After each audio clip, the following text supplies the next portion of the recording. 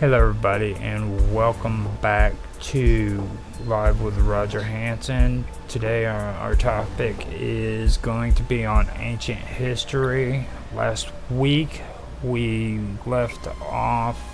Or wait, before we say anything, I wanted to also say I'm here with Karma Love. Hi And everyone. yeah, there we go. Hi. I always mess that up. No, you don't. You do good most times. I usually speak too soon. You'll be like, "Do you want to say? You'll be saying, do you want to say hi at the same time?" You're like, "Hey, I'm here with Carmen Love," and I'll be ready. But hey, everyone, and then you be like, "You say," but no, you do good. So no, you did good.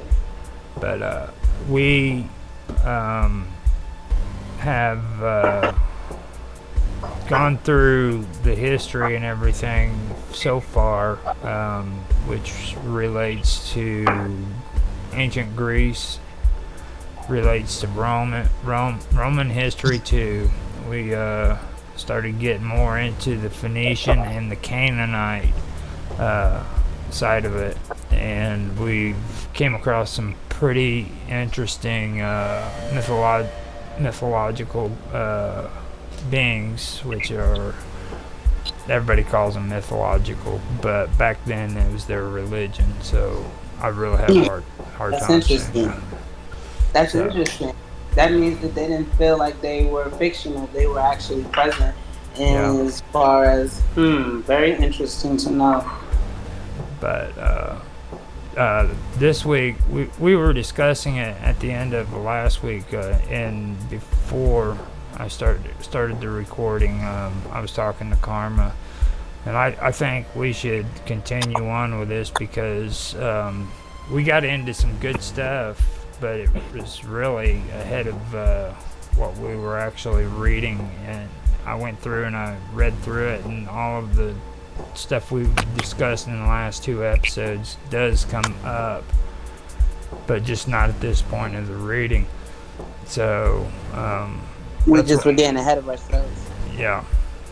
And I was telling you as like you mind if we just keep the course, and we'll start reading page 4. I'll read it just because it's already been read, and then we'll go on to page 5.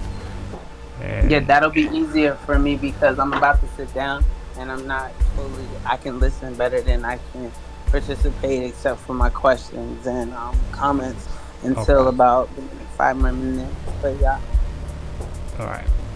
So go ahead and get yourself settled and muted, and I'll start reading. So, according to Philo, the names on Mount Lebanon, the mountain range of the anti-Lebanon, and the other Syrian mountains were derived from names of giants who once dwelt there. In ancient history, most high mountains were thought of as the abode of gods. In the case of Mount Lebanon, it would have been Baal Lebanon, sometimes identified as Baal Hadad. So I went in and I went to Wikipedia to determine who, or get an idea of who or what Baal Hadad was. So I am going to share that link on the live stream in the chat. okay. And I'm getting the iPad pulled up now, so now, now Hadad um, uh, is Agaritic, or Hadad, pronounced as Adad or Adade, or Isker, which is Sumerian. Now Isker, Sumerian, was the storm and rain god in the Canaanite and ancient Mesopotamian regions. He was attested as Abla, as Hadad in c. 2500 BC. From the Levant, Hadad was introduced to Mesopotamia by the Amorites, where he became known as the Akkadian, Assyrian, Babylonian god Adad. Adad and Isker are usually written with the logogram I am, the same symbol used for the Hurrian god Teshub. Hadad was also called Pitter, Ripu, Baal Zephon, or often simply Baal, which means Lord. But this title was also used for other gods. The bull was the symbolic animal of Hadad. He appeared bearded, often holding a club and thunderbolt while wearing a bull-horned headdress. Hadad was equated with the Greek god Zeus, the Roman god Jupiter, and in the cult center near Delici in Asia Minor, he was addressed as Jupiter Delicinus, as well as the Babylonian mythology Bel. So that needs a citation as well, that last comment about Bel. Bel was, I still get kind of confused about Bel, because Bel could be on too, so, or actually it could be Inky, so I don't know. And I know about the Amorites, but I didn't know that the Amorites introduced the Canaanite theology to the Sumerians. I was just looking at the fact that it's Baal again, Baal, and I mean, like, yeah, Baal, Zephon, but still, anytime I hear Baal, automatically, you know, I'm thinking of the Baal, the undergod, the underworld and the dead. That's why I think it's crazy. Baal, Lord, but Baal means Lord by itself. Right. I didn't know that. Because when we read it, I thought it was something different. Now, see, in Sumerian, En represents Lord. And Baal, I guess if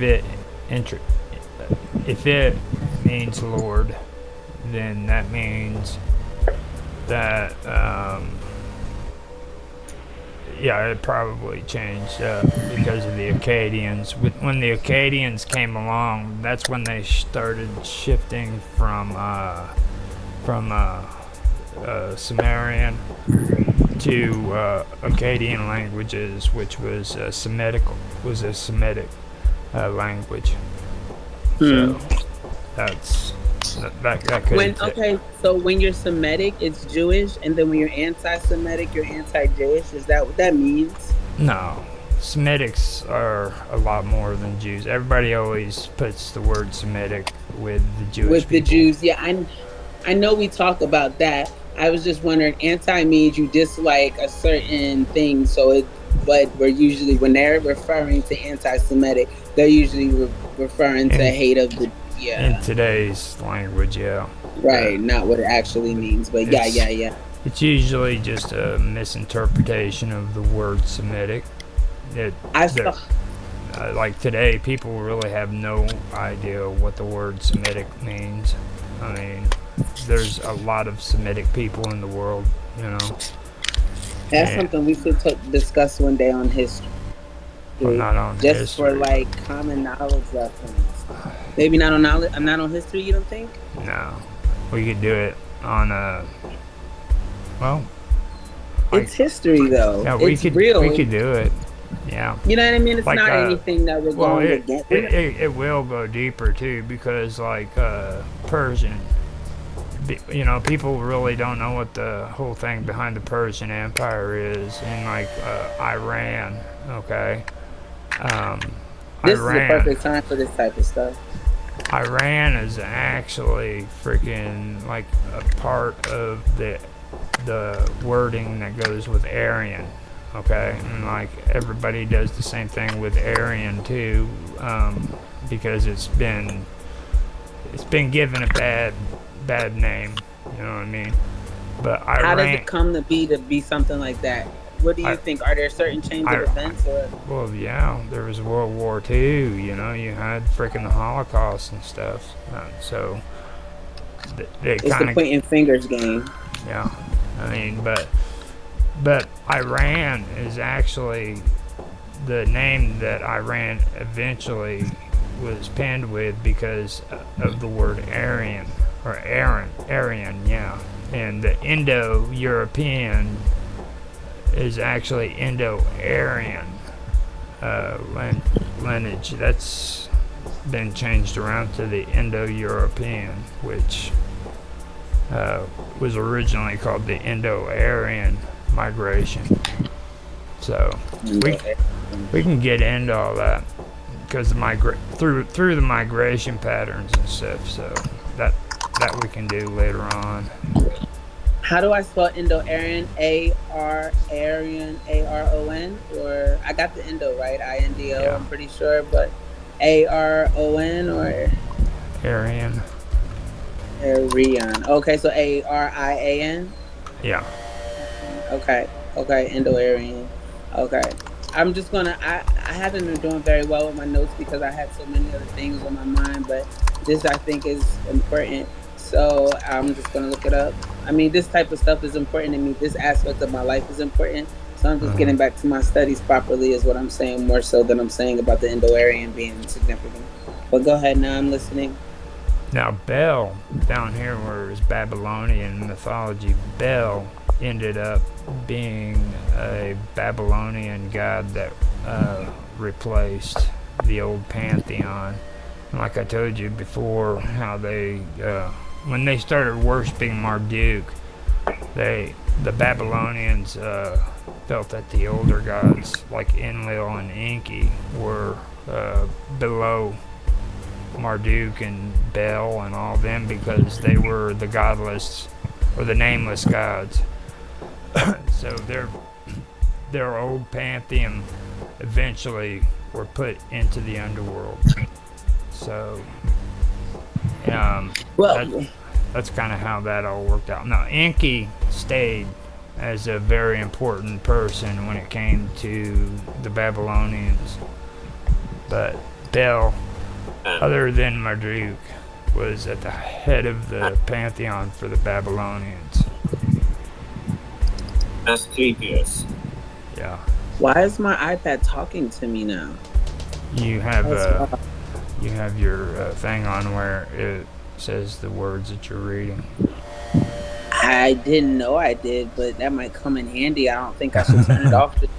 I didn't set it, so maybe when I did an update, it did it by itself. I was just coming in here to what we read in, because I'm on the Phoenician theology book, right? Not book, but like it is a book. But yeah, I was just making sure I'm on the right thing. And then we were looking at the had it on the Wikipedia. I saw that too. Had it is the name of somebody else though. I don't. And this is Yeah, Hadad. Okay. it's used quite a bit with the Assyrians when they name their Their children. kings. Oh, the king. And stuff. Hada. I know people name that. So that's interesting because I guess that says something. Do you think? And then Iskar is Sumerian. That's what you were saying. That name for Hada come. Iskar is Sumerian. Okay. God of weather, hurricanes. Yeah. Now, But Inky, where does Inky? Inky's not mentioned on here. He's not mentioned on here at all. But I was just talking about the term Bel, which is down here, the Babylonian mythology Bel. Excuse me. See, I see the ball cycle, epic of ball. Okay, I'm Yeah, now the ball cycle is where I was just getting to. It's also known as the Epic of Ball, and is a collective of stories about the god Baal from the Canaanite area, who is also referred to as Hadad, the storm god. This collection of stories is dated between 1400 and 1200 BC and was found in Ugarit, an ancient city located in modern-day Syria. Ugarit has been coming up a lot in our reading. Yeah. A lot.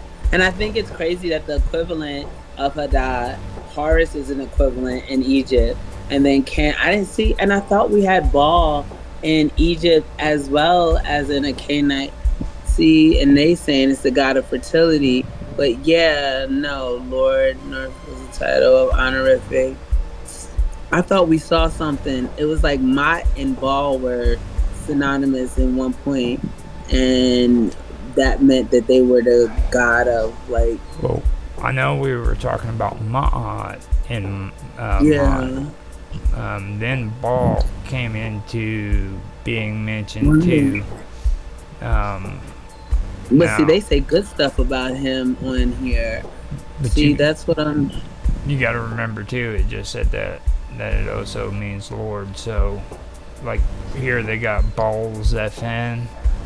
He was the epithet of the Canaanite storm god Baal, in his role as Lord of Mount Zephan.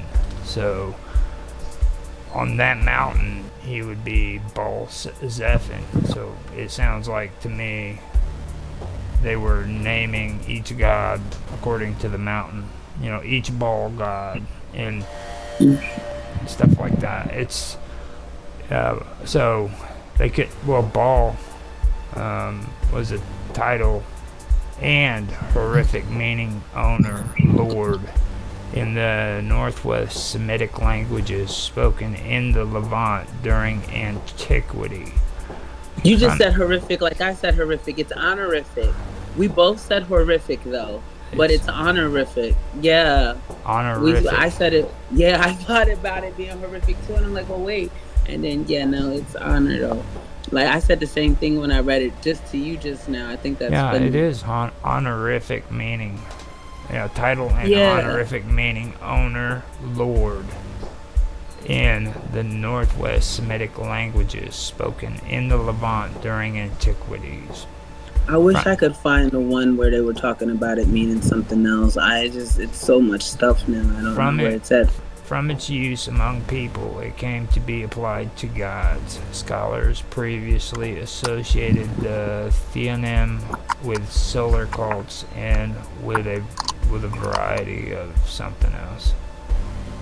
But in the Baal cycle, I also pulled up the Wikipedia for that too, so I'll share that link on the fertility and weather. Yeah, I don't see anything different. I wonder what I thought I was thinking about.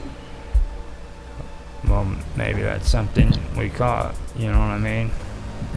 It's a good catch.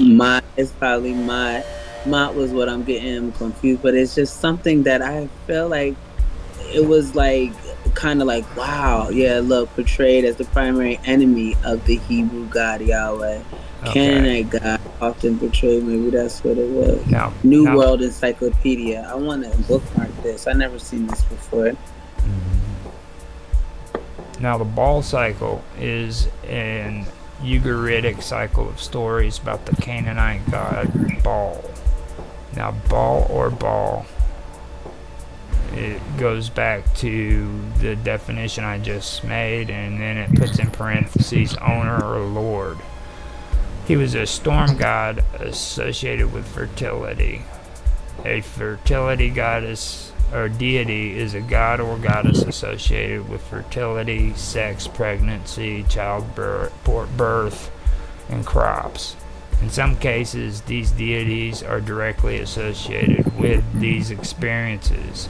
In others, they are more abstract symbols. Fertility rites may accompany their worship. Now, it is one of the Ugarit texts. It is one of the Ugarit texts dated to c. 1500 to 1300 BCE.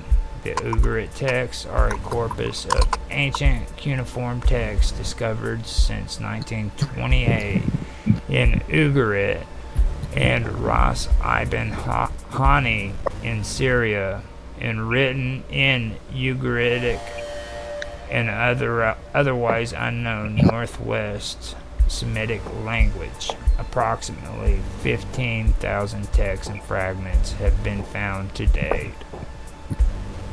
Now, the text identifies Baal as the god Hadad. Now, Hadad, or Isker for Sumerian, was the storm god and rain god in the Canaanite and ancient Mesopotamian languages. Now, as Hadad, the Northwest Semitic form of Adad. Now, the stories are written in Ugaritic, and like I said, it's an extinct Northwest Semitic language, an extinct one, and written in cuneiform Abjad. And Abjad is a writing system in which only consonants are represented, leaving vowel sounds to be inferred by the reader. This contrasts with alphabets, which provide graphemes for both consonant and vowels. The term was introduced in 1990 by Peter T. Daniels.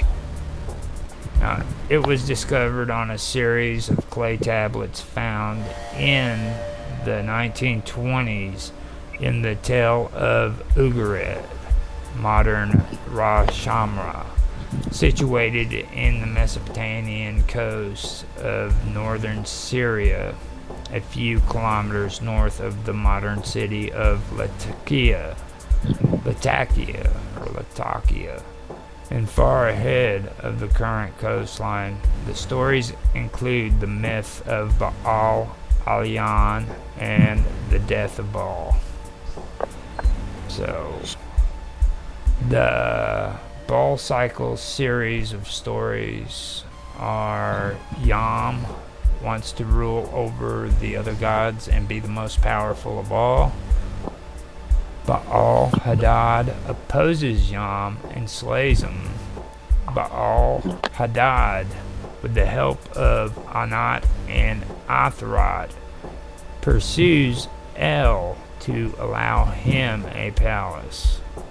Now, Anat is Anath was a goddess associated with warfare and hunting, best known from the Ugaritic texts.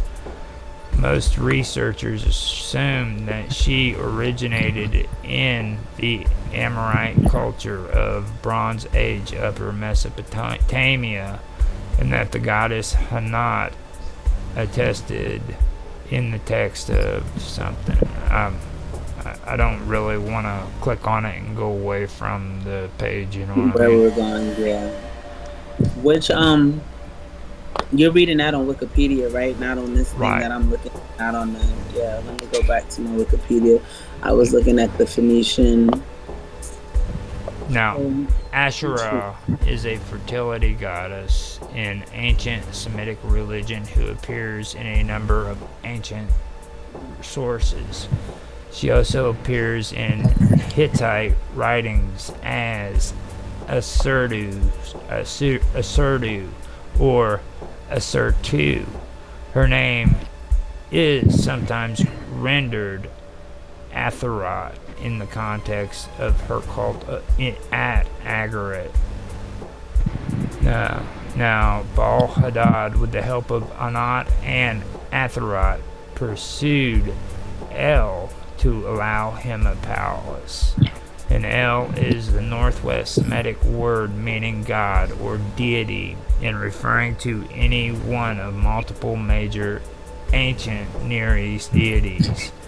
A rarer form, Elah, represents the predicate form of Old Akkadian and in Amorite.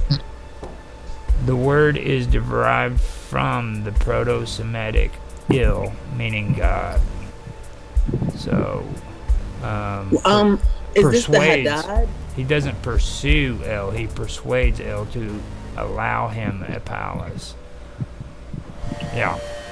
So This is on the Hadad Wikipedia. This isn't on the Ball Wikipedia. no, the ball cycle. This is the last one I just posted there, down there. It's in the Jitsi chat. Yeah, I thought that's what I was on just now. Oh no, something different. Okay. There it is. But I misread that one word. It said that he persuade. No, it says Baal Hadad, with the help of Anat and Atharat, persuades El to allow him a palace. So allow Baal Hadad a palace. Now Baal Hadad commissions Kother Wa Kas to build him a palace. Now Kother Wa Kasis, also known as Kother or Hayayanu, was an Ugarit god regarded as a divine artisan. He could variously play the role of an architect, smith, musician, or magician. He is well attested in ritual texts, and a number of theophoric names invoking him have been identified. So, Kother Wa Kasis. Now, king of the god and ruler of the world seeks to subjugate Mot. And Mot was the Canaanite god of death and the underworld. You gotta get you a soundbar. He was also known to the people of Ugarit and in Phoenicia, where Canaanite religion was widespread. The main source of information about Mot in Canaanite mythology comes from the text discovered in Ugarit. Now Mot kills Baal Hadad. Anat brutally kills Ma, grinds him up, and scatters his ashes. Oh my gosh. Baal Hadad returns to Mount Zephron. Mot, having recovered from being grounded up and scattered, challenges Baal Hadad. Baal Hadad refuses. Mot submits. Baal Hadad rules again. And that is what the Baal cycle series of stories are. That's what they consist of. So, what do you think about that? I think it's interesting, and I feel like that's why I was getting Mott mixed up with Ball, because when we were looking them up, Mott up, that's kind of what I probably was having intertwined. So that's what it was. He attacked. How do you overpower? Well, I guess it's God if you're God, and Ball technically means God. And then, yeah, I guess that does make sense for you to be able to overpower death. So that's not really a valid question. That's pretty interesting. And then it says she demands. I didn't. Oh, that's a not. Okay. Yeah. Now, we were able to cover that pretty good, and I think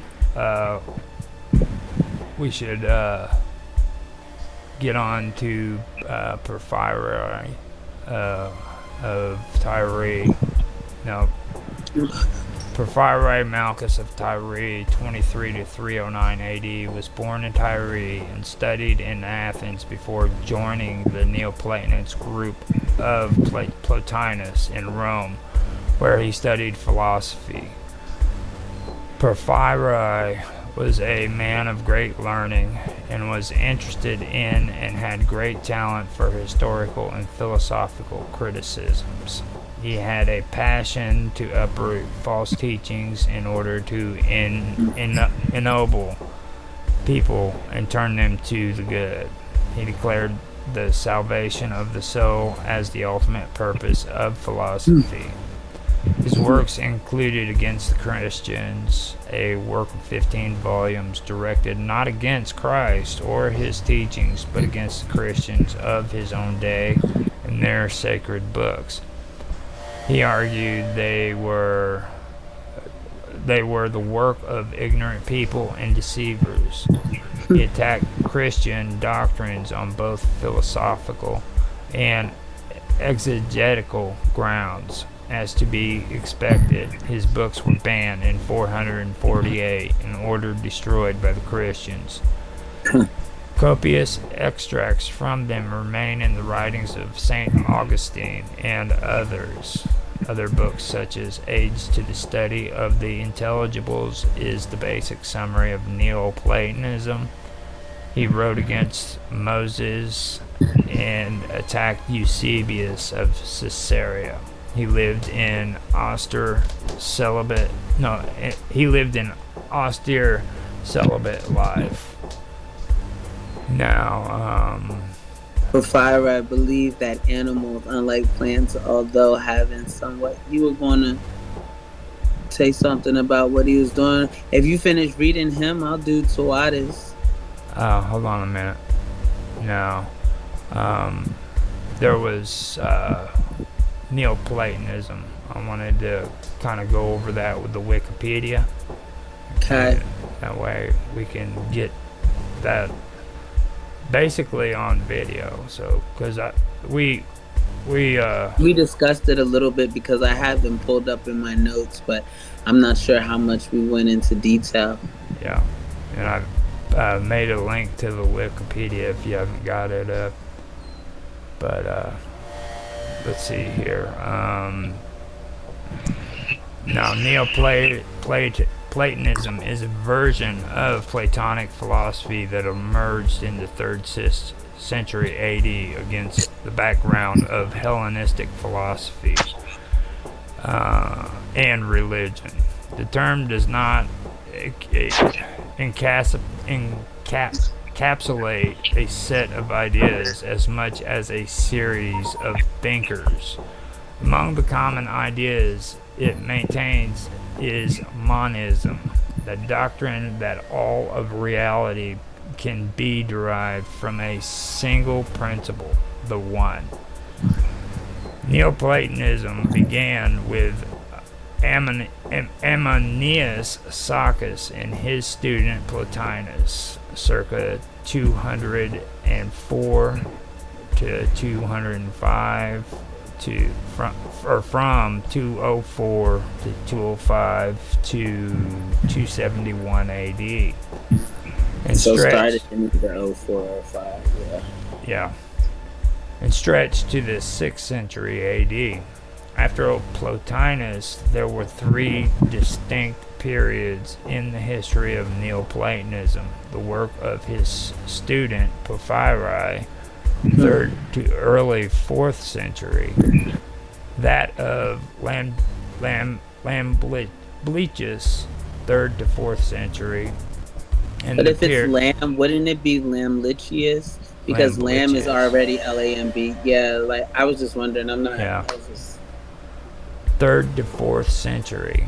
In the period in the 5th and 6th century when the academies of Alexandria and Athens flourished.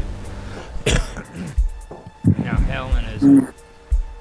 Hellenism is another thing that is important to remember. What does Helen have to do with right now? I just saw something recent about Hellenism and Hellen religion type.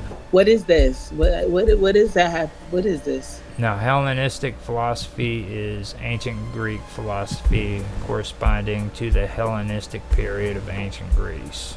From the death of Alexander the Great in 323 BC to the Battle of Actium in 31 BC. The dominant schools of this period were the Stoics, the Epicureans, and the Skeptics. So when you hear about the Stoics in Greek philosophy, Stoics, that's a new concept to me, but I mean, I've heard it recently a lot. Stoics. I thought it was Stoics. Stoics, right? Stoics. yeah, Stoics. Stoic. Yeah. That and PSYOP, like these are new words that I see a lot often. I just didn't know what they mean. But go ahead. Yeah. Let me see where I'm at now. I apologize. Okay. I got you thrown off. No, I threw myself off. I got caught up in the Hellenistic thing. I wanted to point that out. Now, Neoplatonism had an enduring influence on the subsequent history of Western philosophy and religion. In the Middle Ages, Neoplatonic ideas were studied and discussed by Christian, Jewish, and Muslim thinkers. In the Islamic cultural sphere, Neoplatonic texts were available in Arab and Persian translations, and notable philosophers such as Al-Farabi, Salam ibn Gibral, Avicenna, or Ibn Sina, and Maimonides incorporated Neoplatonic elements into their own thinking. Now, Christian philosophy and theology, Thomas Aquinas, 1225 to 1274, had direct access to the works of Proclus, Simplicius of Cilicia, and Pseudo Dionysius of it's not of, but just and Pseudo Dionysius the Areopagite. Pagite, but I could be wrong. I'm pretty sure it's a soft G, not Pagite. It's like Pagite, yeah. Pagite. Areopagite. And he knew about other Neoplatonists such as Plotinus and Porphyry through secondhand sources. The German mystic Meister Eichenhardt, circa 1260 to circa 1328, was also influenced by Neoplatonism, propagating the contemplative way of life, which points to the Godhead beyond the nameable God. You sound like me when you have me on here reading tell me when you need a break, because you sound like me when I've been reading. This is long reading, so 30-40 minutes. No, but you know how I get tongue tied after I've been doing it for a while. So if you would like a break, I'm following along, and just tell me whenever. No, I'll do this last sentence, and then I'll let you read something. Okay. Neoplatonism also had a strong influence on the perennial philosophy of the Italian Renaissance thinkers Marcello Ficino and Giovanni Pico della Mirandola, and continues through 19th century universalism in modern day spirituality. Meister Eckhart, he sounds familiar. Eckhart, I don't know. There's somebody else that with Eckhart, like I don't know who he is though, but he sounds really, really familiar to me. And I think it's crazy what Porphyry stood up for, and what, like I feel our morals and our beliefs parallel a lot, in regards to just like some, not completely denouncing Christian teaching because it's incorporative, but to not focus so much on the religious aspect of the teachings as much as the lessons of the teaching. And I just think that's interesting. I wonder if he's reincarnated within as well.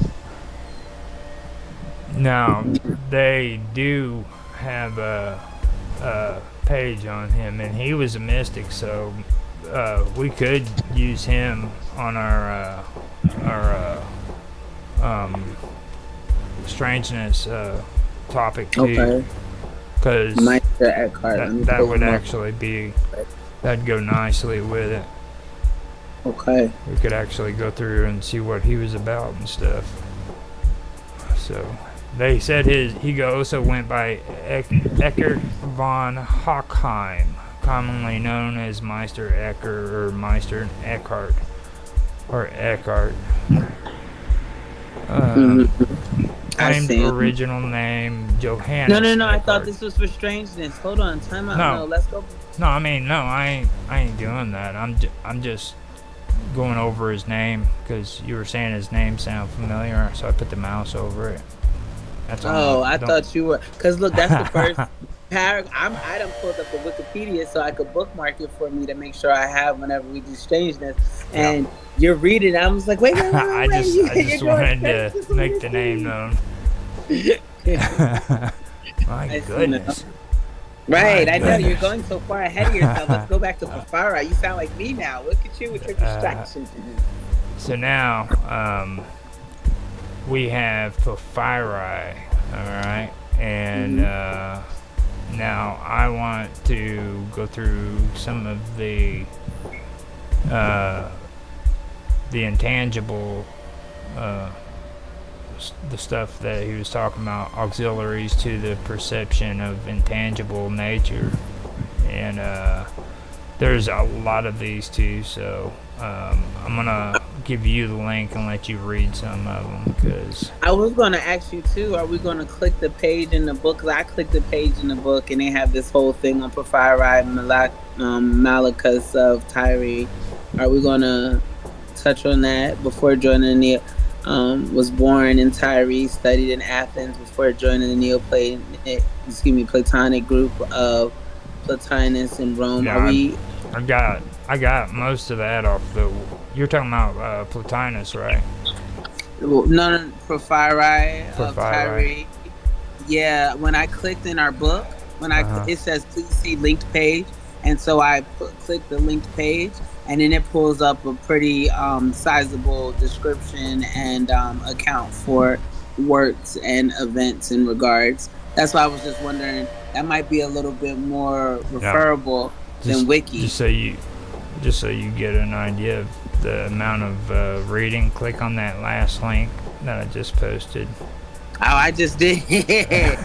Tertullian.org. What is this? Let me put it on the big screen because this is Whoa. Okay, so this is auxiliary to the perception of the intelligible natures. Okay, this is what makes up the Neoplatonists. This is what their philosophy is. So, you ready for me to read, or you? Yeah, let me see exactly how far down this is like wild. Yeah, we can maybe a section 2. See if we can read to section 1. If it gets too tiring, man, we'll stop, because it's pretty lengthy. Okay, go for it. Okay. Auxiliary is the perception of intelligible natures. Everybody is in place, but nothing essentially incorporeal or anything of this kind has any locality. Things essentially incorporeal, because they are more excellent than all by in place, are everywhere, not with interval, but impartably. Yeah. Number 3, things essentially incorporeal are not locally present with bodies, but are present with them when they please, by verging towards them so far as they are naturally adapt so to verge. They are not, however, present with them locally, but through habitude, proximity, and alliance. So, just so I can make sure I'm listening to what I understand, is basically we're one with nature, but we might not be joined with bodies, but we can we're joined with like spirit, basically type. Is that what? Yeah, because they're saying that we're essentially incorporeal and not locally present with bodies. but are present with Yeah, them. we're incorporated within the body, and that's why we're able to astral travel, and our spirit is able to be other places. See, that makes Verging sense to me. verging towards them so far as they are naturally adapted so to verge. Number four, things essentially incorporeal are not present with bodies, but hypothesis and essence. Hypothesis, hypostasis. By Hypostasis. hypostasis and Yeah. essence. For they, yeah, I knew the word. I knew I was saying it wrong. That's why I said it wrong incorrectly enough times for me to remember how it's supposed to be pronounced. Kind of For like they are Sanity not Thayan. mingled, huh? Kind of like Sanity Thayan. Like. Oh, look at you, Sanity Nathan, Sanity Nathan, Sanity Nathan. For they are not mingled with bodies, but they impart a certain power which is proximate to bodies through verging towards them. For tendencies constitutes a certain secondary power proximate to bodies. 5. Soul, indeed, is a certain medium between an impartible essence and an essence which is divisible about bodies. But intellect is an impartible essence alone, and qualities and material forms are divisible about bodies. 6. Not everything which acts on another affects that which it does affect by approximation and contract, but those natures which affect anything by approximation and contact use approximation accidentally. 7. The soul is bound to the body by a conversion of the corporeal passions and again liberated by becoming impassive to the body. That's interesting. That's what that Mm-hmm. is. Quella prima, cappuccino. That person. Excuse me, that which nature binds nature, any desire, that which nature binds nature also dissolves, and that which the soul binds, the soul likewise dissolves. Nature, indeed, bound the body to the soul, but the soul binds herself to the body. Nature, therefore, liberates the body from the soul, but the soul liberates herself from the body.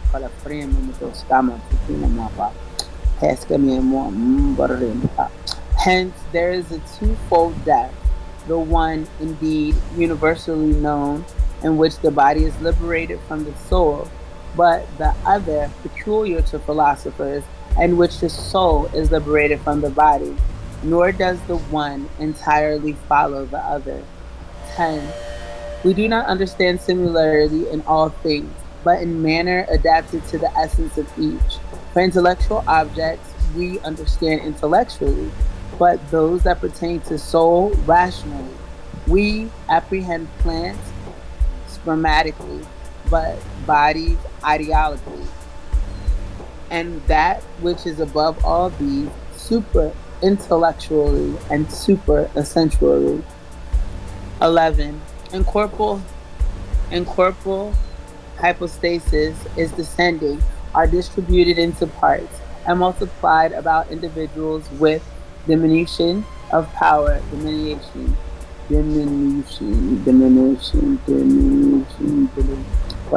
Diminution.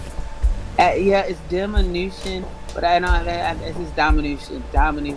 Oh, because it's long eye. Yeah, with the Okay, diminution let of me power. let me do a search for you on there, and I'll get that word for you. I already have hypostasis, so Now this thing is not talking to me like it was a second ago. It, okay.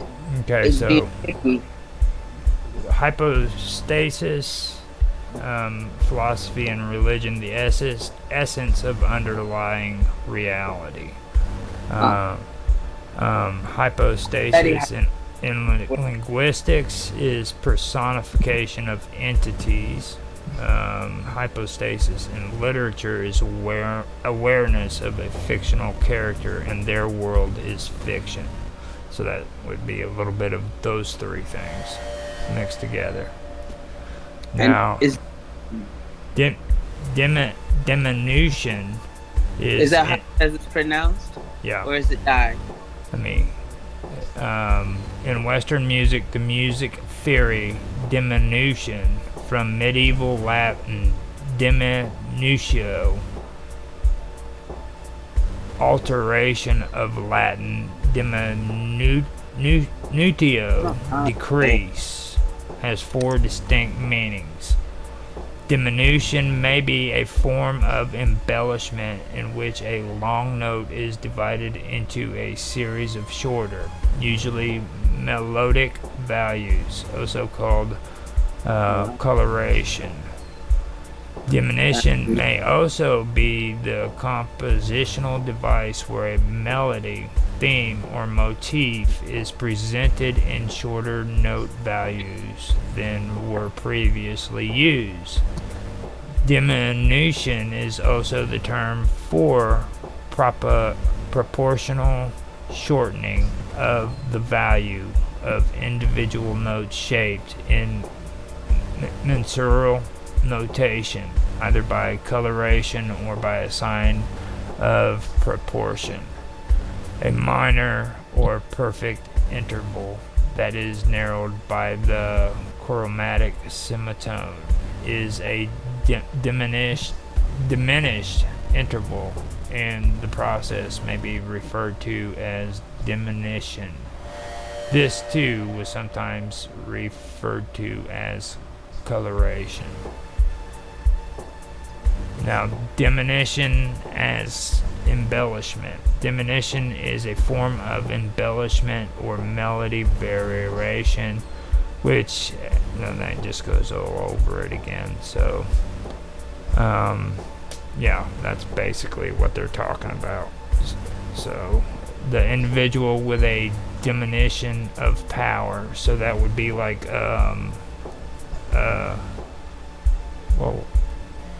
like they just said the perfect thing here. It would be an embellishment, like you know how notes have like a minor bullet points. A, yeah, then you like have minor A. It would be like a embellishment. Yeah, like high A, low A, yeah, flat, yeah. So that's basically what they're talking about. It would and multiply. I thought you were saying notes. I was thinking you were talking about like an outline and having like a header, and then having like when you have the outline, you have your header, and then you have your numbers, and then you have your little letters underneath. But you were talking about within music, like they were saying melodic, and then high G, low G, high A. Yeah, I know what you mean. So incorporeal hypostasis is descending. In descending are distributed into parts, and they're diminished, and are into parts and multiplied. Yeah, with a diminished amount of power. Diminution of power. But when they ascend, yeah, there you go. That makes sense. But when they ascend by their energies beyond bodies, they become united and proceed into a simultaneous subsistence through exuberance of power, which makes so much sense because it's like a power surge. That's why I be telling people, like, getting electrocuted, everyone's so scared of it. But I could imagine if you got electrocuted while you were like with no restrictors, like no clothes, of course no technology, because that would kind of blow it. But like if it was just you and electricity direct source, I imagine it creating and producing a power surge, making you smarter and stronger. Most people say that in most cases you would die, but I think the things that cause the issues when people get electrocuted are the restrictors, because most people are not naked somewhere getting electrocuted. They're usually touching something else, which we don't want to touch the ground, anything but just grass, you know what I mean? But like they're usually touching something else, something man-made. But if it was just you and a direct connection to like lightning in the middle of like an open field, like that's like one of my things on my bucket list. I know it sounds insane, but like to literally be like completely free and, you know what I mean, no inhibitors, because that's what I call closing, so they're inhibitors. And so those restrictors would actually produce a counter reaction, and so it would. So that's why your clothes end up burned. You know what I mean? That's why your Yep. clothes end up burned up. Like if you could just have they use electricity to restart the heart, but they use it and they're controlling it. It's a power surge through a machine. So if it was just straight directly from the source, just imagine the type of power you have. You know what I mean? Well, I mean, Now, you got to remember too, like this is being written down way before electricity was ever even thought of. Like people, and that's why I think it's cool, you because know, it must be true. It makes me feel like I know.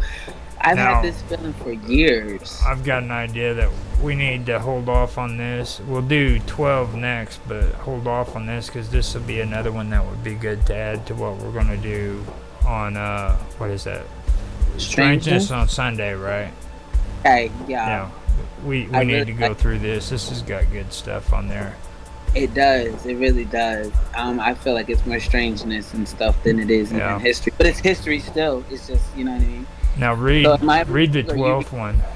Okay. And we'll stop there on this one and add this to the bucket list for that day because I think we got something good here. That sounds good with me. The harmonious is not in bodies only, but life also is among the number of things which has a multifarious subsistence. For the life of a plant is different from that of an animated being. The life of an intellectual essence differs from that of the nature being, which is beyond intellect, and the physical differs from the intellectual life. For the natures live through nothing, which proceeds from them possesses a life similar to them.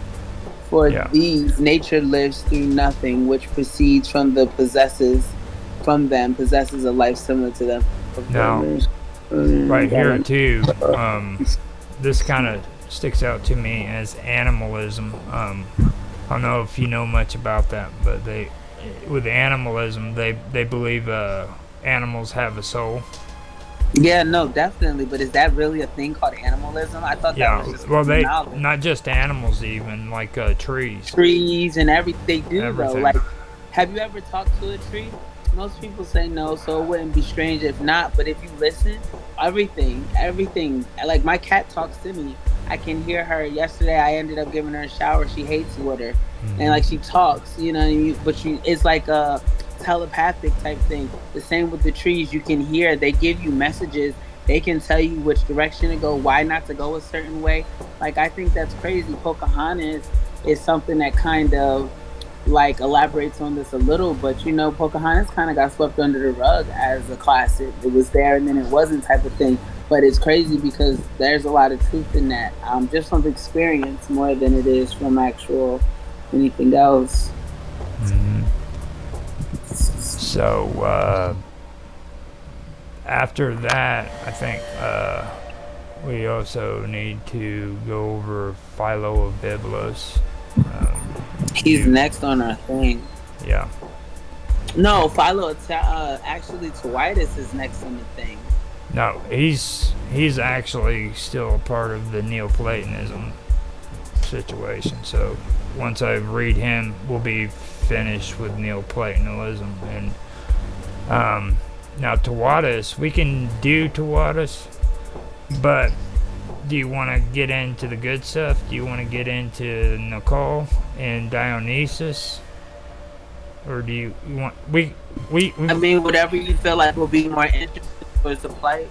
Like you want it's up to you. I mean, I'm good with it. We can cover Philo. Tawitis is just next. Yeah. We've been talking about him a lot. The reason why I said that is because Porphyri, Malchus of Tyree, right after we read his paragraph, is Tawitis of Byblos or so. And that's why I was saying we could, but if we have give us something, I see what you're saying, Diodorus. Yeah. So I see now what you were saying. It's up to you. I mean, it's up to you. You keep telling me it's up to me. I'm telling you it's up to you. I mean, like, it's not really that big of a maybe description. If you want to surprise us, it's not really a big description of it. So, I mean, so then let's do both if we have time. Let's start with exactly Didorius. Yeah, let's do that. And if we have time, we'll go. Yeah, No, let me go ahead. Didorius. I'll put up the link for that one. Philo of Biblis. Like I said, it's pretty short. So, Philo of Biblis. Philo of Biblis, you mean right here? Yeah. In, or Phoenician and, okay. Also known as Herennius Philon, was an antiquarian writer of grammatically, lexical, and historical works in Greek. He is chiefly known for his Phoenician history, assembling from the writings of Sanchuniathon. His life.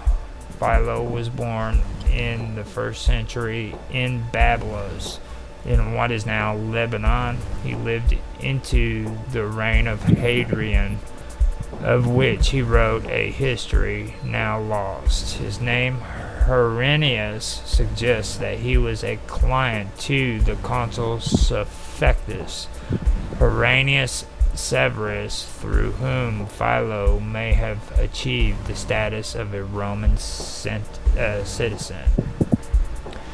His works. Philo wrote a dictionary of synonyms, a collection of scientific writers and their works organized by category, a catalog of cities with their famous citizens, and a vita of the Emperor Hadrian. Some of his work is known to us by titles only. Others have survived in fragmentary quotes in Christian authors. Among his works are On the Acquisition of the Choice of Books, On Cities and Their Famous Men, epitomized by the grammarian Julius Soranus, and one of the chief authorities used by Hesychius and Stephanus of Byzantium, on synonyms, of which there is extant an epitome by Ammonius Grammaticus. But he is chiefly known for his translation of the Phoenician history of Sanchuniathon, who was said to have lived before the Trojan War. Nothing. We read this last week. Yeah. So I'm gonna stop it right there. Now, do you want to go over to Wattis? Today, or you mean next week? We can, if you want to. I'll read it. Yeah. Go for it. Is it long? Okay. No, it's just a little paragraph. It's really simple. All right. Tawadis of Biblis or Toth came from Biblis, Phoenicia, 2000 BC. According to the Egyptians, language is attributed to Tawadis, who was the father of tautology or imitation. He had been first written after 2,000 years because,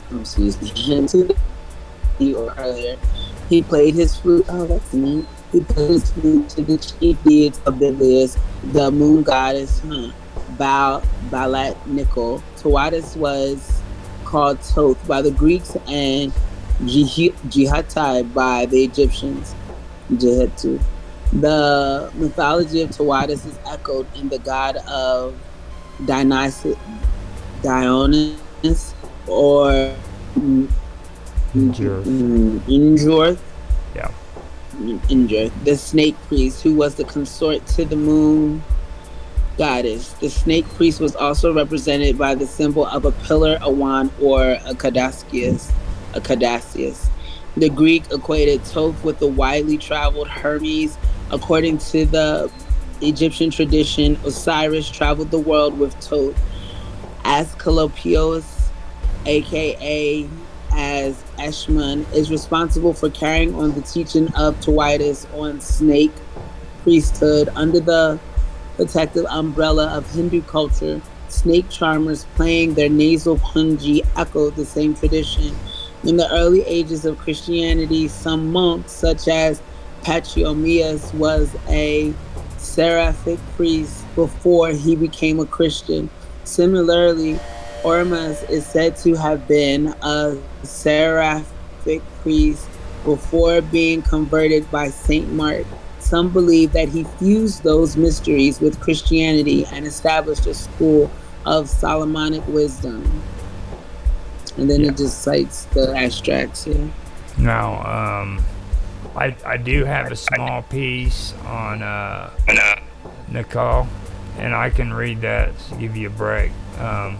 But on Dionysus, their wiki is huge. Okay, so I can share that wiki on here, and then on our live chat 24 or our live chat chat. You know what I mean? And we can go through that maybe at another time. But this is huge. Like they have epithets and origins and stuff like that. So that right there by itself would take forever. But Nicole is one that I think we should really work on, because this is the Canaanite goddess that they mention in the writing that you just read. Baalat Nicole, which is the moon goddess. I'm about to look at it now. So, I've got the link down there in the Jitsi if you want to read that. That's a hard one to find, but it's the second to the bottom. Oh, the second to the bottom, not Dino.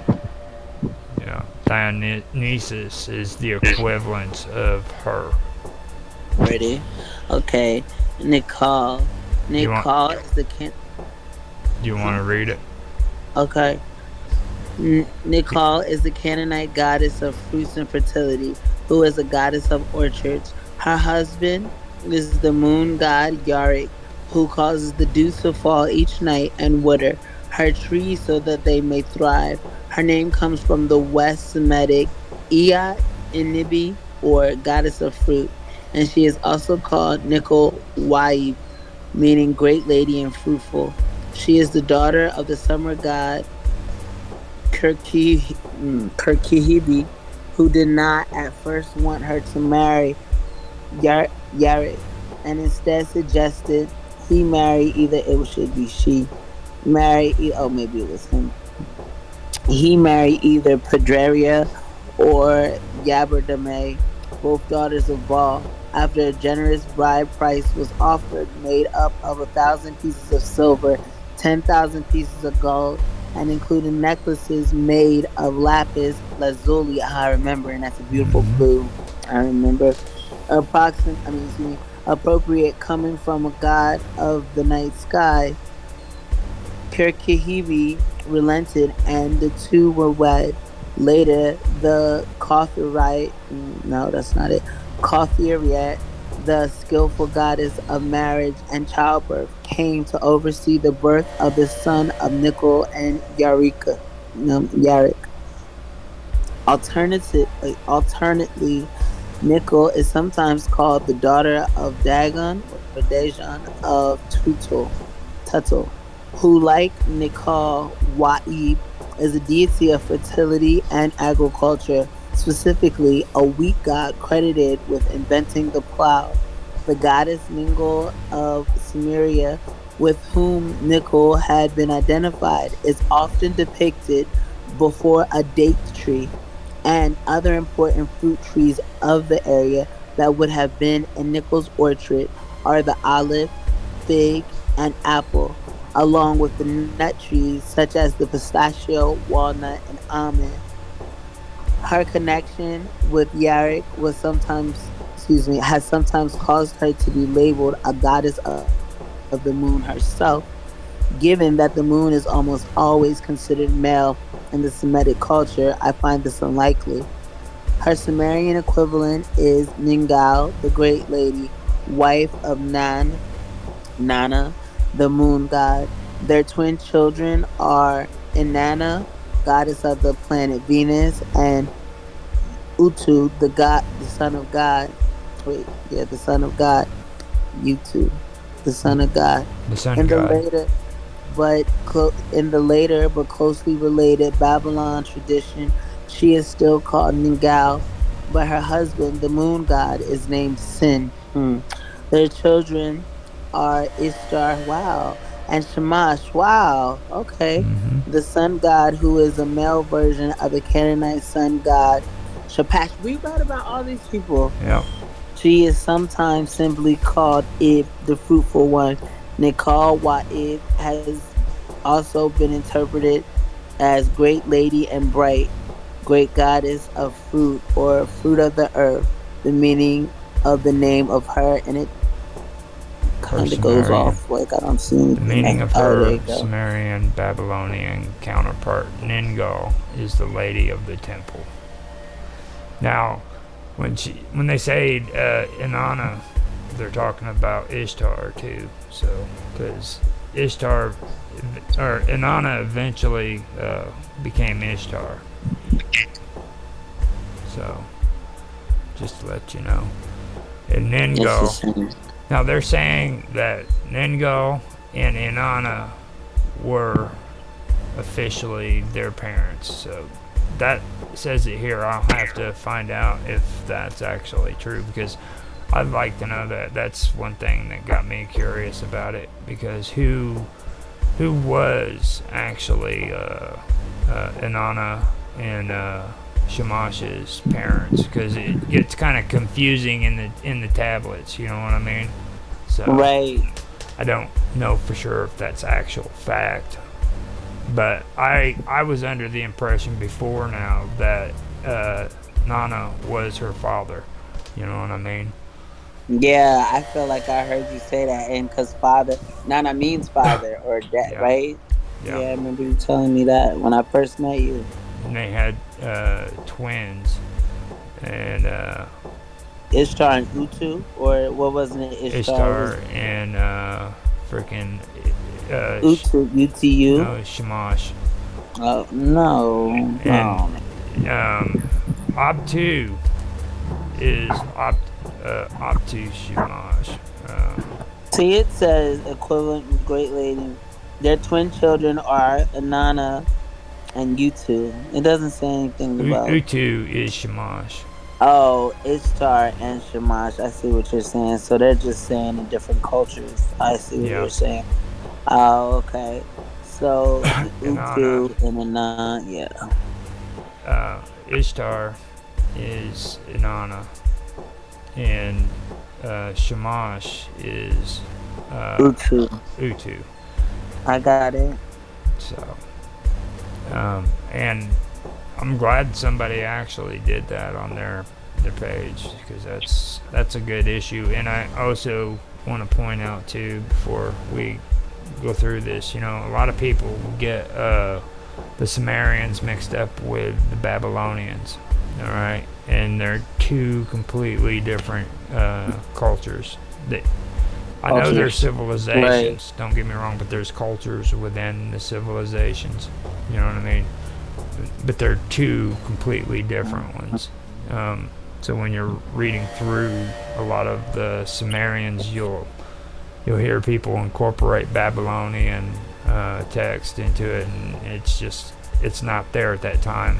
You know what I mean? So Yeah. that's really important to I've understand. heard Babylonian and Canaanite cross a lot. Well, at least they not by the culture itself, but just as descriptions. But I'm just learning how a lot of these do. Because even with Phoenician and Egyptian, there's a lot of culture that's like, but the Phoenician, just where the empire is, the territory is, it's so close, it only makes sense for it to cross over into, you know what I mean? Like, Yeah, that's me.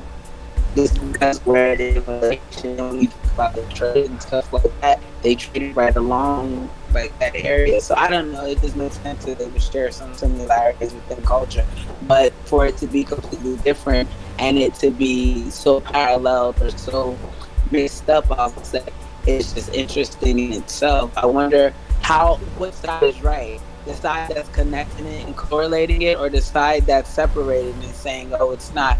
Like, are they more similar than we really know, or you know what I mean? It's really hard to tell. Yeah. Well, I know that as time went by, a lot of these beliefs got kind of intermingled together, and tonight, like, it really amazed me because, like, I've known about the Amorites, but I thought it was the other way around. You know what I mean? I thought that Sumerians, and I guess everybody does that, you know, since the Sumerians were the older ones, I thought maybe that it freaking their beliefs migrated outward. But like tonight they're saying that the Amorites actually influenced the well, they didn't technically say Sumerians though. They said the freaking Mesopotamians. So that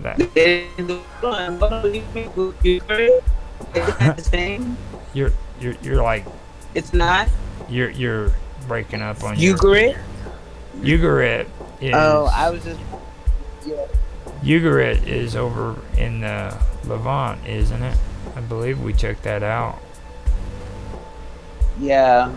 You know, but I thought that. But who would you said that you thought it was the other way around? But who? The Sumerians. The Sumerians. Yeah. But they could be referring to the Assyrians too, because the Assyrians were Mesopotamians. And do they get mixed up often just because of location? Oh yeah, I mean, you've got people mixing up the friggin' Sumerians with the Babylonians, and then they mix the Babylonian beliefs up with the Syrian beliefs, and then you got people like Sitchin who freaking start talking about the Hittite religions and stuff like that, and mistakenly start saying the freaking Sumerians did it on purpose, but I don't know. But are Babylons and Canaanites, are they enemies? Are Babylonians and Canaanites enemies? They have been, or they were at certain points. As the Assyrians, literally, they're the ones that annihilated the freaking Amorites. They obliterated them. There was no more of them because the Assyrians just went in and wiped them out. And then bragged about it after that, you know what I mean? Oh, we murdered your people. Yeah.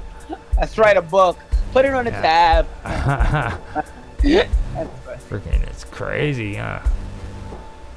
That's kind of funny. I mean, like, you're not supposed to do that, but I mean, like, I mean, back then, especially when it's dominating power, I can only imagine, like, it's kind of necessary for assertiveness. Like, yeah, I mean, I did this and we'll do it again. Like, if that's the type of attitude you're going to have, then you kind of respect them doing it with their head up and chest out, like, not doing no bully stuff and acting like they not bullies. Like, they told you, yeah, we bullied, yeah, we killed all those folks. Yeah, that was us. Up, no, that was me. Did it. And, like, you know what I mean? Matter of fact, I wrote it down so you don't get it misconstrued. Whereas some people do stuff like that and act like they ain't. So, I don't know. I kind of respect that way better. Now, before we end this, I also want to let you know, because I don't know if you're aware of it or not, but Mr. Robot has his own hacker radio chat now on here for Minds chat. Oh no, I didn't. I think I saw something about him saying that he was gonna do his show. Oh yeah, and then he said, okay, here it is. Oh, I thought it was just like a stream that I couldn't even tune in, so I didn't push it. Oh, okay, all right, so that's what that is. That makes sense. I think someone told him that he should enter its own chat. Yep. Yeah. I figured I'd give him a plug since he always be looking out, and pulling up usually. Now, I think we should end it there and regroup and come up with some more good stuff. later on, because a lot of the stuff that we mentioned tonight actually started diving into what we were talking about, to be honest.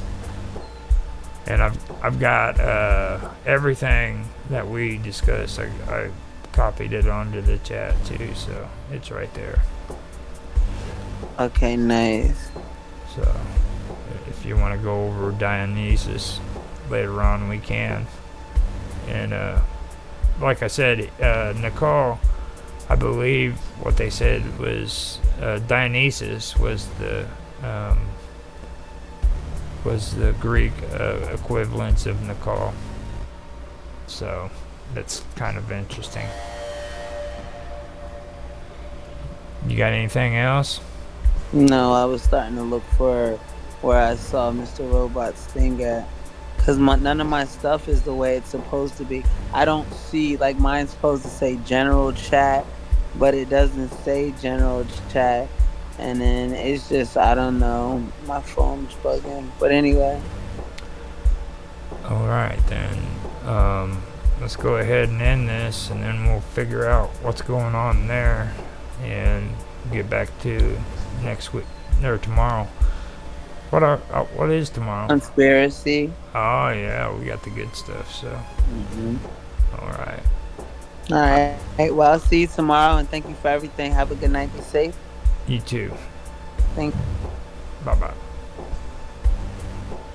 All right.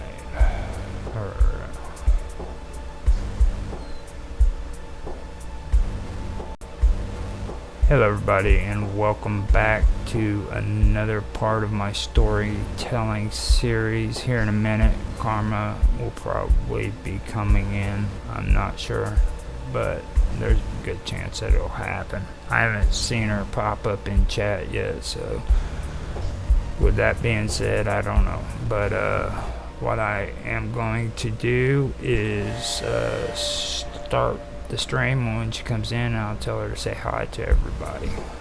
Today is going to be different from what I've been doing. I've been going over my short story and the outlines and the outline and I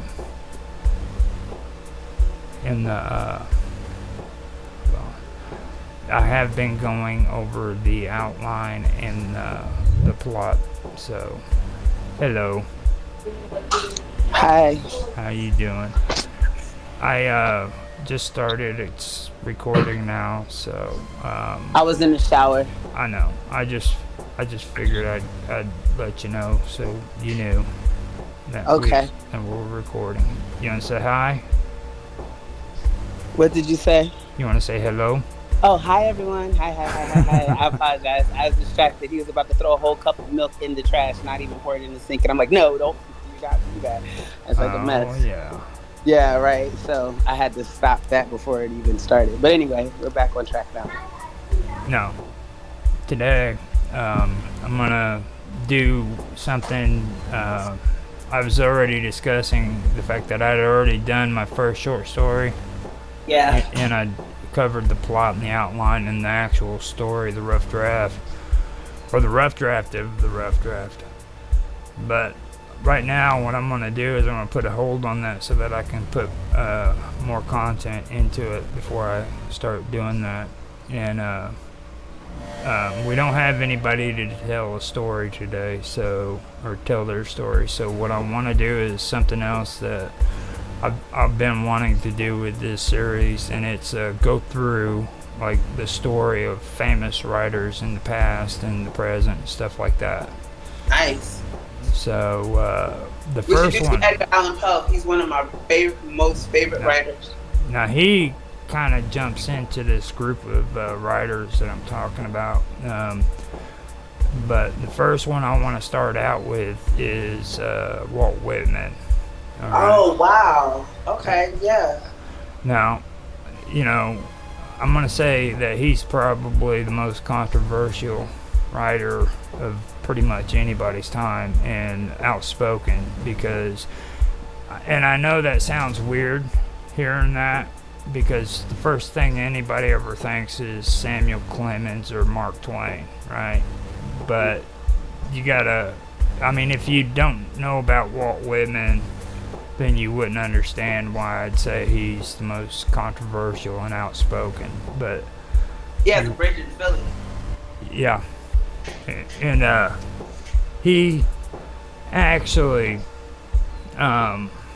worked under Mark Twain when, or Samuel Clemens, when he was doing his whole printing press days. So he had a chance to work with him and everything, and the things that he was involved in is pretty interesting if you actually learn about his life story. So yeah, no, I never even indulged. So now today I'm gonna let you take a break and I'll do the reading because I got all of it on my notebook. Thank you. You said thank you. That's great. I like to listen. I was going to ask you if I could have a listening day because I'm going to listen and be attentive, but I'm going to exercise some multitasking in the process. It's probably my only time that I'll be able to. I just like how you said thank you. Yeah, thank you. Thank you. Not gonna hear any complaints from me. Okay. So, let me start out now, and we can go into it. I can share my notes with you, but I don't know if you can get on Notepad. No, I don't even know what that is. Or Notebook, I mean. It's for Microsoft. Oh, no. See, I have Mac. I don't know. All you don't right. have to share them. I'm going to All listen, and I'll ask questions if I have some. Okay. So, Walt Whitman was born on May 31st, 1890. He was born in West Hills town of Huntington, Long Island, New York. He died on the 26th of 1892 at the age of 72. Now, The 26th of what? The 26th of 1892. What day? What month? March the 26th. Okay. Now, and he died in Camden, New Jersey. That would be why the bridge was erected in New Jersey. So, now, Walt Whitman was an American poet, an essayist, a journalist, and a humanist. He was a part of the transition between transcendentalism and realism.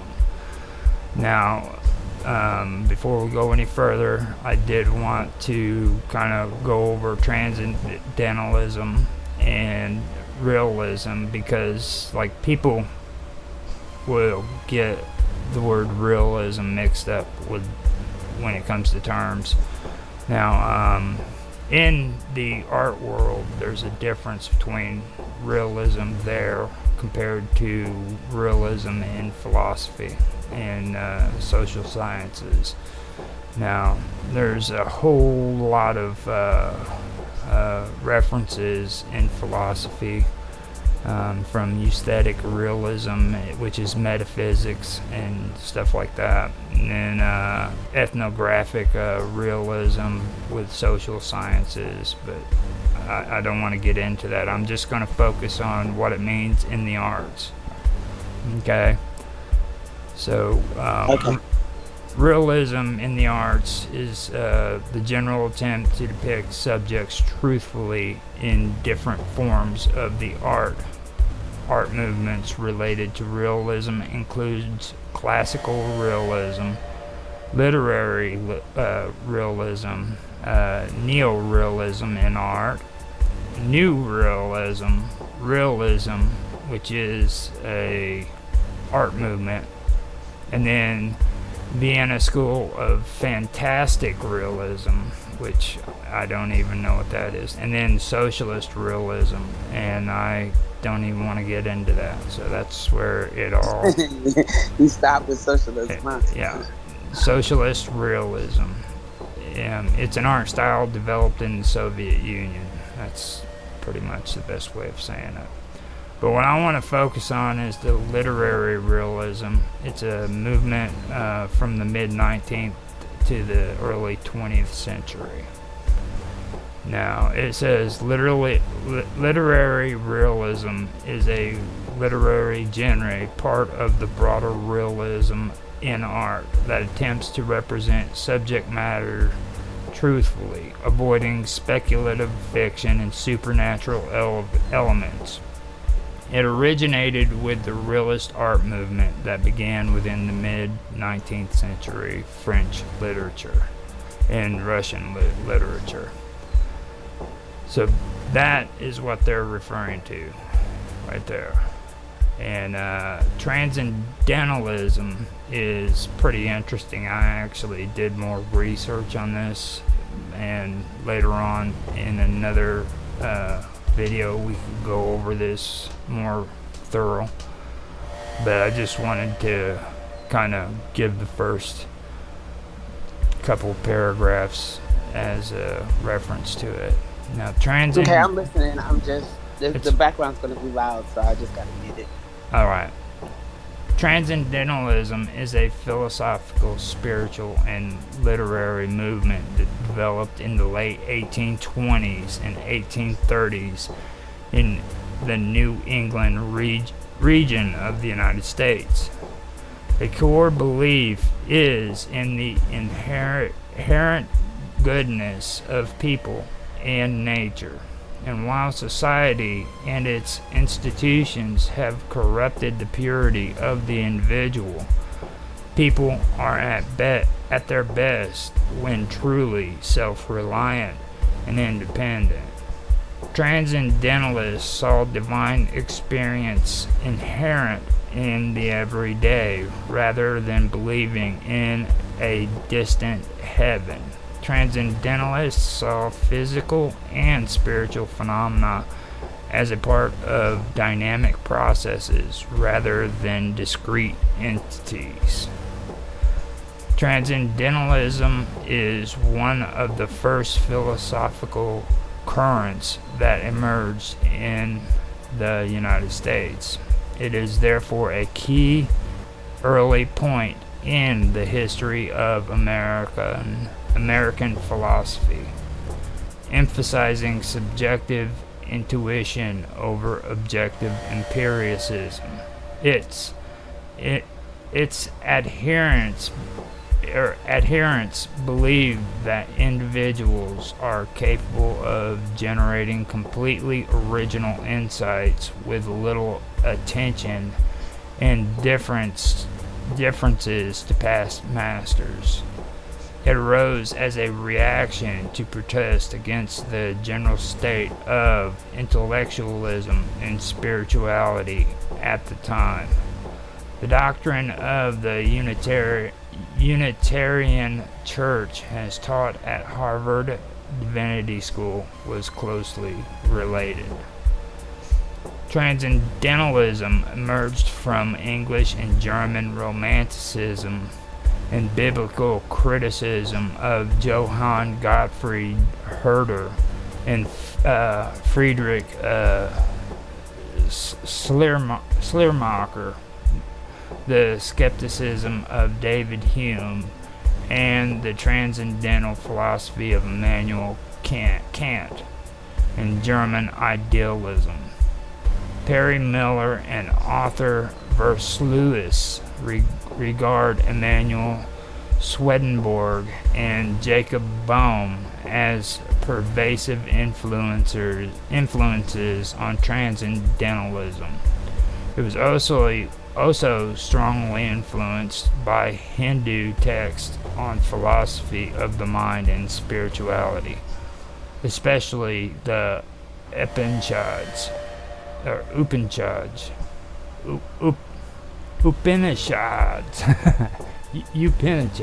or whatever that is.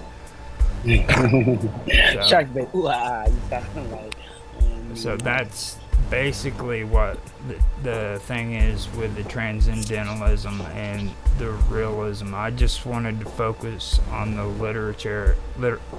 literary term for, realism, which was basically trying to find the truth in it without any kind of fiction or, stuff like that. That's what they were basically into. So, Walt Whitman was more of that kind of person. He was moving from the transcendentalism movement into the literary realism of the time. So he had friends like Emerson. I don't know if you ever heard of him or not, Karma. But yeah, I've heard of Emerson. He was friends with James Emerson, right? Was it James? Yeah, I believe so. He was friends with him. He tried his best to be a part of the Transcendentalists, but they really didn't like how openly he discussed sexuality, and that kind of turned him off to the idea of him being a part of their group. So Emerson always tried to tell him, you need to take it easy on that and everything, but he just would not give up on the whole sexuality thing when it came to what he believed in and stuff. So, and I'll get into that here in a minute, but I just wanted to point that out with the transcendentalism and the realism. Now, where we left off, he was an American poet, essayist, journalist, and humanist. He was part of the transition between transcendentalism and realism, incorporating both views in his work. Whitman is among the most influential poets in the American canon, often called the father of free verse. Now, free verse is one of the things that really caught my attention with Walt Whitman, because you know how we've been going over like plots and or the plot of a story and the outlines of a story. Yeah. Well, free verse is where you don't have to do any of that. You can just sit down with a pen. You can write out a story perfect without even having to outline it, without having to come up with a plot. You can just do it right off the top of your head. Oh, that's neat. So that was one of the reasons that I became attracted to the idea of reading about Walt Whitman. And there's other things that are really interested about his story too, so I'll get onto that. But first I want to read what the wiki says about free verse. Sure. Free verse is an open form of poetry, which in its modern form arose through the French vers libre form. It does not use consistent meter patterns, rhyme, or any musical pattern. It thus tends to follow the rhythm of natural speech. Now, definition: free verse does not proceed by a strict set of rules. It is not a literary type and does not conform to a formal structure. It is not considered to be completely free. In 1948, Charles Allen wrote, "The only freedom cadenced verse the only freedom cadenced verse obtains is a limited freedom from the tight demands of the metered line. Free verse contains some elements of form, including the poetical line, which may vary freely, rhythm, strophes or strophic rhythms, stanzic patterns, and rhythmic units are cadences. It is said that verse is free when it is not primarily obtained by the metered line." And Donald Hall goes as far as to say that the form of free verse is as binding and as liberated from the form of rondeau and T.S. Eliot wrote, "No verse is free for the man who wants to do a good job." So that's basically what it is. And like if you get into the whole thing with free verse too, you'll find a lot of good goodies when it comes to a lot of these writers, because like there's a lot of things that I didn't know until I started checking this out. Like I didn't know that Emerson and oh god, you just mentioned him. I'm having a brain fart. What was his name? Edgar Allan Poe. Yeah, Edgar Allan Poe and Emerson didn't get along. They actually despised one another, and I didn't know it until I started checking up on this stuff right here. Edgar Allan Poe called no, Emerson used to call Edgar Allan Poe the Jingle Man because he considered his poems to be jingles. And Edgar Allan Poe would get mad and freaking write correspondences criticizing his writing too, so they were always at odds with one another. So, I didn't know they were beefing. yeah. Now, Whitman is among the most influential poets of the American canon, often called the father of the verse. His works was very controversial in its time, particularly his poetry collection Leaves of Grass, which was described as obscene for its overt sexuality. And that's where I was talking about with Emerson. Not only was it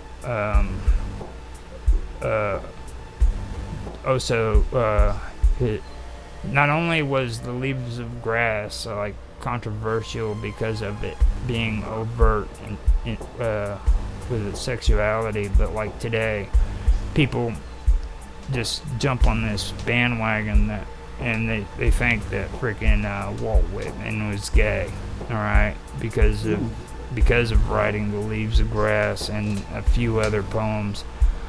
But I've actually done research into that, okay? And like these people just jump to the assumptions. Like you ask people who know anything about Walt Whitman, and they'll tell you, yeah, you just read his writings and stuff. And the reason why I say that there's no that he there. Well, I'm not saying that he's not gay, but I'm saying that there's no proof that he was gay.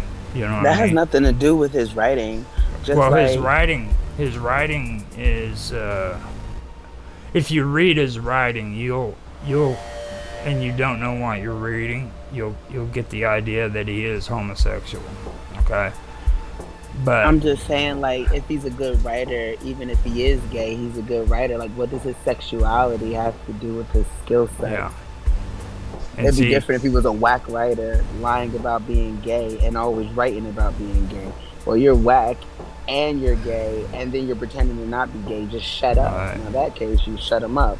But if he's just writing, and that's not even a topic of discussion, there's no reason for it to be brought up. Well, you also have to take the fact that he was into transcendentalism and realism. You know, so people probably were attempting to attack him, or at least have a way to be able to have something on him. Yeah. And he was very outspoken when it came to sexuality. Like, and it wasn't about his personal life either. Like, back in the 1800s, they used to have pamphlets, which would be the equivalents of porn today. Okay, and back then, I mean, in today's world, that would be harmless. You know, it was like women in undergarments and stuff. You know what I mean? Imagine having a flip book through a porn while you're attempting to masturbate. You know, it's like it's like a different scene written on every page. You got to flip through it, and it's just a lady raising up her super long skirt.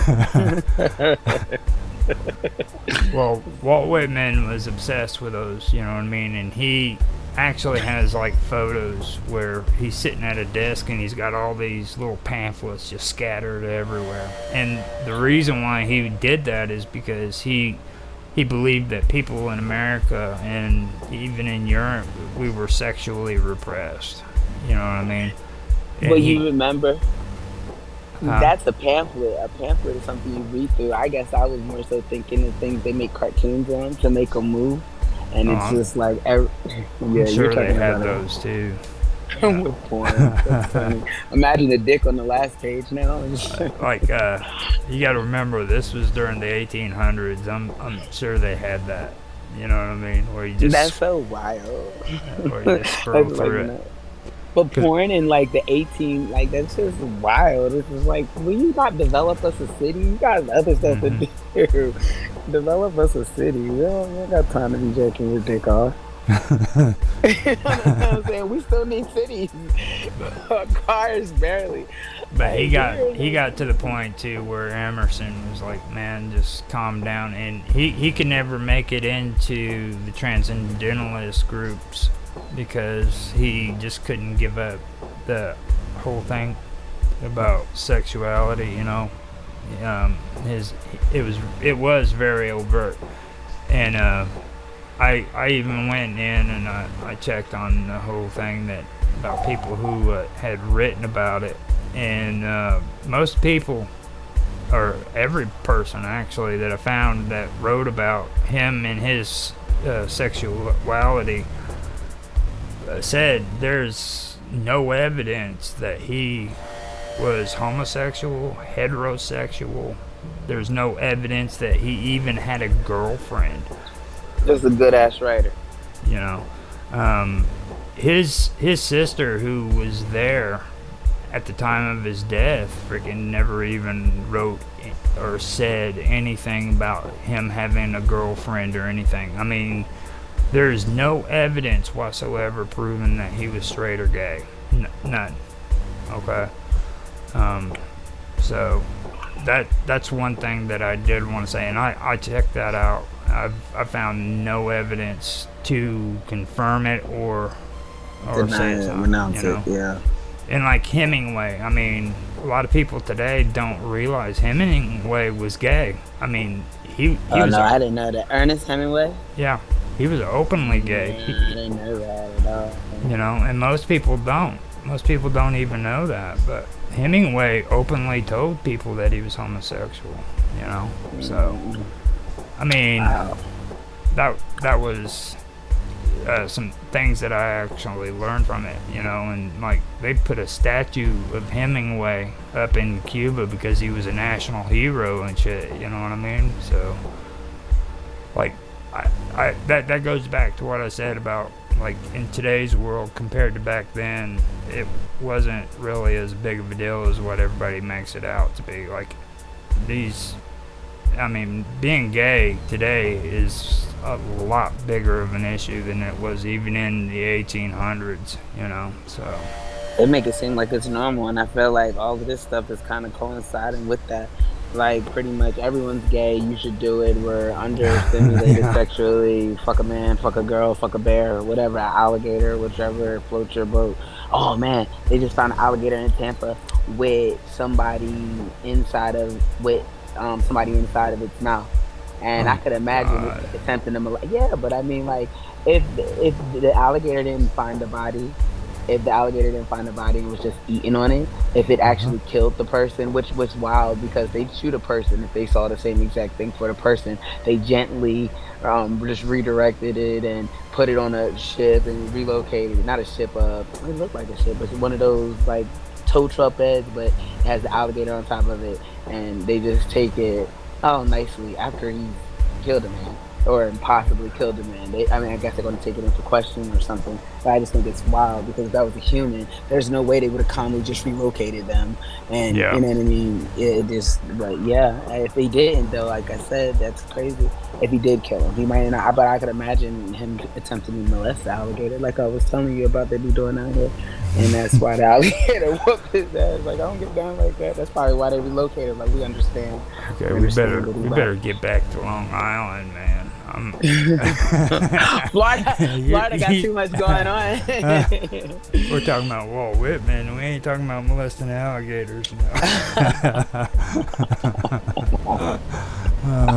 It's so funny. So, Walt Whitman was born on Long Island, and he worked as a journalist, a teacher, a government clerk, and a volunteer nurse during the Civil War, in addition to publishing his poetry.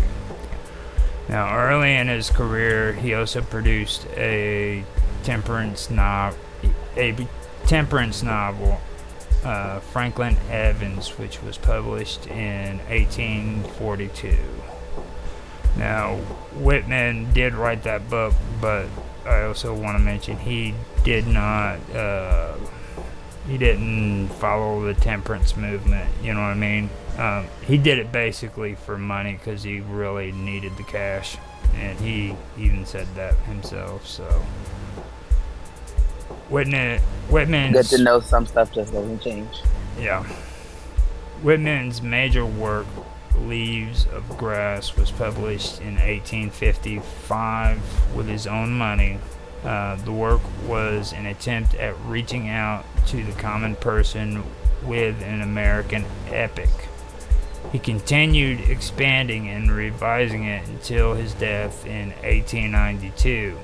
After a stroke towards the end of his life, he moved to Camden, New Jersey, where his health further declined. He died at the age of 72, and his funeral became a public spectacle. Whitman's sexuality is often discussed alongside his poetry. Though he is usually labeled as either a homosexual or bisexual, it is unclear if Whitman ever had a sexual relationship with another man. Whitman was concerned with politics throughout his life. He supported the Wilmot Proviso and opposed the extension of slavery generally, but did not believe in the abolitionist movement. And that is also where Whitman split ways with the Transcendentalists, because the Transcendentalists did support the abolitionists. So he just didn't want to be a part of all that. He was anti-war. So he seemed to go according to the early Democrat movements. Whenever, I don't know if you ever heard about the when the Democrats was after the Civil War and during the Civil War, the Democrats were the ones that were always against war, and they wanted to end the war between the North and the South. And that's kind of his viewpoint on that. So let's see now. I had to read about it. I'm not familiar. Familiar at all. I actually had a piece on that, but I don't quite know what I did with it. Yeah, I can see if it's in my slip. Yeah, it's not here. Now, in his early life, Walt Whitman was born on May the 31st in 1819, like I said.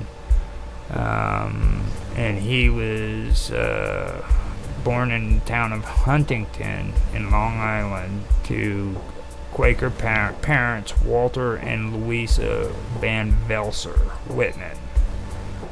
He was the second of 9 children and was immediately nicknamed Walt to distinguish him from his father, Walt Whitman Sr.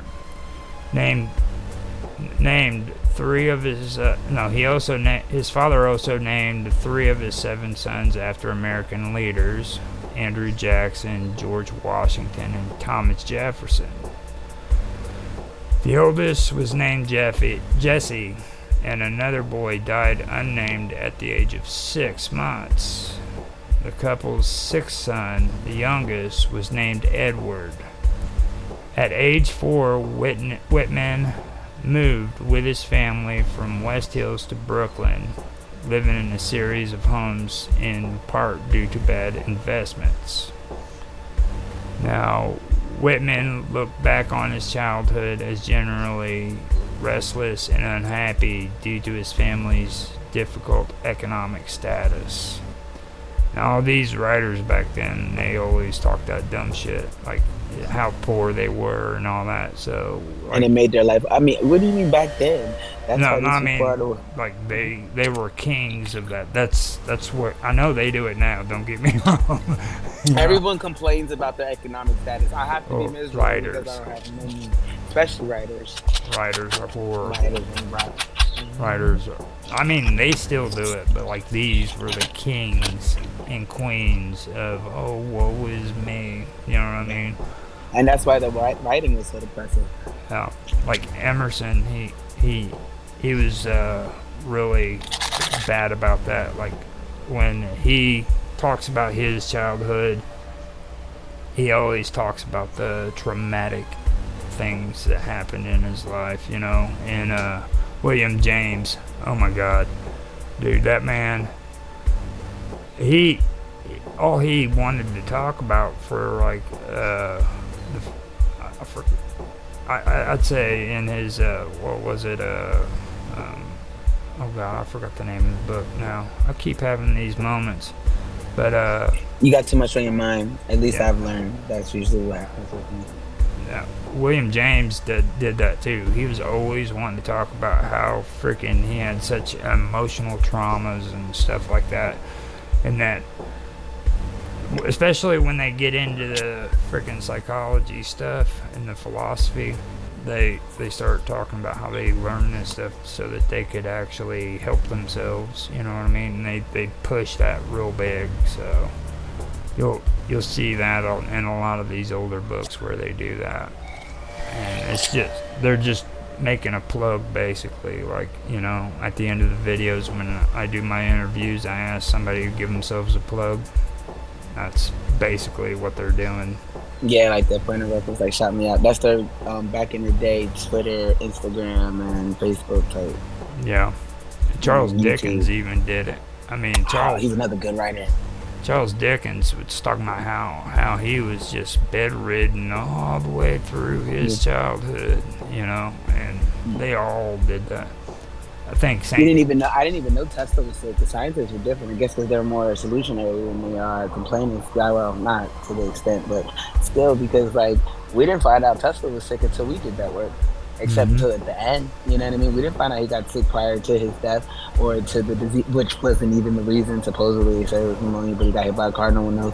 Anyway, what I was saying is, it's just funny because, like you were just saying, they'll write about this constantly, which means we're reading about it constantly. I can imagine if you read about somebody being sick all the time, you developing and kind of like incorporating and just using me, inhibiting those type of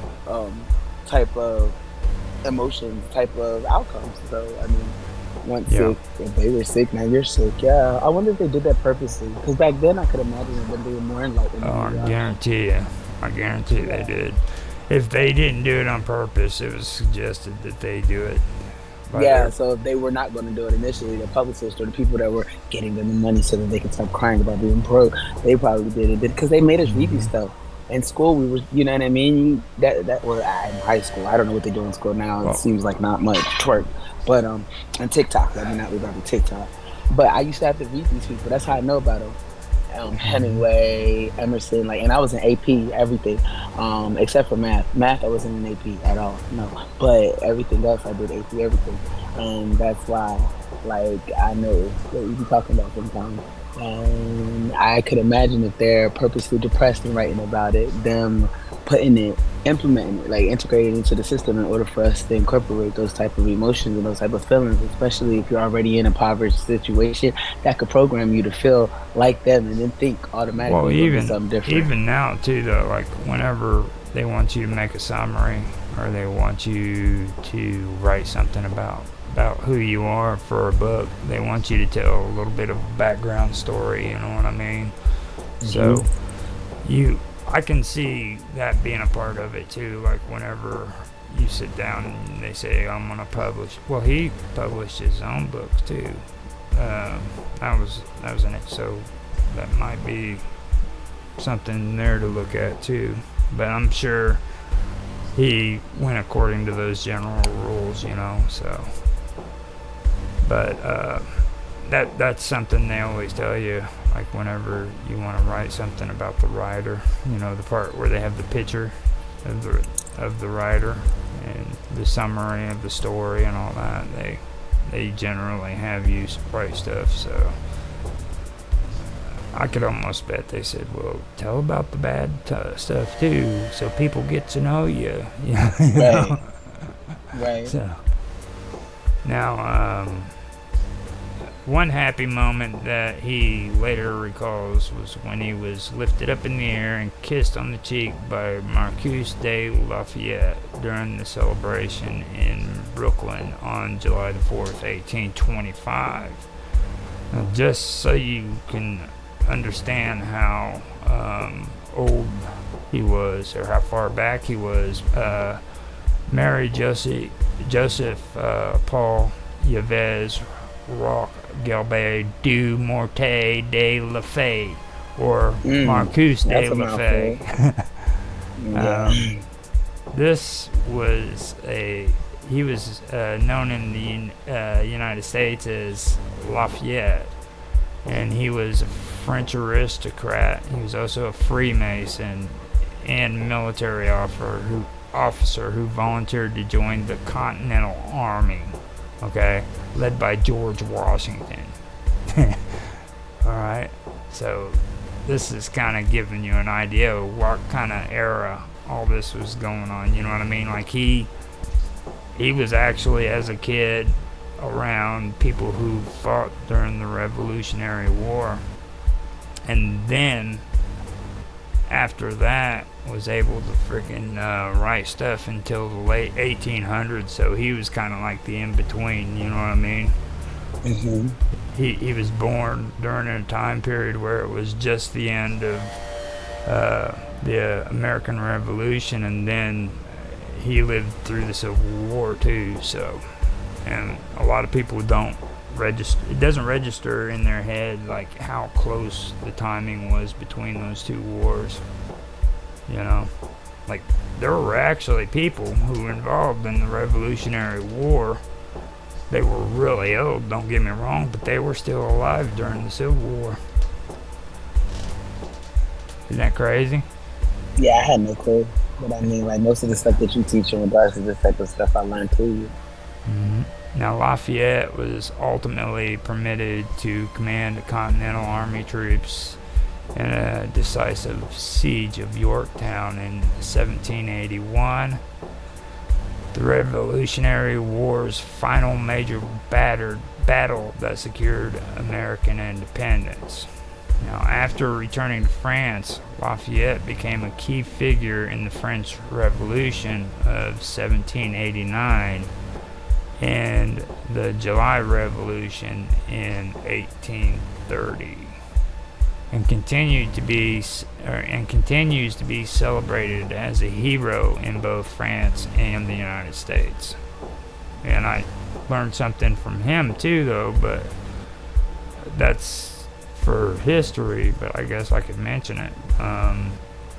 He actually went back and supported the French Revolution, and then decided that he was going to come back to the United States and try to recruit people who were Americans into joining the French Revolution. How much was he paying? I'm just saying, like, where did he get this concept from? Who told him this was a good idea? Well, needless to say, you know, our congressmen and our Senate members and the president didn't think that was a really nice thing for him to do. I can only imagine. And they took the money instead, and they recruited him. Not just. That was one of the major reasons why we stayed out of the whole situation with the French Revolution. And besides, it was like a bloodbath. I mean, when they took down the French imperialists, they cut off their heads. If you worked for anything that was related to their government, you were put to death. They cut off with their heads. Haha, we just read Alice in Wonderland today for our story time. That's so funny. I mean, we said off with their heads. We literally just read that book today. No. The kids' version, obviously. Now, at the age of 11, Whitman concluded formal schooling He then sought employment due to his family's financial situation. Originally as an office boy for 2 lawyers and later as an apprentice and printer's devil for the weekly Long Island newspaper, The Patriot, edited by Samuel E. Clemens. Now this is where he finally was able to work under Samuel Clemens, who's Mark Twain. And Mark Twain was edited for the Long Island newspaper that Walt Whitman worked at. Here Whitman learned about the printing press and typesetting. He may have written sentimental bits of filler material for occasional issues. Clemens aroused controversy when he and 2 friends attempted to dig up the corpse of Elias Hicks to create a plaster mold of his head. Clemens left the Patriot shortly after, possibly as a result of the controversy. And Elias Hicks was a traveling Quaker minister from Long Island, New York. In his ministry, he promoted unorthodox doctrine that led to controversy, which caused the second major schism within the Religious Society of Friends, the first caused by George Keith in 1691. Elias Hicks was the oldest cousin of the painter Edward Hicks.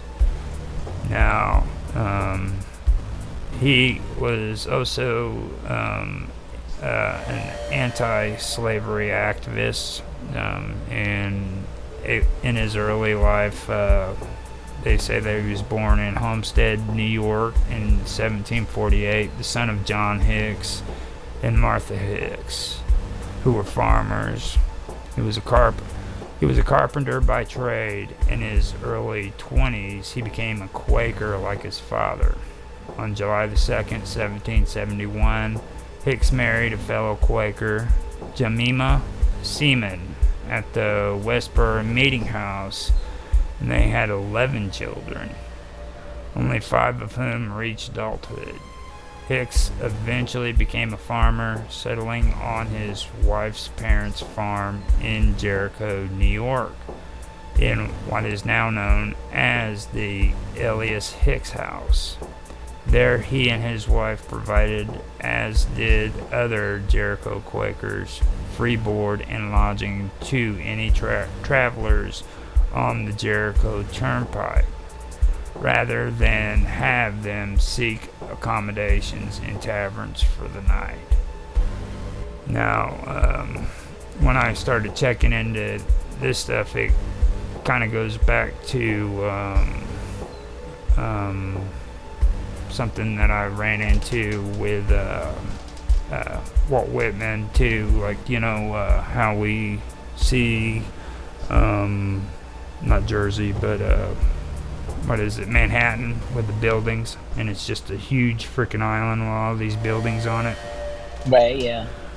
Back then, they didn't even have none of that. They had like stagecoaches, and there was like 2 freaking villages, one on one side of the island and one on the other, and a stagecoach would go in between both of them, and halfway there they would stop and pick up riders and then follow through to the next village on the other side. I thought that was kind of cool. So that's how far back Walt Whitman goes, you know what I mean? So I wanted to mention that, and I also was going to discuss something that I'm not going to read about, but it was when it comes to him and war, the reason why he was really anti-war was because of an incident that happened with his brother. One of his brothers was reported dead during the Civil War. So he took up shop basically, and traveled south to try to find out information, see if his brother was still alive or if he was dead, and at least, you know, claim his brother's belongings in his body. And when he headed that way, he ended up losing his freaking wallet with all of his money, and he had to walk. And as he was walking through there, he was trying to find information out about his brother and maybe talk to higher ups to see what had happened. And during that whole time, he started seeing all the people who were injured in the conflict, you know. And he finally did find his brother, who was okay. He had like a injury to his head, I believe it was. But after that, it affected him so much that he never returned to England. He went to Washington, D.C., where he ended up taking jobs as like clerks and stuff. And I think he got a government job too. But on the side, he volunteered as a nurse in the military hospitals, and he ended up writing a book about it. So that's one of the reasons why he was against war, you know what I mean? So I just wanted to mention that. And what do you think? What's your favorite work by? Huh? I was gonna ask you, what's your favorite Walt Whitman work? You gonna read something? You gonna? Well, I could, but I think you should. It kind of goes with the context. I mean, yeah. I don't really know much to think. I'm just learning. I'm just observing. I don't really have an opinion on someone else's life. To me, you're just telling me about this person. So it's not really much to like that. I mean, that's his life. He's not really nothing to comment. He's not standing on anything, you know. But I'd love to hear, you know what I mean, your favorite, though, if you have a favorite. If not, you don't have a favorite, then I guess not. But I feel like that would go. I've got it. I can do it. Actually, I had it on there, but I didn't want to bore people with poetry and stuff. You know what I'm saying? I don't want you falling in love with me. Oh, it might be a little too late for that. Oh, Dr. Thunder. I was going to say, now you're, hold on. You're Doctor, you're Chocolate. You don't know who you want to be. Chocolate Thunder. No, I'm Mr. Rogers now. I'm Mr. Rogers now. Mr. Roger. And then what was the other one? Lightning. You said your brother used to be him, though. Yeah, and so you couldn't be. He was, no, he was Thunder. He was freaking something Thunder. It was his gaming name, I remember. Yeah, you told us yesterday, I think it was, and that's or Saturday. No, but we had to go. Oh, let me find his. I've got to find it. Oh man, I had it too. I ended up closing it up. Okay. Yeah, here it is. No, actually, that's not it. Maybe I put it down at the bottom. Oh, okay. There was actually a few of them that I like. But here's one. It's called "Song of Myself." Now, this is one of the book or the poems that he wrote that got a lot of controversy. So here you go. It goes, I celebrate myself and sing myself, and what I assume you shall assume, for every atom belonging to me as good belongs to you. I loaf and I invite my soul. I learn and loaf at my ease, observing the spear of summer grass. My tongue, every atom of my blood, formed from this soil, this air. Born here of parents, born here from parents the same, and their parents the same. I know 37 years old in perfect health began, hoping to cease not till death. Creeds in schools of abeyance, retiring back a while sufficed as what they are, but never forgotten. I harbor for good or bad, I permit to speak at every hazard. Nature without check with original energy. Houses and rooms are full of perfumes. The shelves are crowded with perfumes. I breathe the fragrance myself, and I know, and I like it. No, and I know it, and I like it. The distillation would intoxicate me also, but I shall not let it. But I shall not let it. The atmosphere is not perfume. It has no taste of the distillation. It is odorless. It is for my mouth it is for my mouth forever. I am in love with it. I will go to the bank by the wood and become disguised and naked. I am mad for it to be in contact with me. The smoke of my own breath, echoes, ripples, buzzed whispers, love root, silk thread, crotch and vine. My respiration and inspiration, the beating of my heart, the passing of blood and air through my lungs, the sniff of green leaves and dry leaves, and of the shore and dark-covered sea rocks, and of hay in the barn. The sound of the belched words of my voice lucid to the eddies of the wind. A few light kisses, a few embraces reaching around arms, the play of light in the shade of the trees as the supple boughs wag. The delight alone or in the rush of the street or along the fields and hillsides. The feeling of health.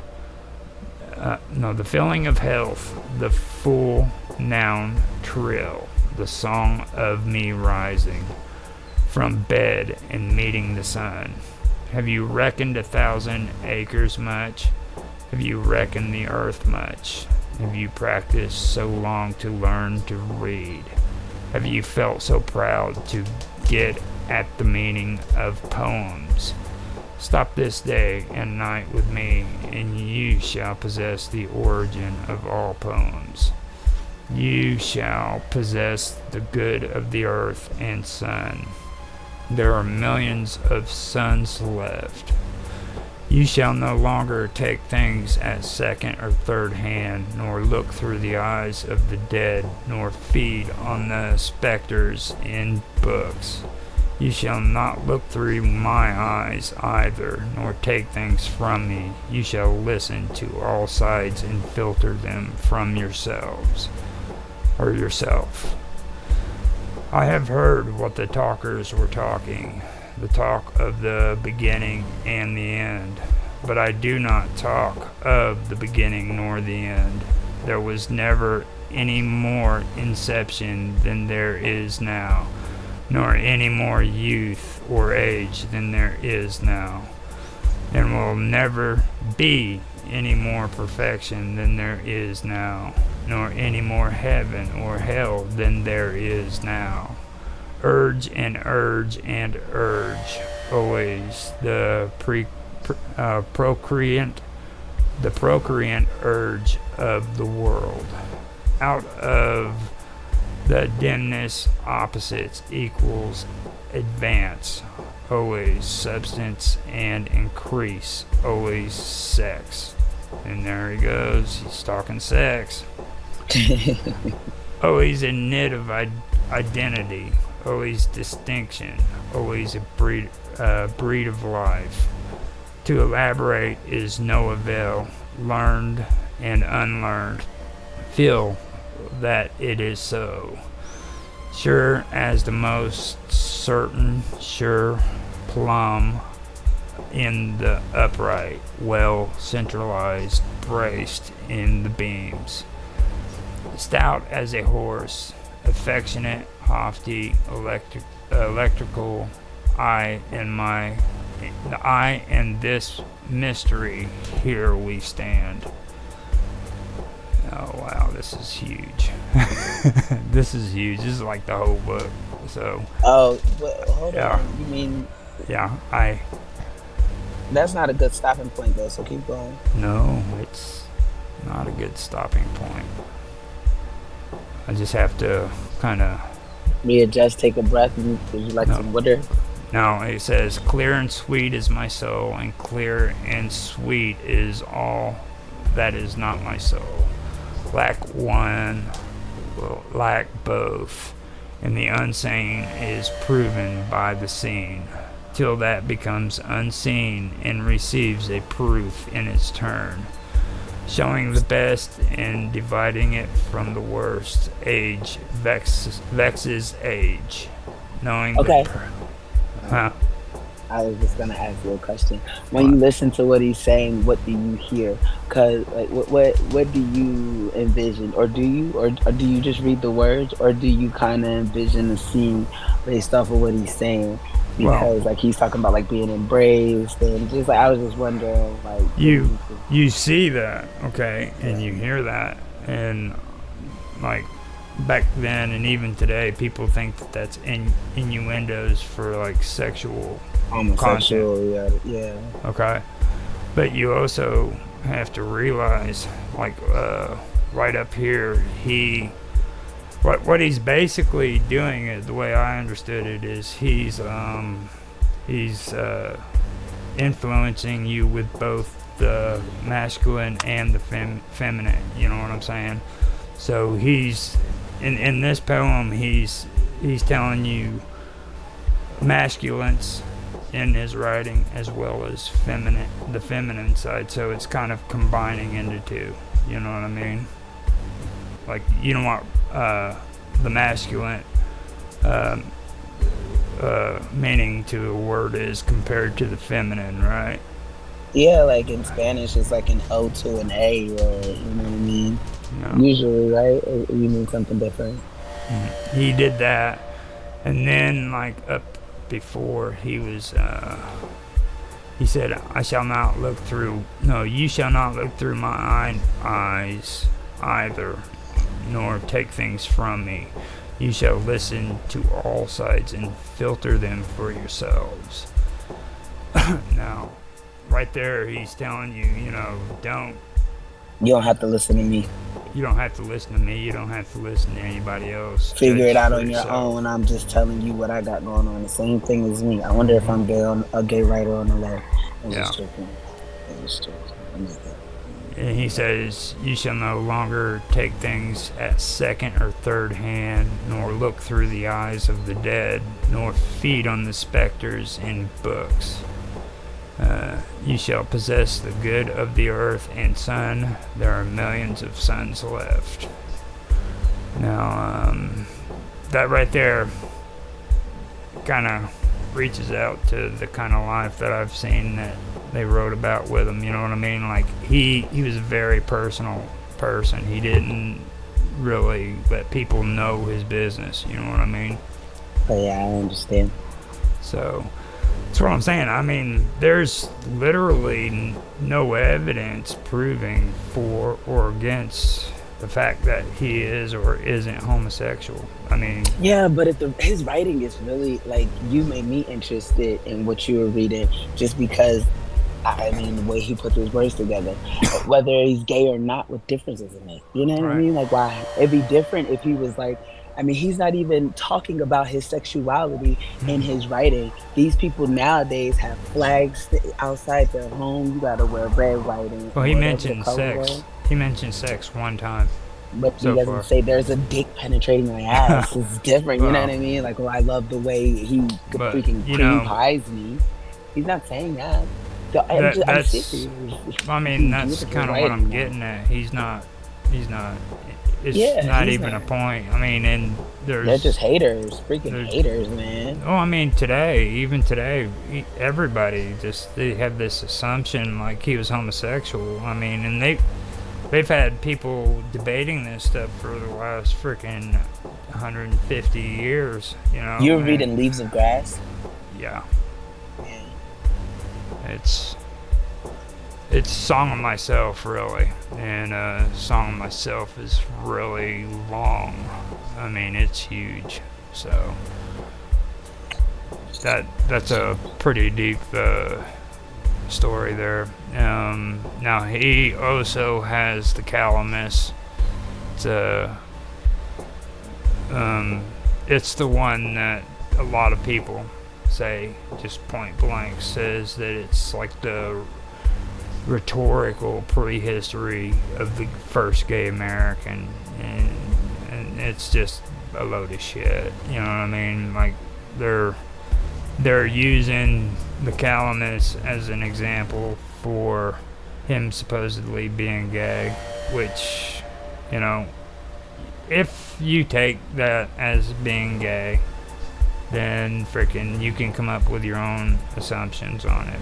But like I said, there's no evidence proving for or against. If anything, what I've found was he was actually he didn't engage in sex.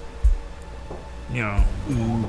So that's basically what I got from all of Or that. he just did not broadcast it because, like, you know, it's okay to have a life that does not tell everyone about your sexual activities. I know. That's like lame, but still, it's It is an interesting story. Walt Whitman is, I mean, he's more controversial than what Samuel Clemens was, and Samuel Clemens was pretty outspoken. He used to get run out of towns. Yeah. For what? But just for his writing? His writing. He would get in those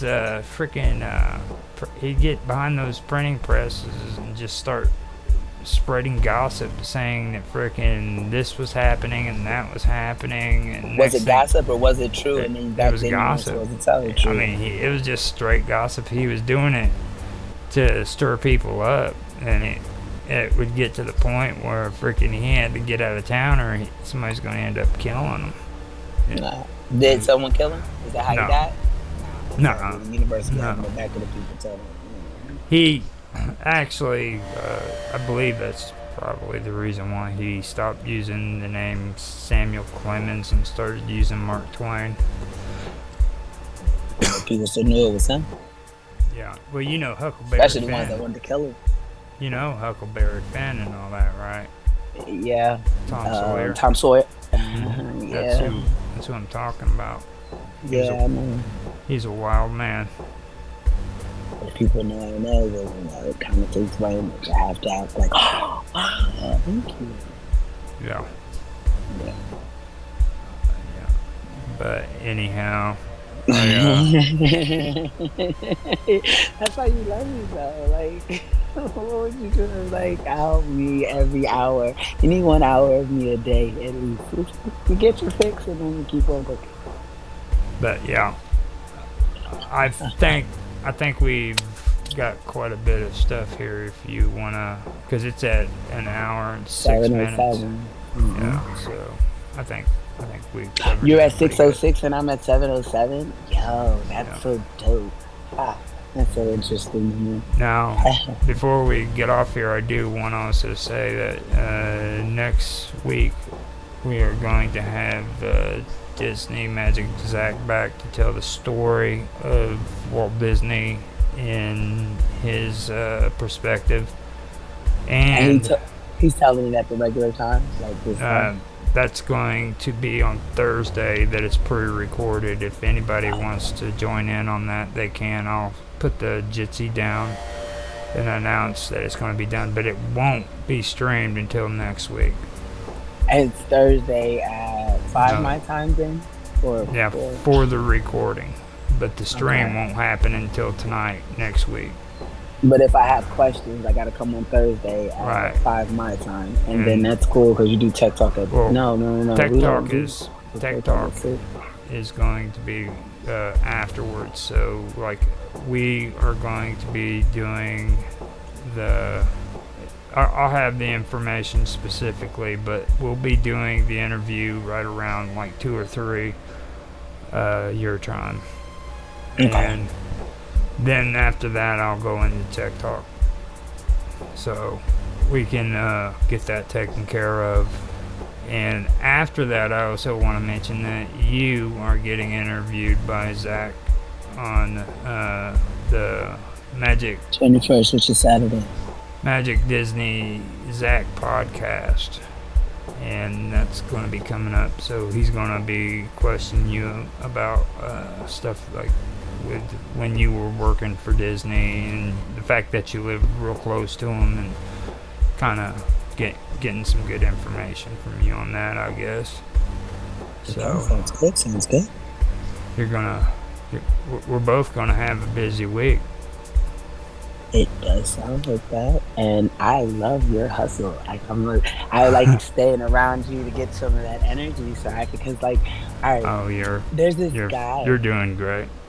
Oh. There's this guy I wanted us to get an interview with, yeah. But I'm looking for him before I have us to get the interview with him, because I don't know. They say he disappeared, and but oh man, it's just wild. I told you yesterday a little bit, but I don't want people to take our ideas, so I'm gonna tell you right now. Don't worry about it. Nobody watches this stuff, man. You're right. You'd be surprised. But no, seriously, because there's this guy, he flipped out of if this guy goes missing, because I tell you, see, I'm not supposed to, I cannot tell you on the radio. Okay. We'll keep it top secret, and then we'll talk about it when we're not on record, before you record, when you're not streaming, because I want to tell you, because I really, because I think he'd be great for the interview. I think he was paranormal and type. You were talking to me about him yesterday, right? Yeah, and I said he might be good for our Strangeness show, and he'd even be good for Wonderful World of Weirdness.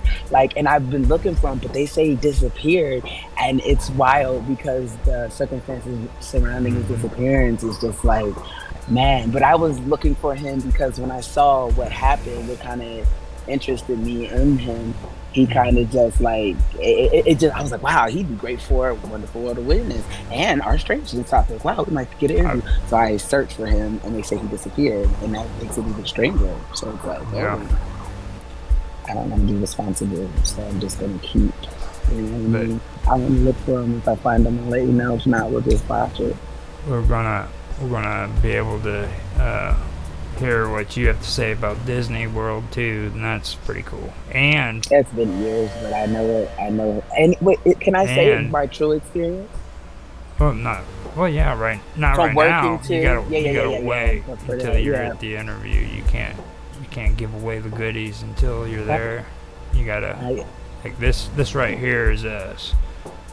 Okay, but you gotta wait until you're I got you on Saturday. I gotta be ready on focus. You don't want people to know your secrets, then they'll never show up for your podcast. Yeah, there's no reason to. And he got the big deal podcast. So I gotta be on point. So I don't have to show myself though, because the podcast is hard. I got you.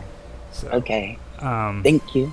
And another thing too, do you want to tell people that you have an official gamer naming now? Oh yes, I do, Karma Cat, and I have my avatar, and she's dope. She's a cat with vampire teeth, so you can already just take the symbolism however you have to. It's great. I love it. I like it, and it's me. And she's purple, and she has her third eye, and it's red, like a laser. And yeah. Thank you so much, Rapid, and let's get it. And she is now a member of Team Retro on Nostalgia and I have Gaming. I apologize. I had to let you. And I have a lasso because I'm. Yeah. Yes. And she has two ponytails. She's so cute. I love it. So she's going to be doing retro games with me and Rapid Glitch on Nostalgia Gaming Retro. So expect to see her there.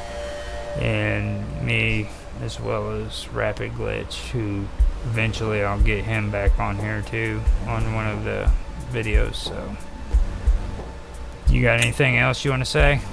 See you tomorrow. Thank you for everything. Have a good night and be safe. You too, and see you guys later.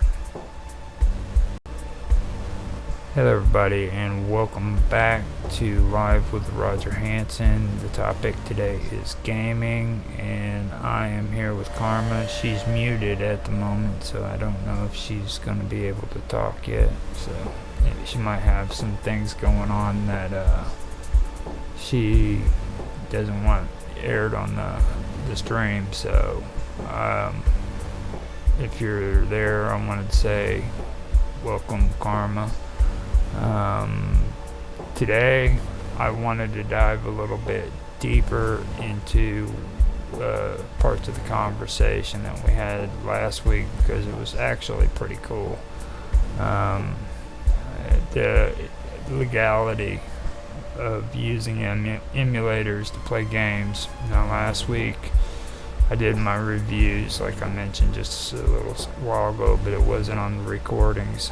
Yeah, I did a review on the more up-to-date emulators that you can play with modern day games like the Switch and stuff like that, and PS3, which, believe it or not, with emulators, that is the more up-to-date games because you can go back and do all the old 80s games and stuff like that, retro games. But PS3 is still somewhat of a more updated modern game, so I still play PS3. So now in that conversation, the topic of the legal aspects for the use of emulators, ROMs, and ISOs were brought up. So today, I wanted to go over... Are you not talking? It's after 6. I am. You invited us and you're not even here. Oh, heck, I'm muted, man. Oh, I'm sorry. It's all good. I'm sitting here. I've already hit record and everything. You want to say hi? Hi, everyone. Okay. Sorry about that. Well, at least my introduction's there. Hopefully. Maybe it didn't go on the recording. Maybe it did. But today, I'm sorry, I didn't even know I had that muted. I even muted it when I went up to go get my coffee and stuff. So, you want to say hi, Karma? Again? Hi, everyone. Okay. Sorry about that. I apologize. No need to. But anyhow, today I wanted the topic to go deeper into the legal or the legality of emulators and playing the games. Because last week we got into a pretty good conversation about that, you know what I mean? And I figured it would be a good topic to do before I go any further with the whole emulator thing, so that we kind of discuss it and see what's going on there. So, okay. So I went through and I looked at a lot of stuff, and to be honest with you, with things that concern emulators and ISOs and stuff, I never found anything that really was like legal. You know what I mean? Like legal documentation or anything.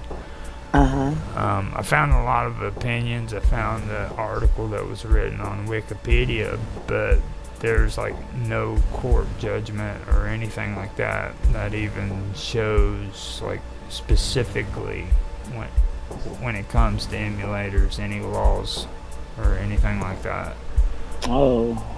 But you know, I understand like the copyright thing. Copyright aspect, it goes back even before video games, like with TVs and books and everything like that. So I can see the copyright issue of it all, you know. So wait, I don't think I understand. What do you mean? You say you can see the copyright. What do you mean? You can see why they don't do it, or why you cannot find it?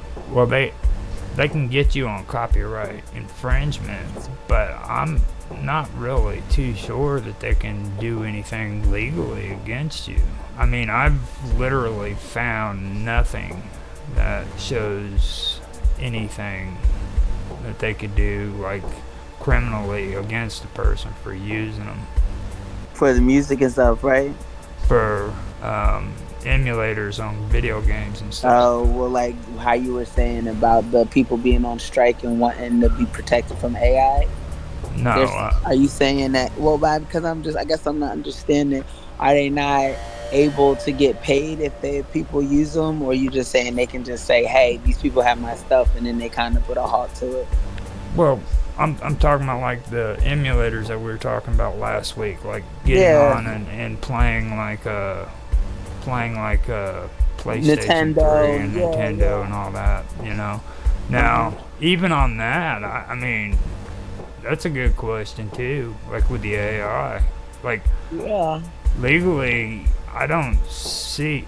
I could check that out too later, you know, see what that's all about, because I don't even know if there's a legal issue there. Like when YouTube does something about what do you call it?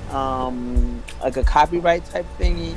They just send an email and be like, "Oh, we blocked your videos in some places," and even then, the copyright is not everywhere. It's just in some places. Excuse me.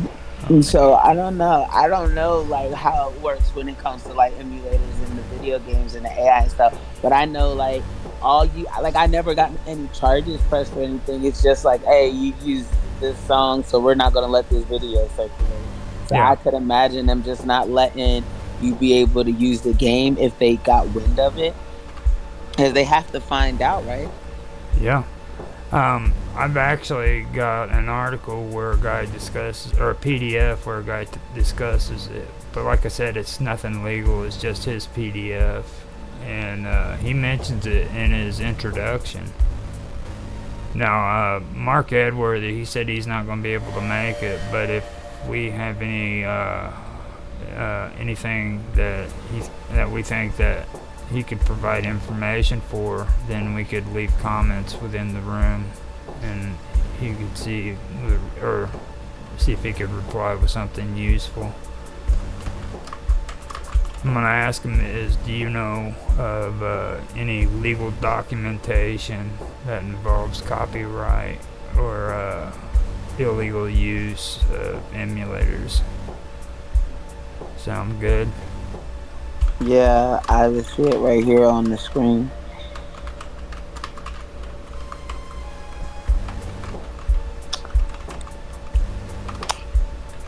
That involves using game emulators, ROMs and ISOs.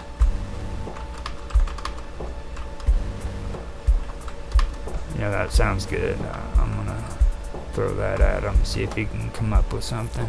Because like I said, I looked around, I couldn't find anything. So we'll let him do the work, because he's a pro at that stuff. Mark will find that stuff. So here in the Wikipedia, the way they started out is a video game console emulator is a type of emulator that allows a computing device to emulate a video game console's hardware and play its game on the emulating platform. More often than not, emulators carry additional features that surpass limitations of the original hardware, such as broader controller capability, timescale control, easier access to memory modifications like Game Shark, and unlocking a gameplay feature. Now that by itself is needing a citation, and they don't have one, so that right there on Wikipedia tells you that's not really 100% factual, you know what I mean? Yeah. So, emulators are also useful tools in development process of homebrew demos in the creation of new games for older, discontinued, or rare consoles. That has a citation needed mark on it too. So the code and data of a game are typically supplied to the emulator by means of ROM file, a copy of game cartridge data. So that's in the game cartridge, or an ISO image, which is optical media. While emulation software itself are legal, emulating games is only so when legitimately purchasing the game physically and ripping the contents. Freely downloading or uploading game ROMs across various internet sites is considered to be a form of piracy, and users may be sued for copyright infringement. So that's kind of what I got from there. And that was the first introduction part on there. I also checked out Quora, and they had a conversation on there about is emulation legal. So I can go into that if you want, but from what I read there, what's your take on that? Is emulation legal? Do I feel like it's legal? I don't even know enough about it. The first time I heard about it is yesterday, last week. What I just read there. I mean, what did you take from it? I honestly am so confused. You're confused? Yeah. Okay, so I want you to explain to me what the issue is, because I don't really get like what the problem is that's being developed, or if what people are attempting to say is the issue. Like, I don't like, and an emulator to me, like, those games do not exist anymore. Like, you cannot go get a PlayStation or a Nintendo. So I guess I don't understand like what's the beef. It'd be like someone building a Nintendo in their garage from old parts. They sell old parts of cars on eBay, and you can put your own car together. I don't understand why it would be a big deal to kind of use this software, or I guess it's software. Like, yeah. I really do not get it. Like, I don't understand like the issue. I don't know, maybe I'm just missing something, but how can you tell me that I'm not allowed to recreate something that no longer exists? I guess is what that's why I'm saying I'm confused. It doesn't really make much sense to me. And see, I think that's what a lot of people who use emulators still, I mean, they feel the very same way. I mean, me personally, I feel the same way. If they're discontinued and they're no longer supporting the game, then what is their beef? You know what I mean? They're not even making money off of it. Right. It's not like you're taking money out of their pocket.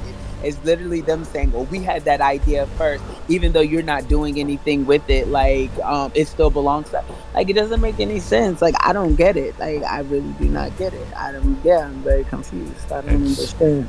It's pretty crazy, you know. And like Mark responded, and he says nothing that is fairly generalized, basically. So, I mean, to me, it's really a stumped situation too. You know what I mean? Because, like, I mean, even if Mark says it's generally or generalized, you know what I mean?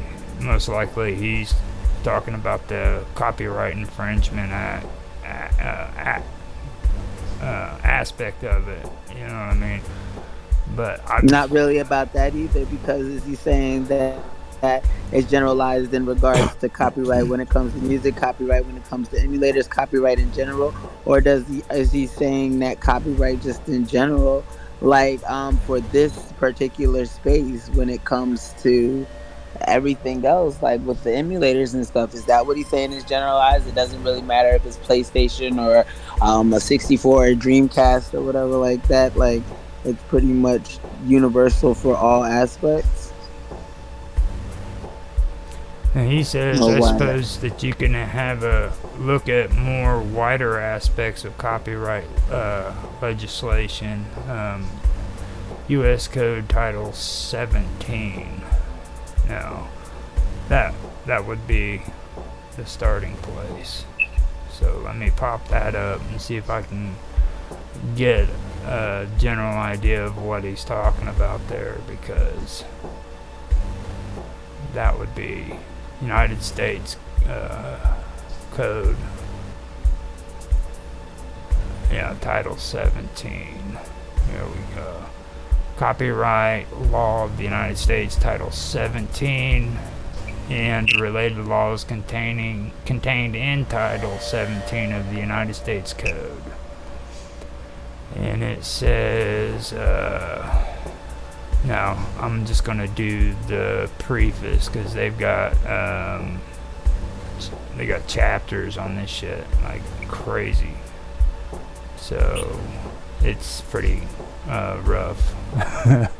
Okay, the publication contained in Title 17 of the United States Code include all amendments enacted by Congress through December 23rd, 2002. It includes the Copyright Act of 1976 and all of its subsequent amendments to copyright laws. Statutory enactments contained in Title 17 of the United States Code are for the general revision of Copyright Law 17, and then the this is huge, man. You'd have to frickin' do like an entire year of reading on this shit, just on the preface. I mean, it's just insane. It's the link. Where is? Oh, you search something. It's not what he put in the chat. Here, he didn't put a link in the chat. Yeah, I can put it in the chat. It's insane, dude. Like, I didn't know this shit was a fucking. What the hell are you listening to? I wasn't even supposed to click on it. That's why when it came on, I started laughing too. I had no idea what to expect. What are you guys looking at, the PDF version, or you have this is the preface? No, I did that. I just downloaded it. I did that for the PDF, and I'll put it on the main. So which one are we looking for? Oh, there's only 9 pages. You made it seem like it was 1,000 pages. Look at the preface. Yeah, I mean, but the preface is 9 pages. Lord Jesus. That's the preface. Trade information. It doesn't tell me what I need to know in here. Yeah. I can just read through this regarding this. But it's not telling me. Okay. So let me get some of these comments to this question. Is emulation legal? And this is a post that was made on Quora. And the first comment was made by a person called Aya, A-Y-A, and he says, emulation itself is legal, as you're only simulating an older machine. As for downloading the ROMs, it depends on your morals and your opinions, honestly. The way I see it, if you're downloading something like SNES or GameCube game or a GameCube game, it should be fine because of 3 major reasons. 1, the console is discontinued. 2, the game is discontinued with all its other ports and other consoles, not remakes. 3, whether I download the game or not, the company isn't losing or making any money because of me. Now, with these reasons, I personally think that we have the right to emulate any platform that its games, provided the games haven't been ported or haven't been ported to the next gen console up to the X1, PS4, 3DS, PS Vita, and Nintendo Switch, not including. It sounds like the same thing we said. Yeah. And if it's a port, e.g. Breath of the Wild for Wii U, then it's up to what you think. I personally wouldn't do it, but then again, the console has been officially discontinued. Emulation has always been a gray spot legally. It's up to you whether you think it's okay or it's wrong. And that was the first one. Now, Todd Allen, he says emulating hardware is generally legal. You're just making a program that acts the same as the physical device. And so software that runs on the device would get the behavior it expects from the emulated version. The software, however, is generally copyright protected. Generally speaking, if you actually own that software, for example, a graphing calculator, and just use an emulator to use the device on your computer rather than having to drag along the physical device, that's probably legal, or at very least no one will likely care anyway. Downloading ROM images off the internet, however, would be considered copyright infringement unless the software's copyright holder allows that. So I like how he kind of uses it down. Yeah, he uses that analogy too about a graphing calculator. You know what I mean? Yeah. Like, instead of actually carrying the device around with you, you can use an emulator to use the device on your computer. So that's a real good comparison to me. Yeah. Jamie A. She says, I spent a lot of time talking to people about their spending habits. Here are the biggest mistakes people are making in my eyes. Getting overcharged when shopping online. You might be surprised how often you're overpaying on Amazon and elsewhere. Big stores like Amazon know that no one has time to price shop through dozens of sites, so there's often no incentive for them to offer bargain prices. And that right there is kind of strange. Why the hell did she that's kind of strange. It doesn't really even fit into what's being talked here. You know what I mean? Yeah, they probably just didn't understand what you said. This is Quora that you're reading it off of, Quora. Yeah. Isn't that similar to Reddit? Yeah, well, kind of. Reddit is a lot bigger than they are, so I wouldn't know how their simulation, because like Reddit goes in like 500 different directions, so, or 5 million I should say. It's huge. So yeah, it's basically like that. Now, Tom Rand, he says emulators are actually not illegal as long as they are completely remade versions of the consoles they are emulating. The only illegal part of an emulator is the ROM you are playing. If you take a ROM from a website and play it, that is called piracy. Unless you own the physical copy of the game and use your own ROM you pulled from that cartridge/disc, it is legal to play the ROMs. Or it is illegal to play the ROMs. And see, I heard that too. I heard that as long as you pull the data, or you know what I mean, off of the cartridge or the disc, it's legal. But even if you do it with something that's been out, like it's something that's still out, it's only legal when you do it with something that's discontinued, right? It's not legal if you do it with something that's still out, is it? If you pull it? Like even with making recorded videos on the old VCRs, okay? Like, copyright with that aspect, if you're using it for your own personal use, it's legal. Like, I could take a movie and I could copy that movie onto a freaking VCR tape, and there's nothing wrong with it as long as I'm using it for personal use. Now, if I go out and I try to pirate that and sell it to people at the truck stop, for a cheap price, then I'm breaking the law. Different. You know what I mean? Right, yeah. And so you kind of have to go back on those old copyright laws like that. You know what I mean? Like, if I'm taking this game and I'm using my cartridge and transferring it over to a computer so that I can play it on that computer, then it's perfectly fine.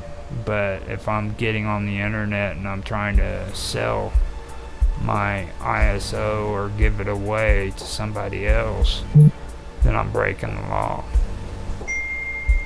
That makes sense? It does. Okay. It does. I had text someone who's into gaming about being able to do an interview for our show on Saturdays. I texted them earlier. They're just texting me back, but I was attempting to read it, but I'll just read it later because it was a while ago that I texted them. It looked like they say they work on Saturdays, so they wouldn't be able to do it on Saturday, and it would maybe we would have to do the interview at a different time. And then... Yeah. Now,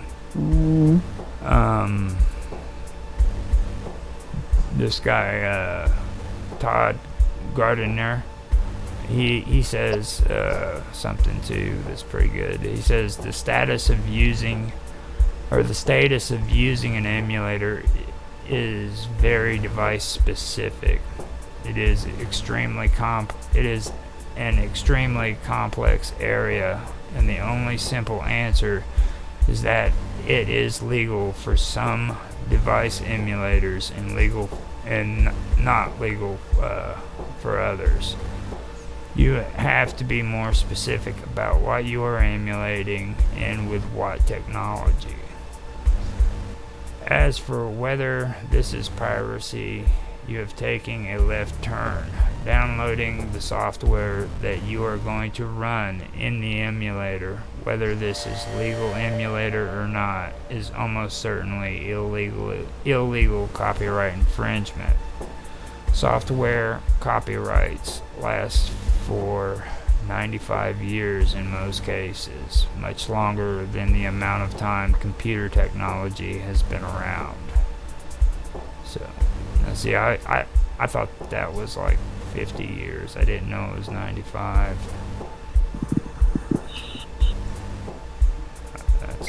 That's a good thing to find out. But this PDF now, I'm gonna move off of that, and I'm gonna go to the PDF I was telling you about. I can send you a copy of the Quora on the thing and let you look at it. Now, if you wanna go over something that you see and you wanna comment on it, go for it. But I don't know if I left out anything good or not, to be honest with you. This is Quora. Oh wow, this has been going on for a long time. Yeah, it's they've been talking about emulators for quite a while. They've been doing emulators for a long time too. Yeah. You'll do. Oh, see, this is different. Oh, that's still the preface. That's the same thing you sent me. You'll do an interview a different day for him, right? Because he does that. What we were talking about, that fantasy game, role play gaming, where they dress up and they do that type of.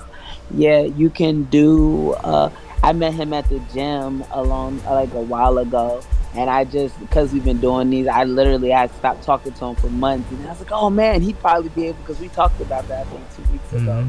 Yeah, and I felt like he could give some insight on that, because when I was going, because he used to work at the gym that I used to go to. I can't go to the gym anymore because the house doesn't, like where I was at before I had a gym, but now I'm in my house, and the house doesn't have a gym or access to a gym. but he was going to one of those. Like he just went. This was probably, you know what I mean, within this year he done went to one of those type of things.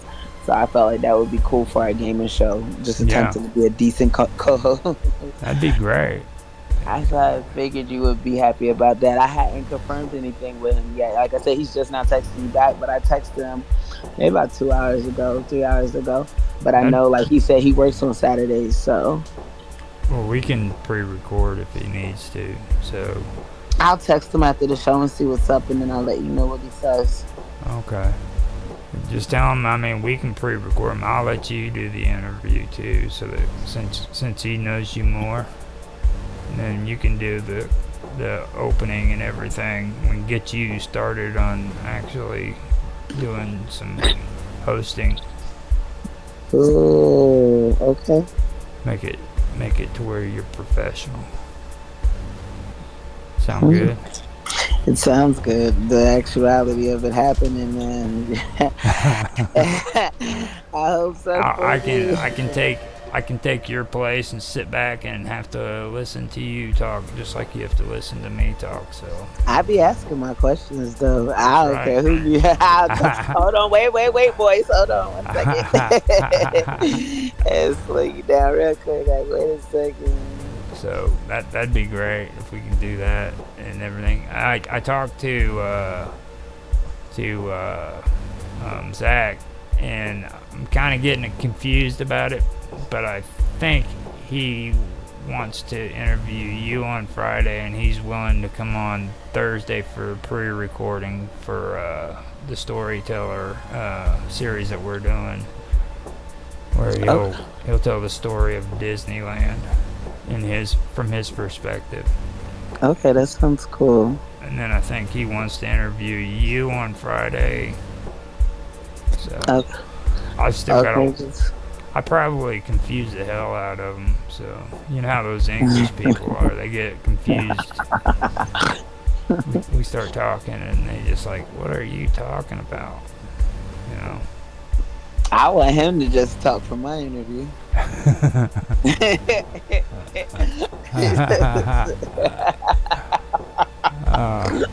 I'm telling myself let me You just better go not ahead say- and read this introduction. for Yeah, the they do PDF. not tell him I said that. Okay. So here is a PDF, and it's called Emulators and ROMs, or let me make sure that's what it's called. Yeah, emulators and ROMs, legal and ethical implications of digital game piracies on the future of game industry. And I'll post the PDF for this too. But I will read the introduction. You want me to read? Wait, hold on. That's the same PDF you just posted. Do you want to read it? Hold on. Where did you post it at? Oh wait, That's the same one. Oh wait, no. Okay, I was in our chat at the on mine. It's the. I got it now. Yeah. If you want to read it, you can read it. A little bit I'll read. Emulators and ROMs, legal and ethical implications of digital game. Not that? Now just do the intro. So. Oh, okay. Where is this? Piracy, abstracting figures. Start your 90-day trial. What is this? Free trial infrastructure. This is crazy. Is there anything like Intro?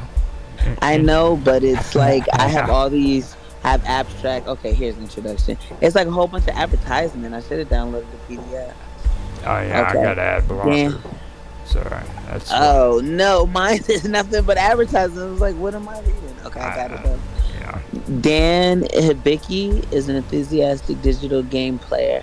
With the anticipated game Skullgirls Encore was released, when the anticipated game Skullgirls Encore was released, he played through it rapidly and enjoyed it, with one exception. At the conclusion of the game, something happened he could not quite explain.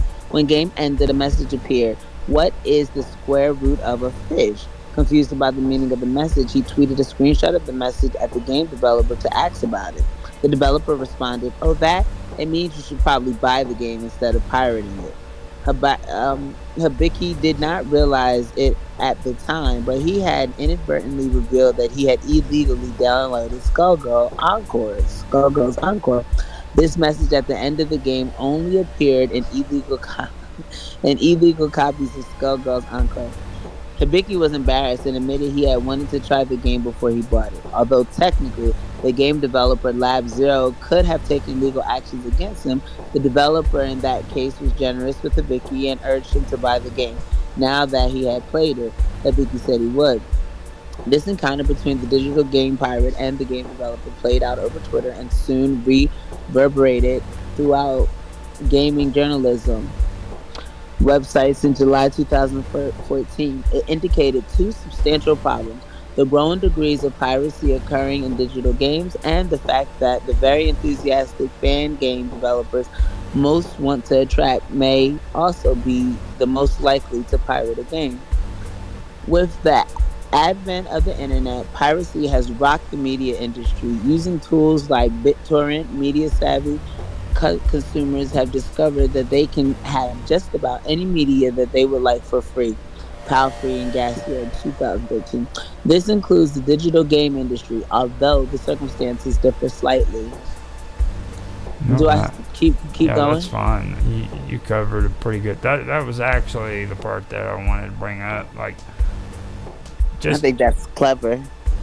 And just to let people know, I've been like doing my research with these emulators, and I've never come across that kind of situation. And I've played quite a few games on here, so I'm not gonna lie.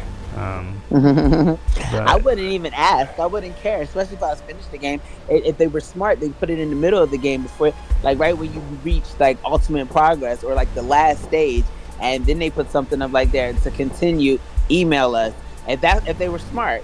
To continue, if you run into this problem, please email such and such, so and so, and like some way, shape, or form, inadvertently have these people email them on their own before they get to the last stage. Well, I think the guy, if he's real, I think the guy is freaking an idiot. You know what I mean? Yeah, like, who emails them and says, "Hey, I've been stealing from you guys." It's just wild.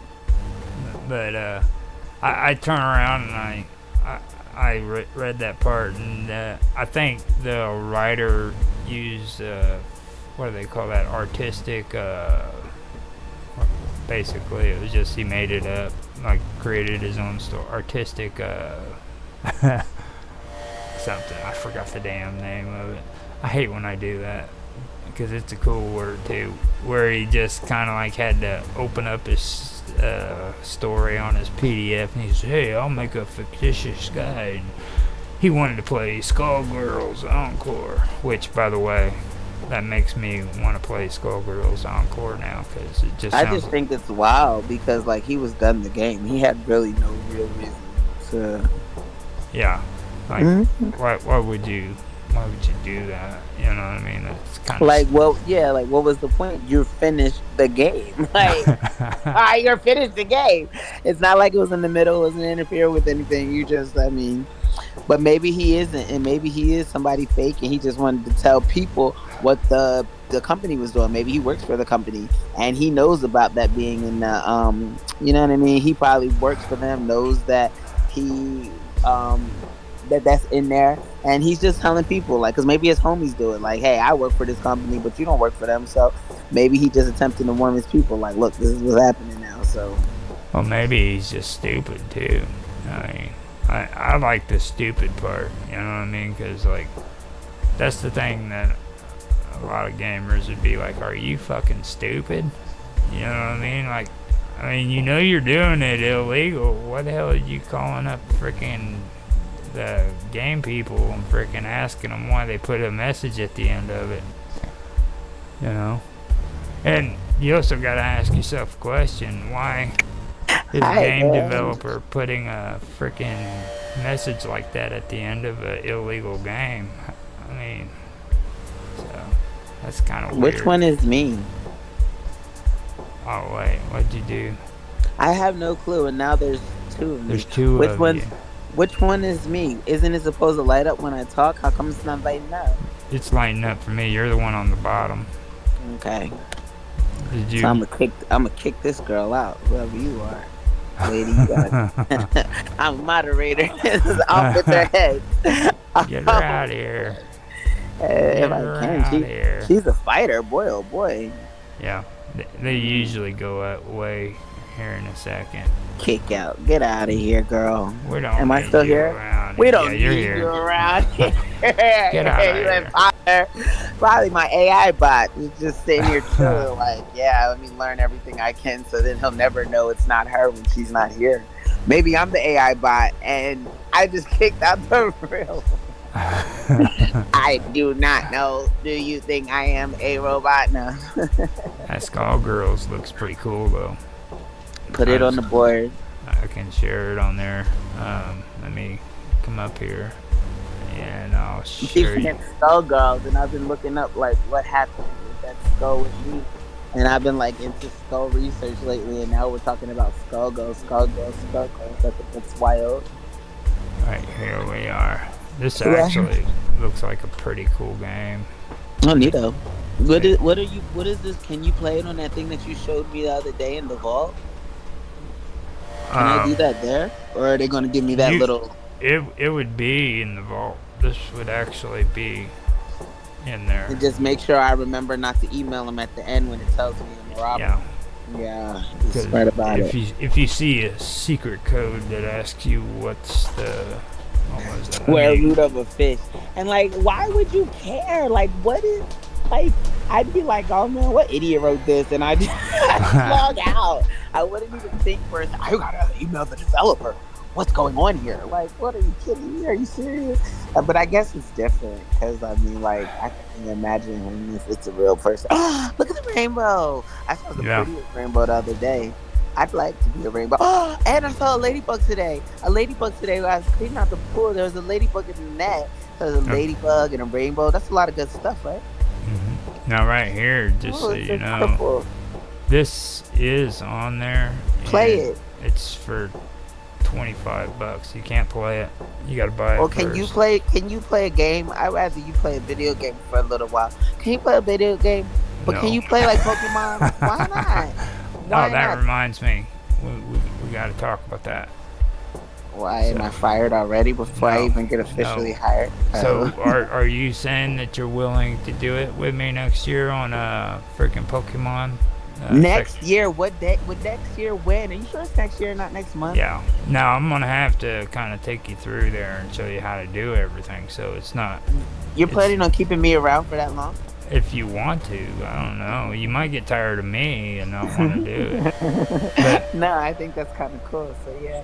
If you're interested in doing that, then I can talk to Rapid and see about getting you on his Team Rapid thing, and we can team up against him and Matt, because it's going to be us against. Are you going to have me team up against the pro? Man, I was an amateur. I was an amateur last year, dude, and I kicked their butts. I made them look like fools. I pity the fool. I didn't even know how to play freaking Pokemon, man, and I'm getting on there and I'm just destroying it. And freaking Cosmic and Rapid were all commenting about how good I was doing. I was like, am I? I don't even know. You know what I mean? It's an interesting game, but I mean, I didn't even know I was doing good until they told me. So cool. So I think we could take them. Because like Cosmic isn't going to be able to do it no more, and Matt's sister, she's been going through like some surgeries and stuff. She's got issues with her health, and I'd rather freaking try to avoid having to pressure her into doing anything. Now she's good with like health wise, doing like the narrations and stuff. Yeah, but you don't want to put any pressure on her to compete, right? Right. You know, it's like 30 days, you said, right? Or it's less than that? Or it's 2 weeks? Oh heck, you're talking no. This is like maybe up to 20 videos that we have to make of events logs. Oh, okay. So that's like a month, right? We don't do it every day. Well, whenever you want to do it, we can do it. But yeah. Oh, cool. Wait, so can we get started now, or that be cheap? Well, first we gotta practice. I gotta teach you the ropes on the game, because it's get you familiar with actually playing it. You know what I mean? Yeah. Because where do I play it on a computer? We can go through that and straighten it out. And that way you'll be able to get on the game and play it whenever you want to. And as Mark says, I'll be well versed. That's right. Mark is well versed. But yeah, if you're willing to do it, man, I'll tell Rapid freaking you would be willing to do it. Now you're on his Discord, aren't you? Yes. Okay. And we can see if he can set you up as one of the Team Retros, because I'm on all the Discords of all your friends. Okay. I'm just like stalking your friends now. See, they got a YouTube video about that. What's stalking your friends? Oh wait, no, it's the wrong one. That's actually stalking your mom. Whoa, I'm not. Yeah. Although you make sure she has her bananas. I'm not stalking her. But you make sure you have her bananas for her. Your mom's so sweet. Roger! She's so sweet. She's so sweet. It's just, you're like, hold on. You seem like you be just so disturbed. I'm like, oh, your mom, she's so cute. Roger! I kind of hope she comes bothers you now. She's like at a moment's notice getting ready to crash through the door with her wheelchair. You know what I mean? So, I gotta mute everything and I gotta get ready. Now she's gonna call us like I've called her and chatted her like I had a feeling. Oh, that's so cute. Oh, you're a good baby because you take care of your people. Yeah, she's a cutie. Her voice is so sweet. Roger. Yeah, she just wants me to go to the store and get her bananas. I'm like, go. You're like, I can wait. I'm like, it's okay. Just get her bananas. Oh, there's something else too I wanted to show you. I found some cool stuff out too about the new Minecraft stuff they got. Oh, you put another video up yesterday. I started watching it, but I haven't even told the boys that you put it up there. They've been about to lose their Minecraft. You need to get back on Facebook, pal. Now, the cool thing about this new setup they got with Microsoft, which I don't like anything actually being bought by Minecraft or by Microsoft, but I do have to say this is actually pretty cool. Let me wait until that pops up and I'll show you what it looks like. But they've got a pretty good setup here when it comes to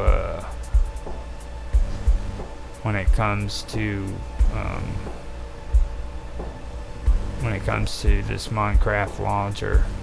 I don't know. Get down. Now, if you notice over here to the side where it has news and all that. Oh, why can't I make my Minecraft look like that? It's because you don't have it on the computer. Now, see this right here? That's the news. But down here, where it says Minecraft Java Edition, this is the original Minecraft. Look how pretty the trees are. And everything in Minecraft looks so dark now. Another thing too is like just underneath it, that's Windows. That's Minecraft for Windows. That was what was supposed to take the place of Minecraft Java Edition, and they decided to keep it because of popular demand. So this one right here you can actually install on your browser. Wait, for free? No, you have to buy it. $30. I know. That's why it's on the iPad, because I only had to pay $8. Now, have you ever heard of Minecraft Dungeons? No, is it like Dungeons and Dragons? It's kind of like Dungeons and Dragons, but it's freaking Minecraft, so they get to go through dungeons and fight the skeletons and all them. I still don't even know how to build anything, but that boy says it's because I keep playing on survival mode. And the stupid zombies and the villagers, they come and they keep the skeleton shoots me with his bow and arrows, and I don't even know how. He says you have to craft the bow and arrow. How do I craft a bow and arrow? And say you're getting killed and murdered. Well, And you need to buy, or you need to build a house. I don't even know how. I know. Jesus said the same thing, but he says I have to build on creator mode, not on survival mode. So what good is my house gonna do if I'm playing? Get it done before nighttime. Even on creative, you make me want to open my iPad and start. Well, not on creative mode. Creative mode is fine for you if you want to do that, but I'm hardcore.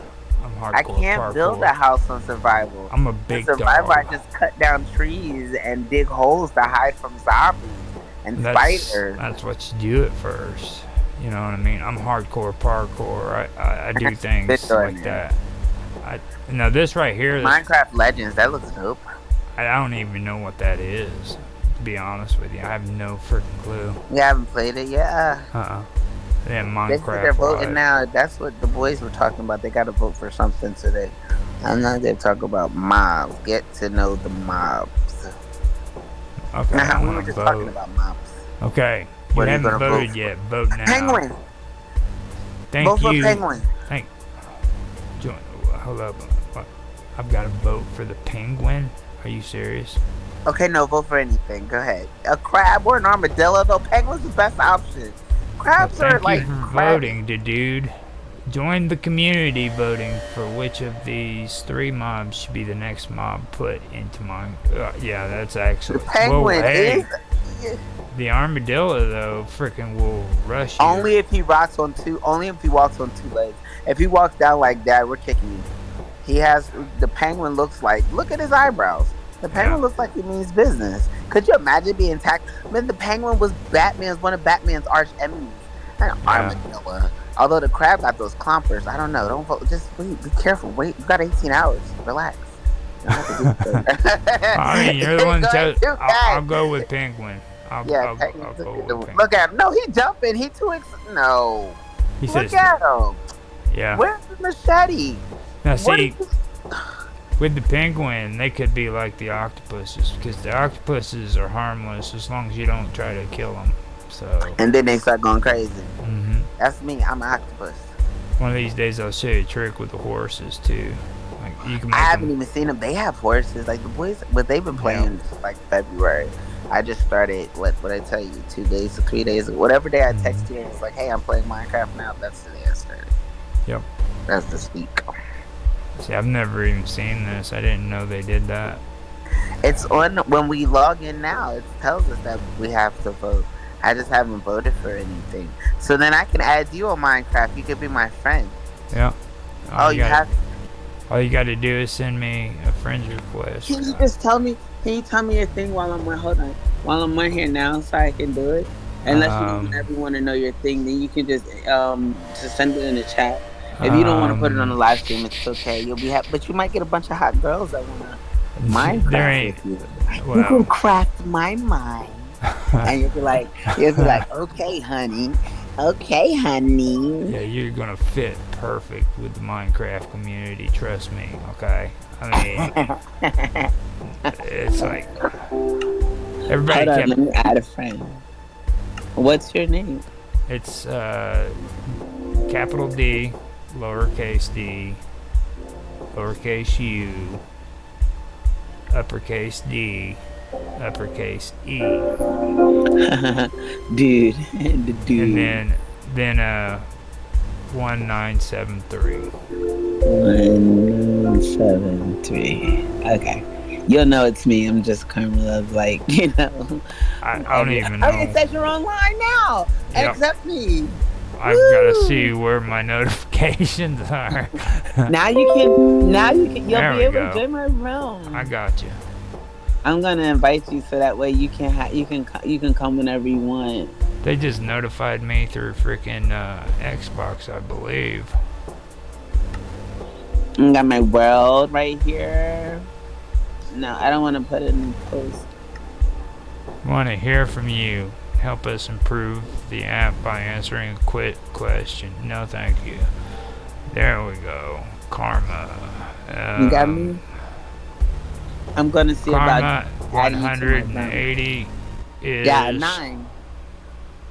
Is followed you. I'm going to view your thing, add you, and then I invite to party. You. There we go, dude. Now you're set up. You can add realm members. Here you go. Invite, and I invited you to my realm, so you can go whenever you want. And then that's fine. And then, yeah, you can come to the thing. Juice is in my realm right now. I'm about to say, how come he can go and I'm not there? The audacity. Well, they could, if they didn't sign out, it'll show up. Look, see, it's nighttime right now. These stupid things are gonna come after me. Let me dig a hole. Okay, no, I'm gonna log out. It's 6:56. We're almost done here. I gotta. Look, there's a spider. He's already coming towards me. Come here so I can kill you. Give me. And I kill you, I get some meat, but then I get detected. He hasn't seen me yet. He's coming. Wait. Now they're telling me I need to look for an app in the Microsoft Store, so... To be my friend? No, to join your, if you can... Ah, stupid skeleton! No, Juice! Oh, no, you will not kill me today. Why? How do I get an arrow? Oh, man, and it's a zombie. Hold up, I've got Minecraft for Windows. Hold on. Why are you... This thing is shooting the mess out of me. There it is. I'm dead. Hold on. Stop by a skeleton. I'm going back to the game. Now they're messing around. I've got freaking Minecraft for Windows. It's actually... It should be there. It's that gosh darn Bill Gates. I don't trust him as far as I can throw. Oh, it's incompatible with launcher. So yeah, I've got to do it through Xbox. So if anybody's watching, just realize that you cannot play Minecraft for Windows on the launcher. So you have to go to the Xbox to do it, and then I hit join, look for an app on... I can't believe you're my video game friend. It's so fun to me. That's so nice. It makes me happy. I haven't put the PlayStation out at this house because like it's just too much work, so I haven't. It's out, but it's not hooked up to anything. So I've really been only doing like Minecraft when I play. It's funny, the boys woke up one day and I was like, yeah, I was playing Minecraft last night, and they were like, you were playing Minecraft by yourself? Like, it's actually really fun. They couldn't believe it. I couldn't believe it, but it's so cool. I like it. They're like, what's wrong with you? Something's wrong with mommy. She's they used to be playing Katamari. Katamari and basketball. Those are my two games, but you know what I mean? The fact that they heard I was playing, I was just like, I had to tell myself, okay, I'm done with this right now. Like, I have a lot of stuff that I should be doing that I'm playing Minecraft in place of, so let me just sit this down. So let me see what kind of stuff. Yeah, here we go. See, Minecraft store, and it's downloading it right now. Now I do have Minecraft for Windows, but it's not installed on this computer. But that's the one I was telling you about, where you can play it on your browser. So apparently, like, your phone can work with me through Minecraft for Windows. I don't have it on my phone. I have it on my iPad. Or your iPad. Sorry. No, I wouldn't put Minecraft on my phone. It just seems too invasive. It seems too weird. Invasive because, like, my iPad, I'll leave every now and again. My phone I have with me all the time. I already feel like everything I do, I'm always being watched. I know I'm a crazy woman, whatever. It's just telling the truth. So is the regard. It's just weird too. I mean, I feel like I'm watched all the time. No, I mean, not you being watched. Just like freaking. I mean, you know, Minecraft on my phone, just whip it out. just all of a sudden, you're gonna take a quick 5-minute break so you can freaking build something or. In Minecraft. You know what I mean? Go shear some sheep. Gotta go shear some sheep. That's a bathroom break. Bathroom. Sitting on the toilet with your phone playing Minecraft. Yeah, I usually use it for YouTube, then it becomes for Minecraft. That's funny to me. It's just weird. I told you, we're the weirdos. Mine's is the home of the weirdies. I believed that for a long time. It's like freaking if you hold up. I lost it. It went blank on. Oh, I know what it is. I gotta have the window popped up. So this is gonna take a while. Just wanted to show you that it's downloading, and when it's ready, I'll have you on my contacts list. And nice. And then you'll be able to play it on the computer as well. Yeah. Well, I mean, I can play the Java version, but 2015 is when Minecraft came out. No, that's when Minecraft for Windows came out. They were wanting to get rid of Java altogether, and when they did that, all the Minecrafters started freaking out. That's what you were saying earlier when you showed that thing, and they saying that by popular demand they kept it, right? I'm not lying to you when I say that shit about Minecrafters. They're some of the horriblest freaking people on the internet, dude. And I'm talking little kids, dude. Oh, I listen to them, and like when he's watching some videos, I'm like, why? Because they beep it out, I guess, when they're switching or they're teleporting. But I'm like, why? What are they cussing for? Why are they using this? It's like, no, mom, they just teleported. But they be so hype and so crazy, and it's just like the stuff that they say. You killed me, I'm going to kill you now. I'm like, oh my gosh. And this is the kid-friendly version, Lord have mercy. Mm-hmm. And kids just sit there like, it's a big deal, mom. They're little Lord of the Flies freaking creatures is what they are. Like, have you ever heard about the story Lord of the Flies? Yes, but no, that's a different movie than the guy that turned into a fly. But I feel like I know. Lord of the Flies is where all the little kids were shipwrecked on the island. No, I'm going to look it up to see if I can see it. What? No. Yeah. That's what they are. They're a bunch of crazy little kids that are into cannibalism and shit. Shut up! You're talking about me and my kids here. You're talking about me and my children. How dare you? Oh boy.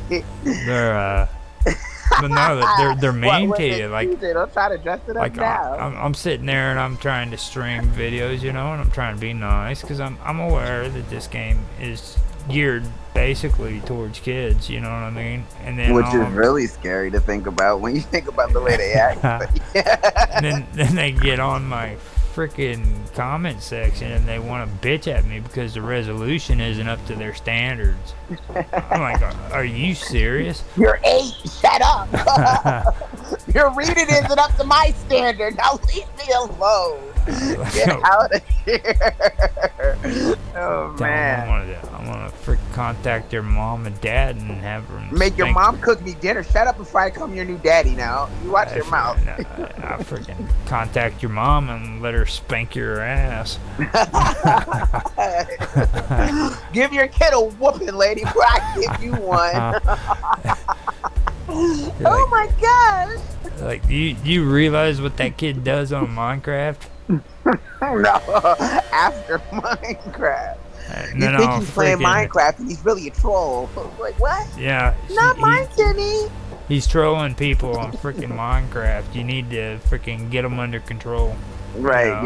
Get your kid, lady. Get your kid. Take a screenshot and freaking all the comments he had to say and say, look, this is your son. Your kid. Yeah, this is your child. Oh, man. I'm like... Yeah, and I don't want to get mean and start cussing out a freaking 18 or an 8-year-old. You know what I mean? That's, right. At least not from my regular account. No. I thought you thought the kid was. Look here, you little piece of shit. No, I hope so. I hope you don't do that. Okay, so that was interesting.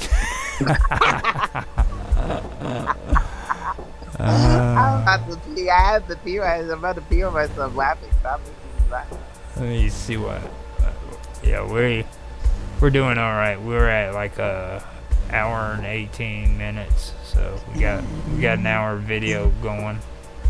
So if you want, man, we can cut it short so you can go to the bathroom.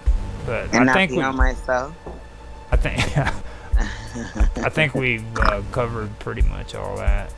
You know, I just wanted to go back over that copyright stuff so that we kind of get an understanding, because I've never checked through that stuff, so I didn't know.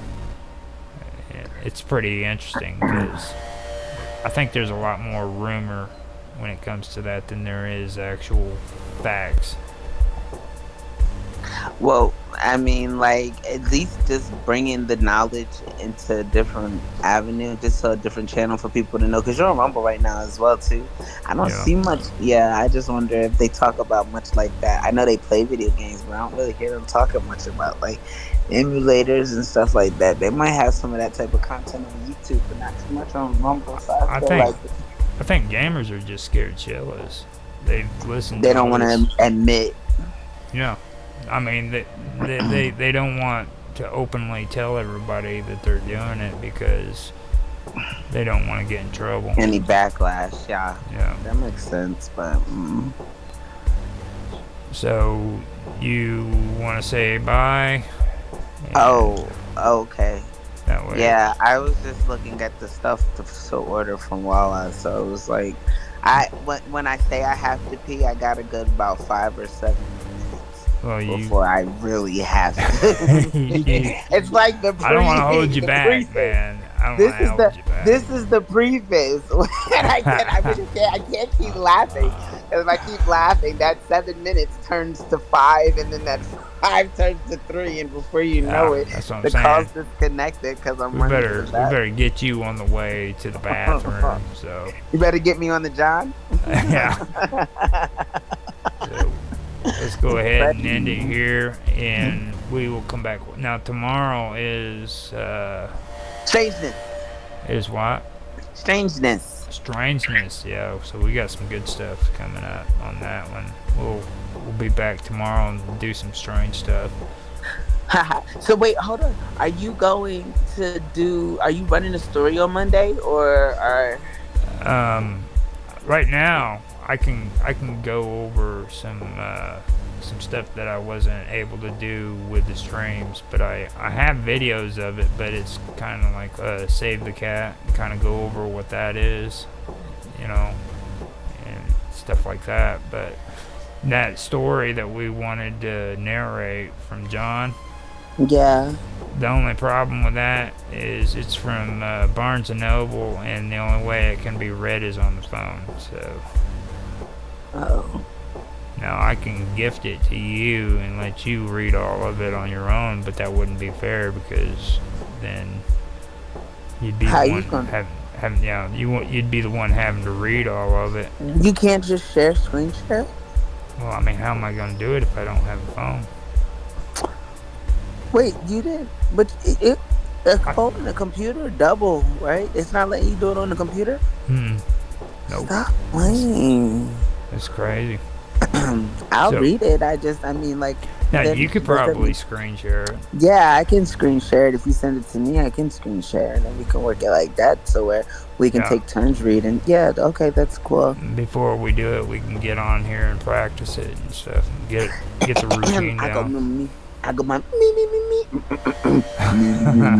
No, I mean like the screen sharing and stuff. I'm pretty confident in your reading and everything. You read better than I do, so. The screen sharing I can do on the phone. I don't know what was going on with the Mac yesterday, but the Mac's a piece of like, I'm just so fed up with my laptop, and I'm just the only thing I like about it is because everything's connected. So like, I sit my iPad next to my computer and I can work both screens, and I like that all my information is just like I can find it anywhere I go on any of my devices.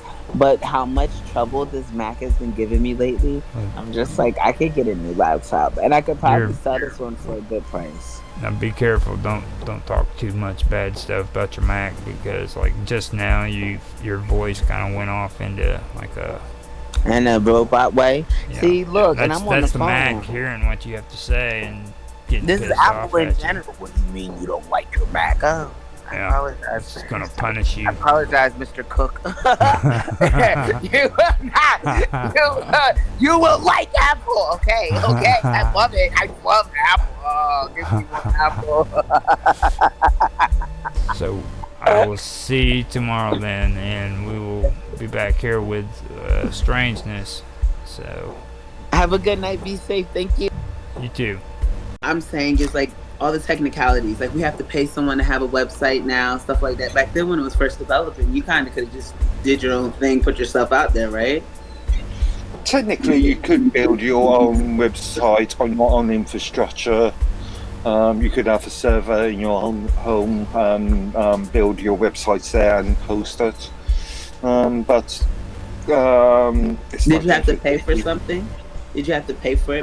You'd still have to pay for the internet connection, obviously. Well, the internet connection, but like, if I go to WordPress, I have to pay them to have my website. You know what I mean? That wasn't something that existed back then, though. So how would you go about building a website? And is there a way to still do that now?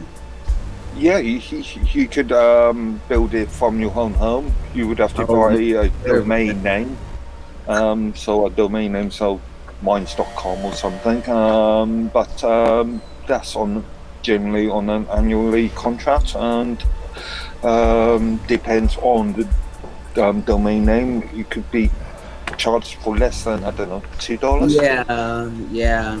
So that's what happened. You still had to pay though, yeah. I had a website and I was doing it on WordPress, but it was so difficult to like build it. So, and that's why I didn't renew. I kept it for a year and I had it, but it was like, and then I just didn't understand how to do it. And everyone was like, oh, you should use GoDaddy. You should go use GoDaddy. And I kept attempting to. My page was white and I didn't want it white. I wanted it to kind of pop at you. But I had no idea how to make the whole page color. I asked for help for this whole year and it didn't happen. So now I got to figure out a new place to put my website. I'm back. Hi. Hello. I seen you guys were into that cool conversation about the website thing, so I hit record so you guys know. You don't like to warn people about that anymore. That right there was good content. I couldn't let that go. You guys were actually having a good conversation, so ignore me and just continue your conversation. I was just wondering what's the free way to be able to like develop a website. But from what it sounds like, no matter what, you're going to pay a couple of dollars. But like, well, WordPress. We actually just went over this in Tech Talk. We were talking about first you need to decide if you want one, and I didn't know this either until recently, but you need to decide if you want one on the cloud or if you want your infrastructure to be freaking what is it? I'm always talking about them too, freaking server based. Third-party hosting or individual, your own hosting. Yeah, if you want it to be a server base or if you want it to be cloud. No, third-party hosting. Again, cloud is. Yeah, third-party hosting. Yeah. So then I have another question. If I have my own, can I charge people then? I can charge people to be able to host their website from my page, right? Yeah, depending on contract, but yeah, in theory. That's good enough. Oh. Yeah. That's good something to know. I fell for Wix, and I didn't realize until we were going through that stuff that freaking that's why it was so restrictive on trying to set up your website, is because freaking you have to go according to the stuff they allow you to put on your website. You know what I mean? That's again, if you self-hosting, then the only contract you're answerable to is yourself. Right. If you're hosting on a third party, then you've agreed to their contract. But you would have to develop your entire server from the ground up, right then? Yeah. Yeah, you can get pre-packaged sort of operating systems with the server already built into it, or you could like I've done, just build your own server from scratch. Okay, but like not a Minecraft server, because I have servers of Minecraft, but I can never use a Minecraft server to host. No, Minecraft is easy. You don't worry about the server thing. Oh, you No, I can was build saying your I own can't use a servers. Minecraft server to host internet. Go on Minecraft, and they'll set you up with your own server. You can go in there and build your world up, and then you can have people come in and like be on that platform. Yeah, but we're only doing that on Minecraft though, right? Like On that's Minecraft. Minecraft. Yeah, see, that's what I'm saying. No, and I wanted to tell you. Remember, I told you me and my baby got into it, and then I told you we'll apologize to each other later, and it'll be all better. It's so funny because when we were on our little break, I walked in the room to see what was going on, and he's in there making me a Minecraft video, so I'll learn how to not get killed by zombies, and I'll be able to build stuff. That's my apology video, and it's just cute because he's just like, oh, and I'm making your video where you can play Minecraft. I'm like, oh, okay, it's an apology. Like, yeah. Because they'll make me cards. I think it's cool. It wasn't even an hour. And he's just like, You wanna even be cooler to him? Accept me on my offer, freaking to play Pokemon 2nd Gen. Yeah, I never played Pokemon. Let him know. Before. You can be my partner because me and Rapids got this competition starting next year where we're doing what they call a Nuzlocke. I heard y'all talking about that in our interview. What is it? Can you explain it more? Well, there's certain things that you can and can't do. And with a Nuzlocke, like when you start out, if you go into an area, you can only capture one Pokemon, and that has to be your first capture. So before you decide to fight another wild Pokemon, you have to decide which one it is that you want. And if you don't want that one with Rapids rules, you can back out and run away. But if you fight them, you have to capture them. You gotta stay with the same one the whole time. So if that one's not safe, you don't have to stay with the same one. Like when you go into the second area, you can capture another Pokemon. So can you interchange the two once you reach to the second area? So like you have one, you fight it out. Okay. So that's cool then. All right. I mean, I'll make the attempt, but hey, I will not be held responsible for any losses that we endure. And this is my first time. Like, what do I have to do? Pokemon? I was hesitant at first, and I'm no big Pokemon fan when it comes to like the cards and stuff. But when I finally played the game, I was like, man, this is actually a good game. It's I like Pokemon better than I played the games, except for the cards. Yeah. Now, that was the first generation of Pokemon, though. That was the Pokemon that I remember when I was younger. The cards, right? No, the video game. I still refuse to touch the card game. So I never even knew there was a video game. I thought the card game came first. You're saying that video game came first? It came first. Oh, you're just saying that the one you indulged with was the video game first. Yeah. The card game. See, and that's where the weirdos are. Like, the card game is... What? Yeah. You have some nerve. I say I played seriously, the there's Pokemon weirdos, man. But I just got finished calling us people on Minds weirdos. I was like, yeah, but we're good weirdos. I said, I don't think we're really weirdos. It's like you go, we all have our weird concepts. I said, but all of our concepts kind of like parallel to some extent. Now, granted, we'll have some extremities, but for the most part, it's just different from the norm. Like, and that's kind of, I guess, what weird is supposed to be. And that's why I was saying, like, Minds is a great place for the weirdos. Yeah.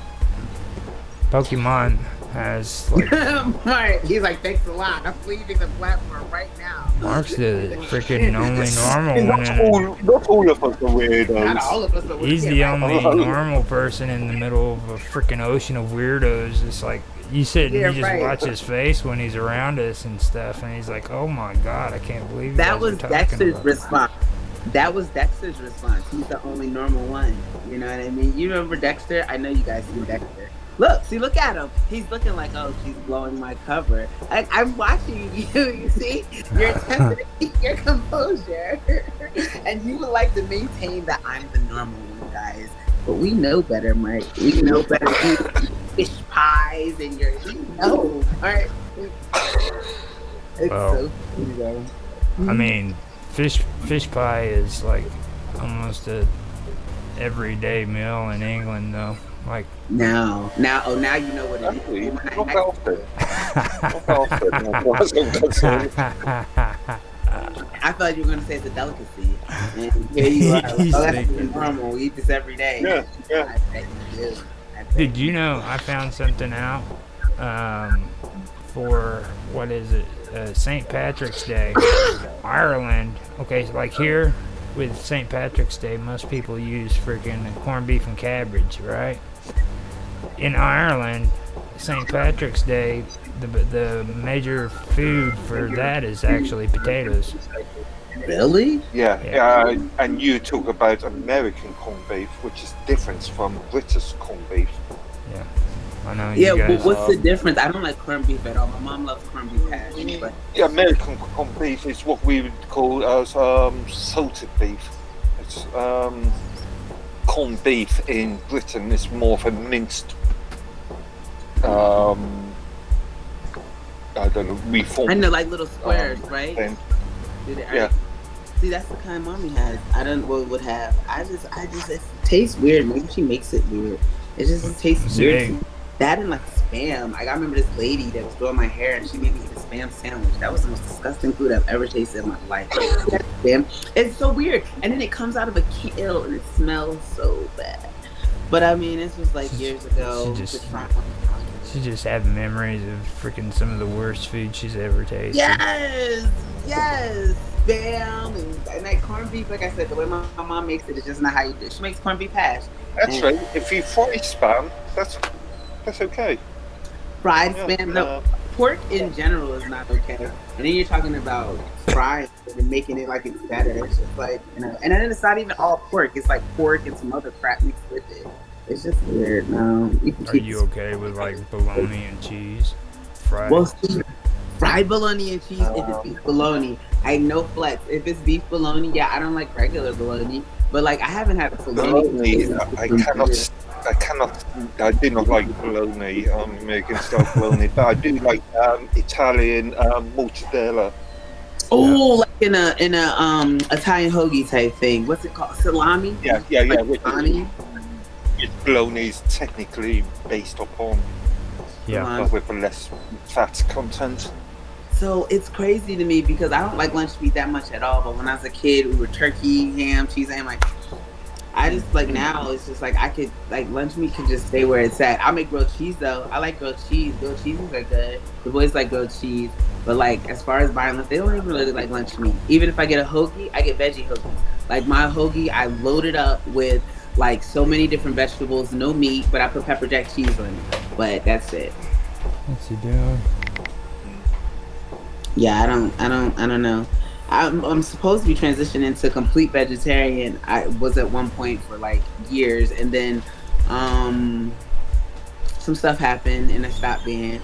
And now I would like to go back, but I would like to start with a fast before I go into just veggies. And I do a fast for like 2 or 3 days, or maybe like a day and a half, 2 days. I don't think I made it to a full 3, maybe 2.5, maybe, but no. And then my fast has to be 21 days. They say it takes 21 days to formulate a habit.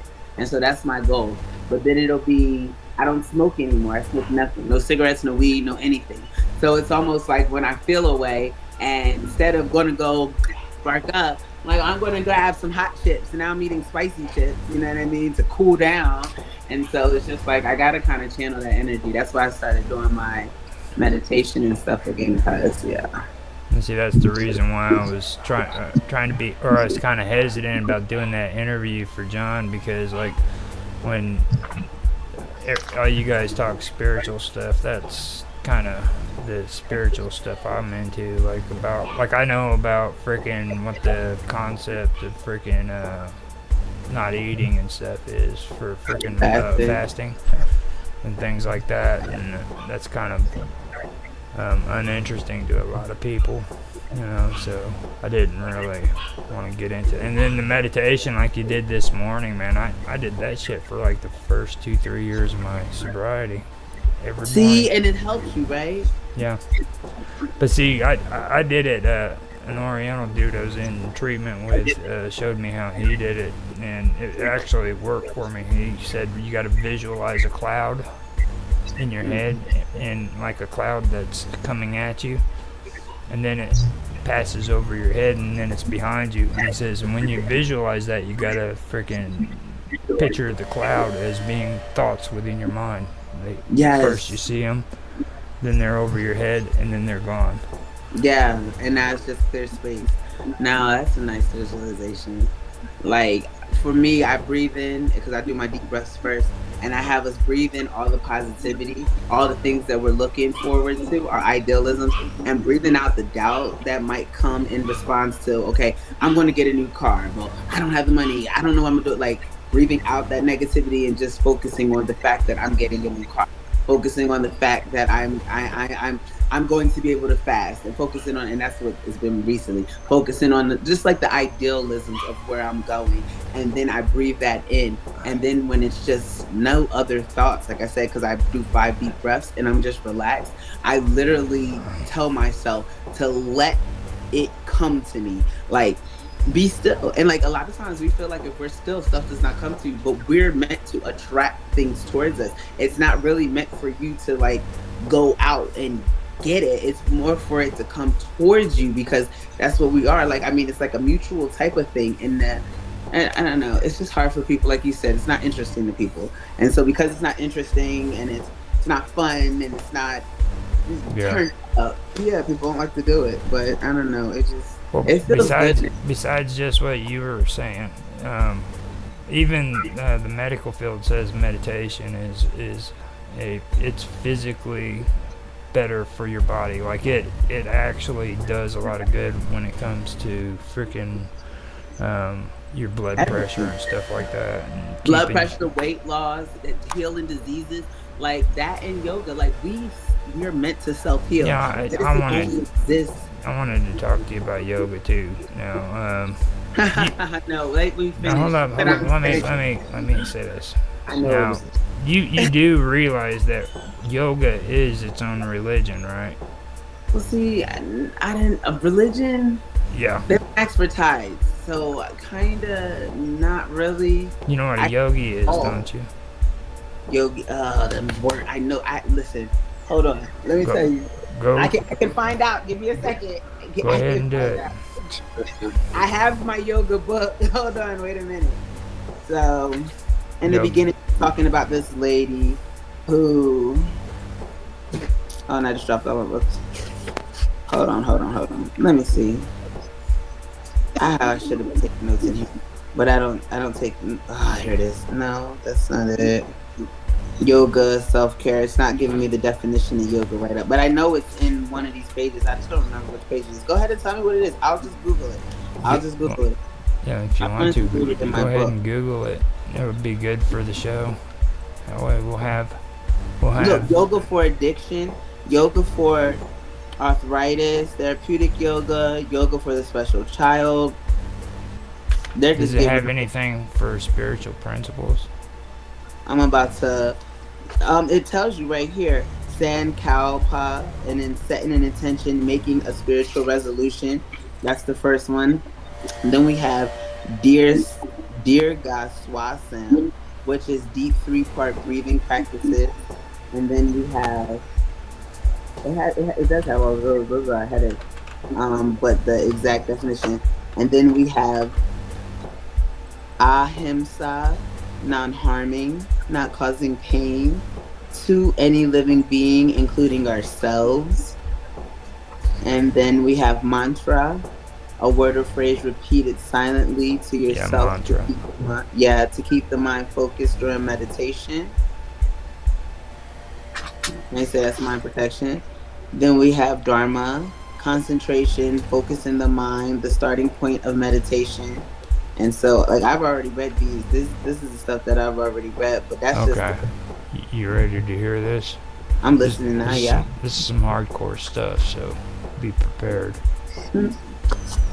The essence of yoga is to reach oneness with God, and that is from K. Petabai Joyce, and it says Hinduism contains within it 6 major schools of thought, or darshana, and that is Samkhya, Yoga, Nyaya, I always have a problem with this one.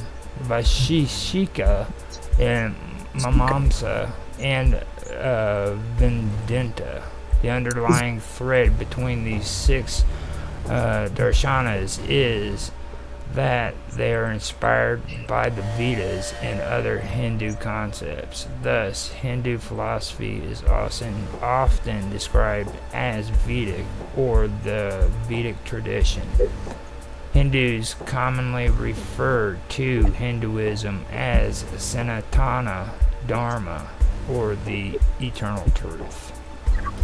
So it's actually a part of the Hinduism. It's one of the major schools of thought. So, but you know what I like is the fact that I was literally on my spiritual journey first, and that's how I came across developing the idea of incorporating yoga. It was, and so the fact that that's what's used, like it just proves to me that I'm listening to messages that are given to me, and sometimes I ignore messages that are given to me as well. But I know for a fact, the fact that you're saying that, the way, because I never thought about doing yoga, and my mom kind of shunned it as a kid. She's like, yoga's pointless. Like, my mom, she's different, and so it's just weird to me because it's like that's why I was drawn to yoga. Like, I got the boys into doing yoga and stuff. We have not been as consistent as we were, and we have to get back. But that's because I started prioritizing, how am I going to get this done? How am I going to have this for this? And that's why I told myself I had to relax, because the more I stressed, the more I started losing. And I was like, hold on, I'm losing too much stuff right now. This is not me. I don't lose. And so I had to regroup. Now, let me mute this for a second. I got a crazy dog who's freaking out because my dad had to go to the doctor. So now all of a sudden, she's wanting to whine and bark and go crazy. So. Oh, she's missing your dad. That's she so does it sweet. every time my dad or mom has to leave the house. It's How like cute. How cute. Oh. What kind of dog is it? Can you send it on a video? You don't have to. I have to pee. I'll be right back. Alright. Yeah, I'll be right back too. I'm gonna put her out on the chain. Let the neighbors put up with her. Okay. I'll be right back.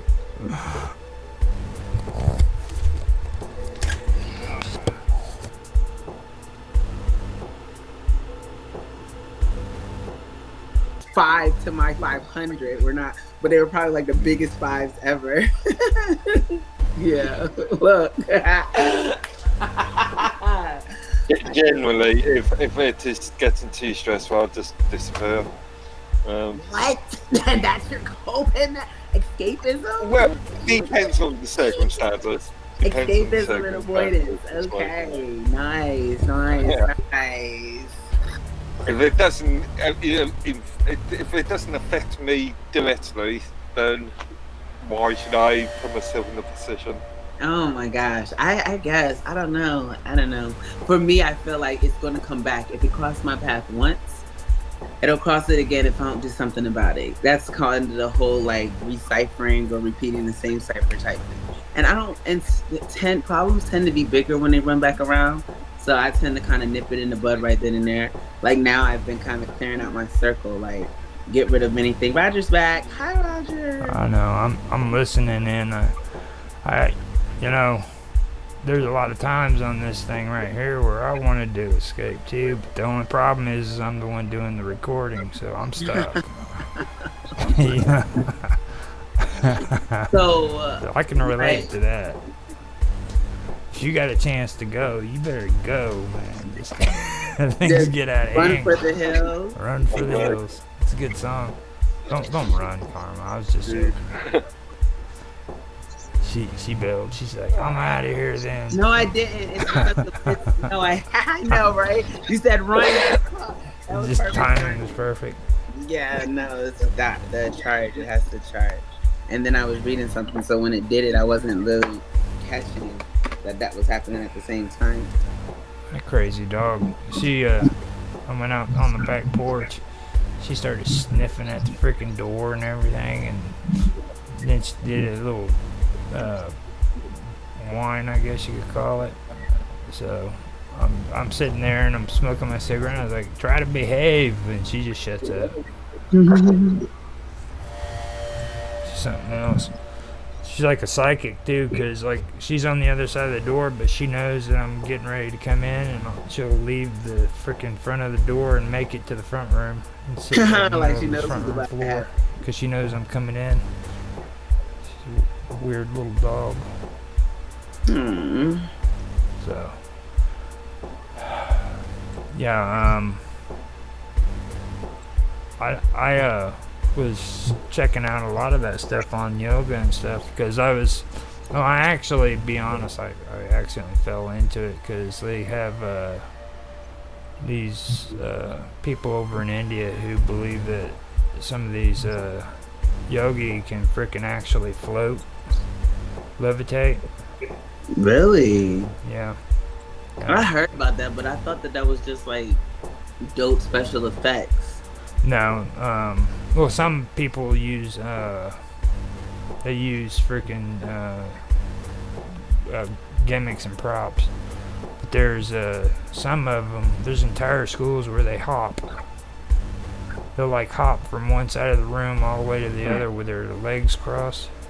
Really? Mm-hmm. Oh, I know what you're talking about. And it's like been crossed in front of each other, or yeah, like that, and they're kind of squatting. Yeah, I know what you mean. Yeah. They believe that if their mind is right, they'll actually levitate. Just interesting stuff like that.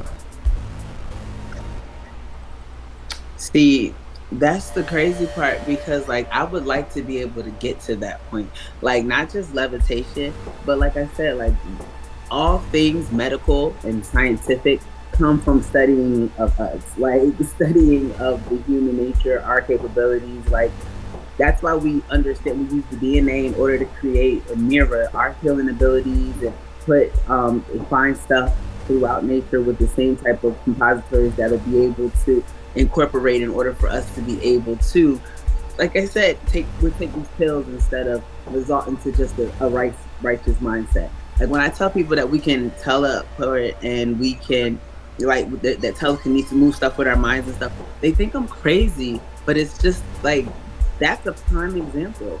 Like we're moving ourselves with our mind in the process of levitation. So I could only imagine that we'd be able to move more, and I know this, and that's why I'm so focused on I don't want to get.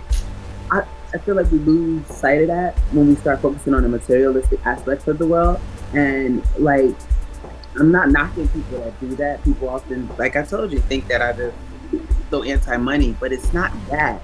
It's more like I'd love to be able to float across the freaking room, and I'm pretty sure that it'd bring me some money. You know, people would pay great dollars to see me float my ass from this side of the stage to that side of the stage. And it's like, now I have the skill set. The money's always going to be there. It's like, I'd like to develop myself in a way to where no matter what the situation or circumstances, I'm able to get it. Like, I don't know. People don't think like that. They just take whatever's thrown to them. And then people like me come around, and I just enjoy being broke allegedly. So I don't know. I posted last week's TikTok because I forgot to upload it on Odyssey. So I did last week's and this week's. What's up with Odyssey? Can you go live on there? You can go live on there, but you don't do that. Why not? Well, I do it. It's just you guys don't. You see, there's things that are on content that I have on here that I don't want to be live because they're uploads. So I take and I freaking I can't download live anyhow, so it's not really an issue. But let me finish my way of thinking. Just like if I got something uploading up and scheduled for YouTube, I'm not gonna live stream it on YouTube. You know what I mean? So I go to Odyssey and I live stream on Odyssey what I'm wanting to edit. So it gets the live stream, then YouTube gets the upload. The good one, yeah. I see what you're saying. And then the same goes for like Odyssey. If I want something on Odyssey, I don't live stream it on Odyssey. I live stream it on YouTube or on or something, right? And then I edit it. I stopped using Twitter or Twitch. I mean, because that's the most ridiculous platform I've ever been on. When you edit, what do you, cause like, see, so for me, I don't tend to edit my live streams. But what do you see the benefit? Like, is it just taking out like the dead air, or It's hard. It's a hard copy. Not only is it a hard copy, but you're like giving behind the scenes for the edited version that you're putting out. You know what I mean? Because I've noticed a lot of people don't like to see freaking drawn out parts where you're walking or running from point A to point B, so I take that out of the scene. Me, I always leave it. That's so funny. This is where I find I think that live streams is a bit pointless, because if you're editing it, you are recording it anyway, so why have a live stream version of it? Me personally, I feel like I'm cheating people when I freaking edit. You know what I mean? Because like, you take a look at a lot of these videos and it just seems like freaking everything is perfect. You know what I mean? But, right. That's why I want you to see my mess ups. Like I love. You know, I mean, the bloopers are at the end or something. Yeah. You know, and that's why I make my fail videos too. I mean, this goes back to the conversation we had with about what was it? Should he cast, or should he, whatever it was, the medieval film you're talking about review like last week. It's all about production value. Yeah, I know. So I'm just thinking. Well, like editing, whenever I told you about freaking Esoterica, okay, I wasn't thinking that you would actually enjoy esoteric teachings and stuff. I mean, like, editing value, I think you would really like that, because he's a professional, okay? He does his shit right, you know what I mean? And, like, if you compare him to the video that I watched that you posted was great when it comes to information, you know what I mean? Don't get me wrong on that. They said a lot of good stuff, but they could have done better on their editing.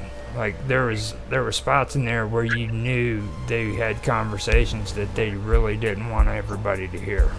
And I mean, and that shouldn't have been obvious, you know what I mean? They should have made it more transparent, where it kind of glides from one scene or clip into another one. But you could literally tell they cut that scene out because they started saying stuff they didn't want everybody to hear, you know. And then they just jump back like, yeah. I mean, those are kind of. Granted, editing could always be improved, no matter in what situation you're in. But like, just in my opinion, Esoterica, the guy on there, he's probably the best editor I've ever seen when it comes to videos, and I've watched shitloads of videos. That guy is on the dot. I mean, that one I showed you at the beginning, you could see where the cut was, but it was smooth. You know what I mean? It was a smooth transition, and that was within the first minute and a half. You know. And that's just the way he's always done his videos. And then cuts. When you make cuts on your video, you gotta know the perfect timing and when to do it. You just don't make cuts. Now I started just making cuts on some of the video games I do, but the only reason why I do that is because there's no other option, you know. All of your single or all of your own videos are not scripted, aren't they? No, I don't create the script beforehand. I tried to script, but there's only one problem. It's encounters with other people. Whenever you have other people on there and you try to script it. You know, and then you need to set up agendas and stuff, all that sort of stuff. You're such a sweetie. Now, I personally like doing it, but when it comes to script, I would rather do freaking a PowerPoint. You know what I mean? Come up with a certain topic that I would like to talk on, and then let everybody discuss it. And then when it's time to move on to the next subject, you go down the list. You know what I mean? Points to adjust. Mm-hmm. But the scripting is I did narrations on my older ones. I did Forgotten Realms. I did that, and D&D. I did some on some stories that I had done, and what I found was it's better to just try to use a narrator with a different voice, because my reading sucks. And a lot of people give narrators a hard time, and I'll tell you right now, the reason why they do it is because they're lazy. They don't want to go in there, and they don't want to adjust the way words are being said. If you actually go in and you edit your words to where the narrator sounds normal, you can barely tell that it's a narrator doing the story. You know? Mind you, good voice actors are is an extremely good profession. Yeah. Well, not now. AI. Well, AIs. I tried AI whenever Robot and them were talking about the other day, and they're really horrible. Yeah, I can. Yeah, you lose the inflection. There's no feeling. There's no feeling. Yeah. The voices are the same exact voices I use with my narrations on Google. Like I can actually freaking pull up my narrator. He's talking about that Amatu Rock. That book right there. He sounded kind of like mysterious and dark. Like I didn't hear it. That sounds more robotic to me. Yeah. I've got Read Aloud, and Read Aloud has like shitloads of freaking voices that I can match up to the stuff that I'm writing, and all I gotta do is go into the words, and I gotta edit it to where the voice matches with the words, you know. So it's a slow process, don't get me wrong. If you're wanting to make an hour-long video with a narration, it's gonna take you at least freaking a week and a half. Oh my gosh. Yeah. But it's worth it, because then you can change up voices. Like if you're trying to do a story and you want it to sound like 3 or 4 different people talking, telling the story together, you can switch up voices in between each page. Oh, that makes it cool. Yeah. Just cool stuff I learned about that stuff. I mean, I do like doing that. I like for people to see like me, because then like when you're not rocking with me, you're not rocking with me because something I did, something you saw with me, not an edit, you're like, you know what I mean? Like instead of me presenting my perfection, I just like to present my present over my perfection. I'll reach my perfectionism, but in the process of me reaching my perfection, this is the Joe. You have the ability to grow with me, to learn with me, to help me develop, to see how I develop, if I develop, or if I stay the same forever and ever. You edit it, puts that away because you're already just searching for the perfection, and that's all. But I get it. Everyone edits. And then like half the people are making stage content in the first place. One thing I like about our stuff is it's not staged. You kind of get what you get while we're here, and then you'll go back in and clean it up later. Yeah. Well, when it comes to this stuff's untouched. I mean, I can go in and do some of the suggestions when I get all these 8-hour blocks done, you know. But everything right now is untouched. I mean, how long does it take you to do the 8 hours? Is that what? I've got one right now that's going, and I started it yesterday at like just after we did our tech talk, and it's now at 2 hours and 52 minutes. No, but you edit those, right? So No, no, that's what I was asking. So that's the live stream. The pretty much you get what we give you raw, filtered. I put it into an 8-hour block, and then I put it on 24/7 live stream. So, and I did a halt on that too. I told Karma this already, Mark, but I did a halt on it, and why I'm doing that is because I want to back them up on YouTube. I'm going to live stream them each till they're done. That way I don't lose them if something happens to the computer or something like that. So, and what else was it? But yeah, I'll mess with it. No, Tan was talking about making little clips, and I want to do that too, because there's like certain things that we've talked about that I could put on as little clips, and I know a guy on YouTube who does that too. He doesn't make like huge interviews. He'll do like maybe a 15, not a 15, but like a 5-minute clip of asking somebody a question and that person answering it. Who is that? Sure. He's a tech guy. Oh. I forgot his name, but he's always on there. He's especially now you've got these YouTube Shorts. Yeah. Functionality, which I don't see the point of personally, but yeah. And I think the ideal sort of time is about 15-20 minutes. Mm-hmm. As far as to keep people's attention. Well, see, I get argued with about that. Like all these streamers seem to not believe it, but they don't understand. They're the ones making the videos. They're not the ones watching them. You know. Yeah. And like that, I've gotten better reception from the 15-minute videos that I do now on YouTube than what I did with my 45-minute videos or my hour videos before.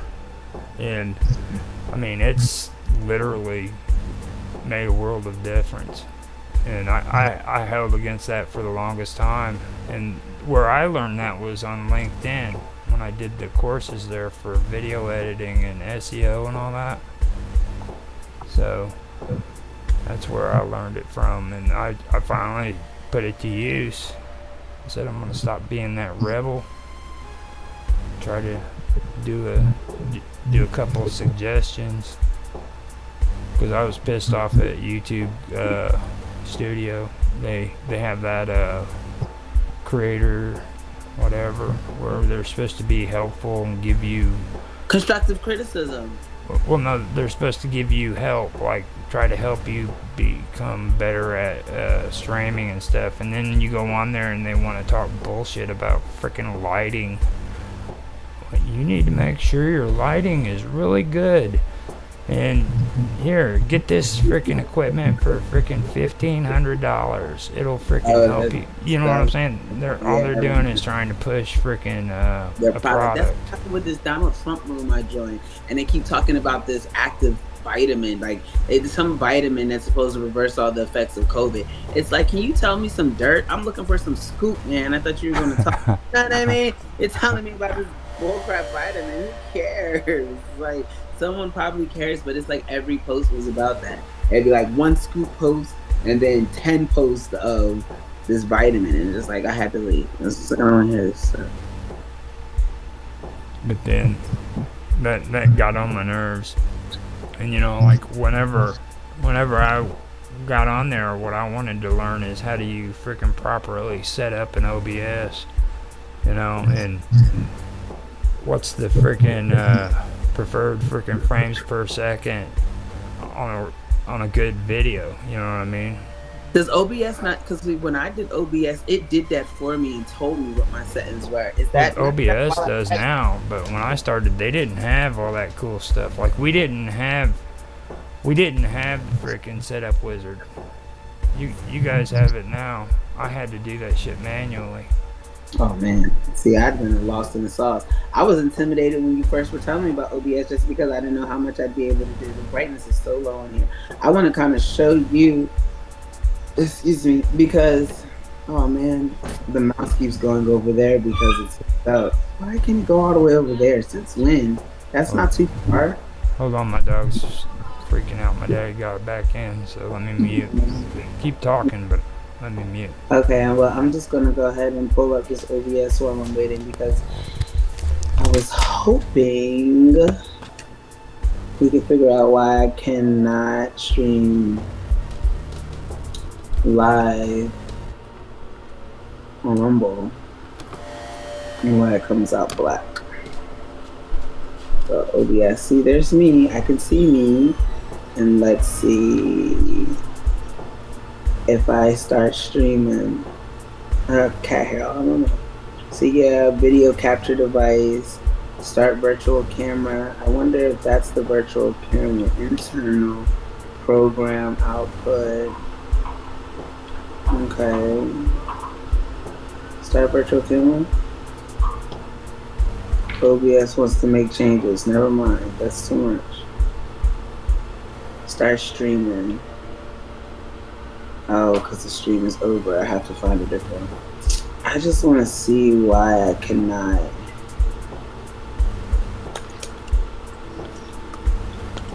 So I have OBS set up, right? And I was doing it on Rumble, but the day I did my thing on Rumble, and I showed a lot of good stuff. The day I did my thing on Rumble, it recorded it as a black screen. But on my thing, it says that it's not a black screen. And so I'm hoping I can have you smart gentlemen help me figure out what. So let me just create a new one. And then it says what? I'm just gonna say testing. And then 1, 2, 1, 2. Thumbnail, stream as yourself. Yeah, maybe I'll stream it as myself, so then it's not the joke, but I probably get more traction. Only you can watch this stream. Unlisted. Only people with the link can watch this stream. Make it. There we go. Okay. So, are you able to put that on the stream? What I'm about to do is share my link so you can tell me if you see me. Go to the link on your laptop and click on the link for Jitsi and screen share. Oh, okay. I know what you're talking about. Hold on. We can take care of this. I want you to tell me if you can see. No, I can't see nothing right now. No, hold on 1 second. I haven't done it yet. I just started. I don't even know where this thing is at, though. Where is Jitsi? I don't know. I mean, not Jitsi. Oh, yeah, that's right. Element. The Minds chat I use on my laptop is in Element, and I'm looking for the visualizations is the easiest way to really start somebody out when it comes to computers. Like back in the day, whenever not too many computers have them anymore, but like the drives where you put the CD in, that's the best way to freaking explain to somebody about how computers work, okay? Because like the best way to do it is to say, look, this is how a computer works, and you hit the button and the disk drive pops out. Now all you have to do is put the disk on there and push it, okay? And the computer will take care of everything else. You see? Oh shit. Okay. I mean, that's the basic freaking easiest way to understand it. I can still hear it in the echo. That's on Windows too. Without the echo. And it's still that's on Windows too, but not on Linux. Max. Okay, so look. Now screen share your OBS. Okay, but can you just tell me right now if I'm on Rumble? Hold on, not right now, because it's not ready. Well, yeah, because I haven't put the stuff in there yet. I haven't actually touched. I've only touched OBS for about 5 minutes this year. I've swapped over my daily workstation back in November. I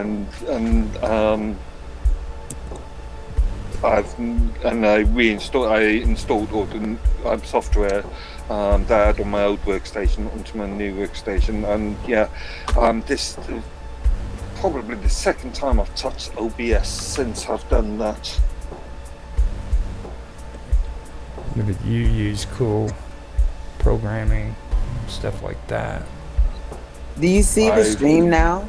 I'm on Rumble. Do you see me on Rumble? What are you streaming out of now?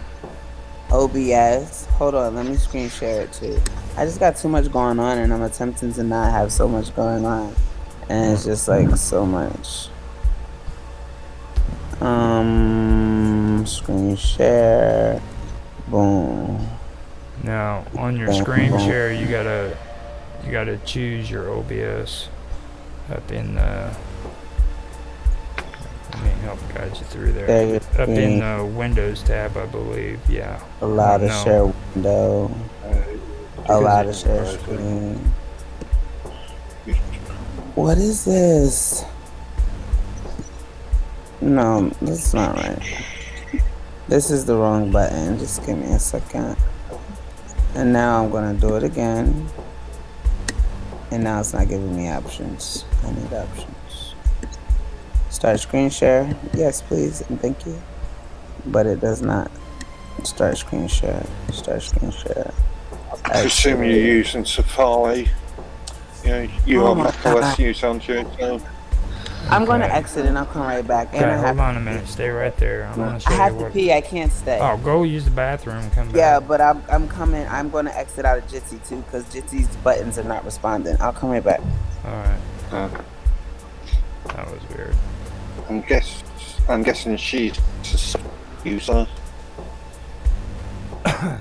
That's.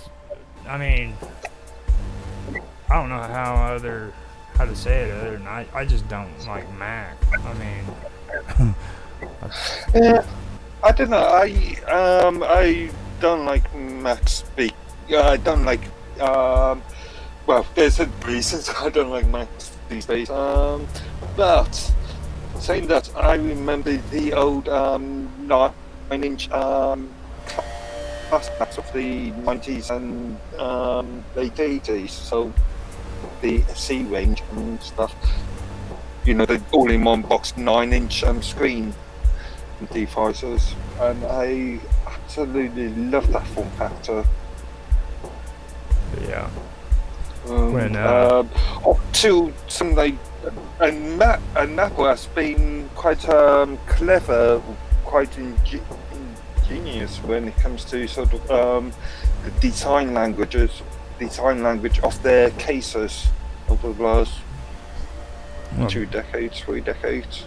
The thing that held them out above freaking Windows was the fact that, like, for the longest time you couldn't freaking infect them with viruses and stuff,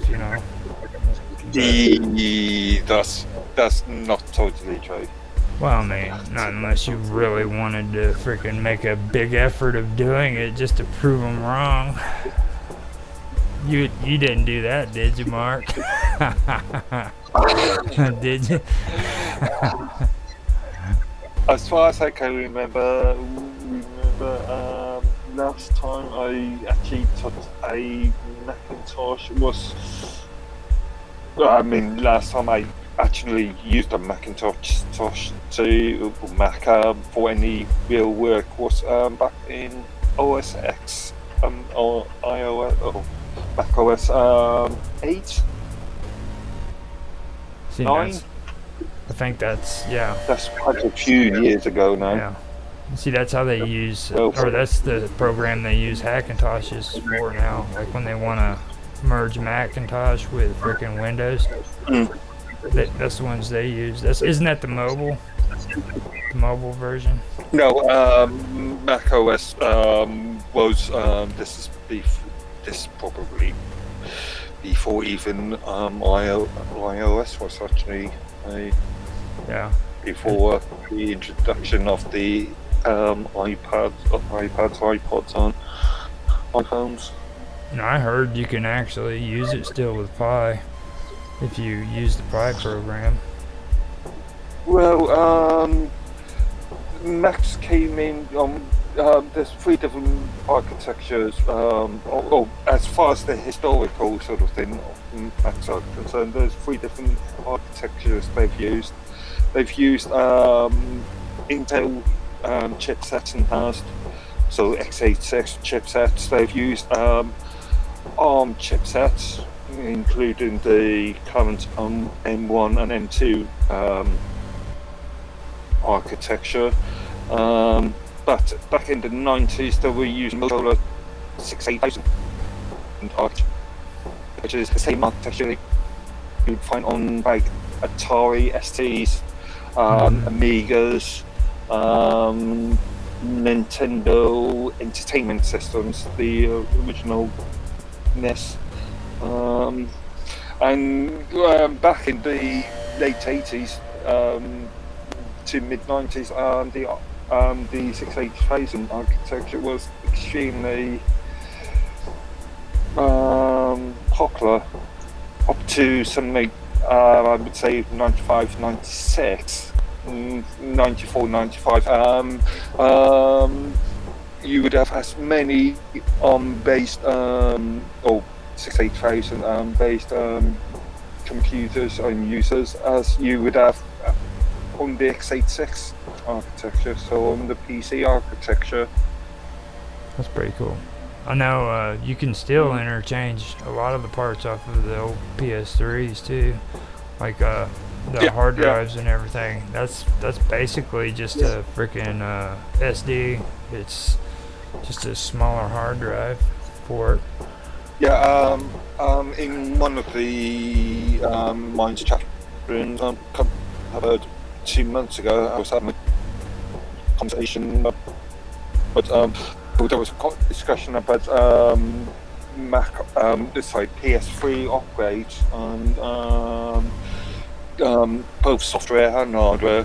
And I was going and I was looking through sort of hardware upgrades. Still, can you hear me? Changing, Yeah, we can hear you. Changing of thermal paste. Yep, I've actually had to change. I've actually had to take a PS3 apart and put it together, and like the thermal paste, it's the same exact thing. When you say that, I mean that's it's there's no difference. As a matter of fact, I got the video of where I took the PlayStation apart and put it together. So. And in fact, because PS3s are considered old now by the majority of customers, old second-hand PS3s are very easy to come by. You can spend, I don't know, less than $50 on them, and then use some spare parts. I was thinking about doing it because of how cheap they are. Yeah. Let me see. I did that maybe 3-4 years ago. I've got it on my working with audio and video a long time ago. Why does it work now today? It's not working. It's never usually working. But see, look, I can see myself on Rumble. I can, so it's working now. See, there you go. It never works. But how come it only works if it's private?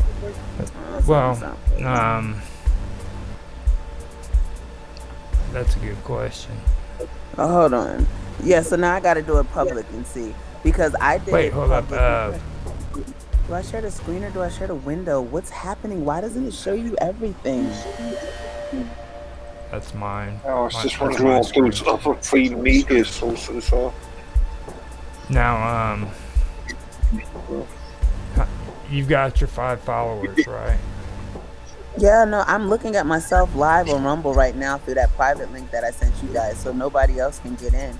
But it's showing me. But listen, when I did my last video, I have it recorded. Like, hold on, because I keep attempting to share the screen with you, and Jitsi is only letting me share part of a screen. It's not doing it. And now I'm so confused because I think I just closed out the internet. Can you people see me? You can still see me, Yeah, can't I can you? see Yeah. you. That's crazy because on mine is blank. Hold on. So I pressed this button here. I did the screen share button. There should be, let me put this down maybe. And let me see this here. I need to take Rumble out. And I'll take Rumble and put it on its own thing. There we go. I can at least do. There it is. Allow share screen, allow share window. So maybe share window. No, every time it does this. I don't want you to do that. I want you to like, look at this thing. Why is it tiny like this? Do you see something? Am I No, sharing I don't. anything? Oh my god!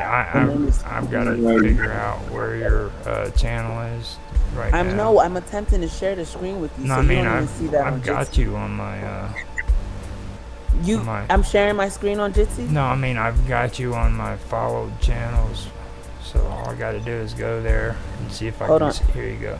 Oh, you're not going to see it because it's private. It's the link in our chat. You're going to have to go to it for the link in the chat because I made it private because I didn't want people to come on being like, freaking hit, make it public. Just make it public. That way I can check and make sure that your stream's coming through. I've got a video right here in front of me, 3 hours long. I see it right now. It came through. I can see perfect everything. What's good? Shout out to the Most High God, first and foremost, because you already know, like, duh. It's 11:11, so we're going to focus on the fact that I am amazing, I am wonderful, I am beautiful, I am successful, I am achieving, I am receiving, I am commanding, I am in control, I am magnificent, I am marvelous, I am a winner, I am grateful, I am delivered, I am delivering. No, that's the old thing.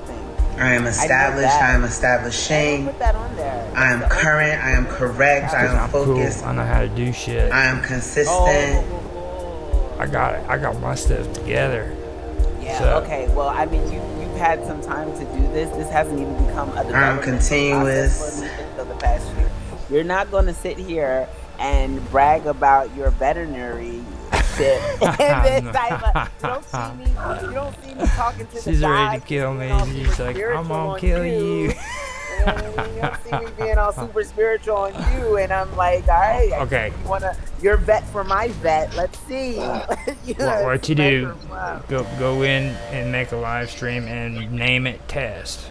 Okay, just name it. I did that already. That's what it's now, but it's private. Well, you got to do it public so I can see it. Because what it is when you stream it and I look at it, I can tell you if it's coming through. Yeah, because that's what I want to do. So I'm attempting to end my. Oh, I gotta just end this. Stop streaming. Okay, so that's why I'm confused at. But I'm also confused at why I cannot share my screen for Jitsi. So, allow share window, allow share screen, allow to share screen. See? Do you see my screen? Well, first of all, you can't set up. Just your camera. Oh, see, it's anyway, I'm going to have to run. I'm going to have to run the phone call just now, and I need to sort something out. So I'll speak to you. I'm glad you came by, man. Like I said, we're gonna be on here for about another 2.5, maybe 3 hours if you want to stop in again. It's not like a set in stone thing, you know. So it's just I'm going to be away from my desktop. I can use my laptop or my phone, but sound and video quality is going to be less than adequate. It's up to you. It's just so yeah, I'm gonna be. You know, I mean, it's like I said, it's just a time to chill out, hang out, stuff like that. So. Okay. You may see me a bit later, maybe. All right. Thanks for coming in by and checking in see you later. and hanging out with us. Just doesn't seem right without you. All right, here we go. Do you see anything? Like right now, I'm on here with you, okay?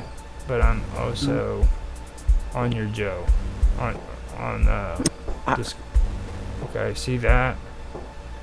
Yeah, but so am I not sharing the screen with you? Well, I mean, let me find out. Do No, you you're see not. it? It Screen keeps telling shared. me I am. Why is... That's what I was having a problem with. Because it says... Now, I've got that on your Joe. Now, when you go in, you got to go onto your profile and you got to set up your live stream first. Okay, so right here on your main page. Let me see. Hold on, I'm attempting to end the stream. It's supposed to be ended. It says that I ended it on OBS, but it's still here.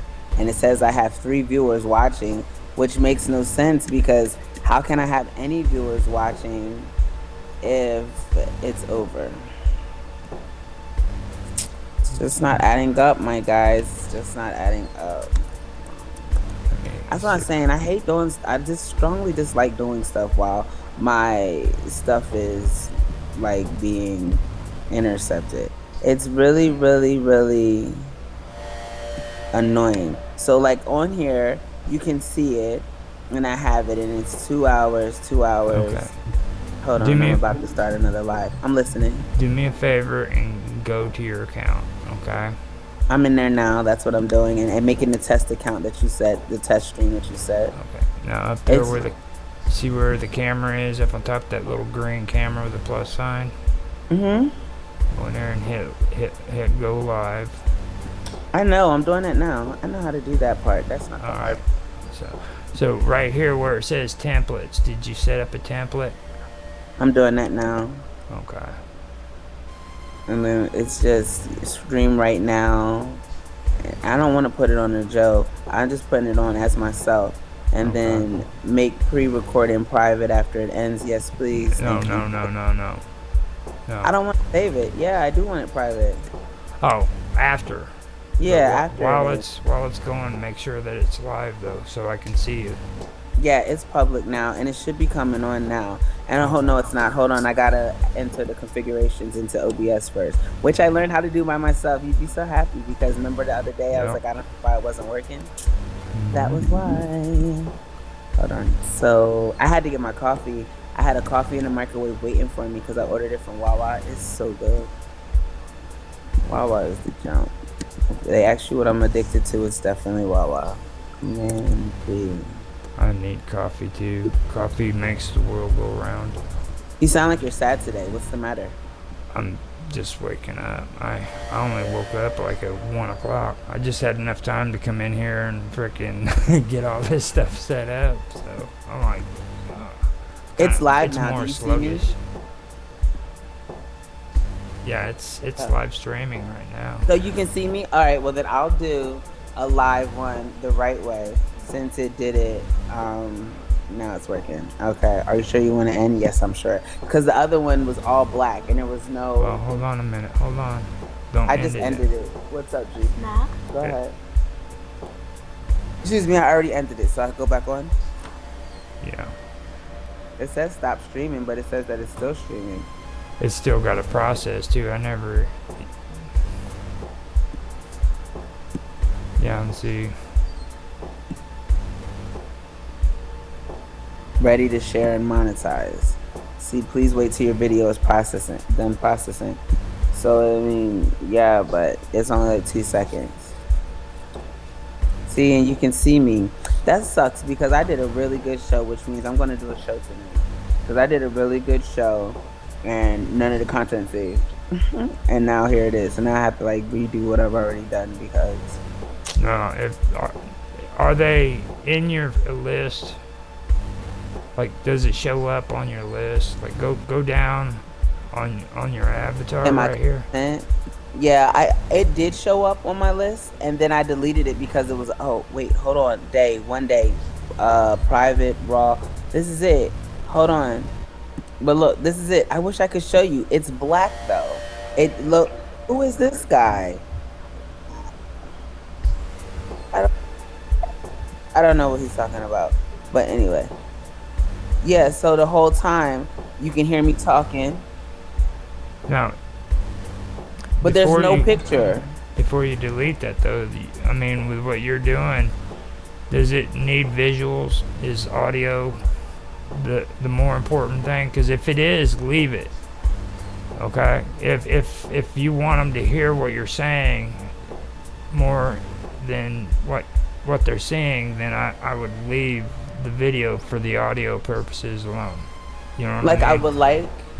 I do, and that's why I kept it still. I thought I deleted it, but I mean, like, not only that, it's a lot of stuff that I did share for once, which I usually don't share, that were visuals though, and I think that might be the reason why it's not there, because I had a lot of decent visuals, and like it's an all black screen, which you can see me right now, because like I'm not getting why it would be like that, because OBS is working properly. I see myself like you showed me to make sure I could see myself. I don't have the eye hidden. Put the eye on, it goes away. And then look at this. This thing says program seen. And now for this, I wish I could share my screen. There's two of me. There's not just one of me. Because before when we did it, there was, is that because it's in studio mode? Oh, yeah. Let me take, yeah, it is. So studio mode makes it two. See, I'm just learning this. Literally, the day that I asked you for help was the day I downloaded it.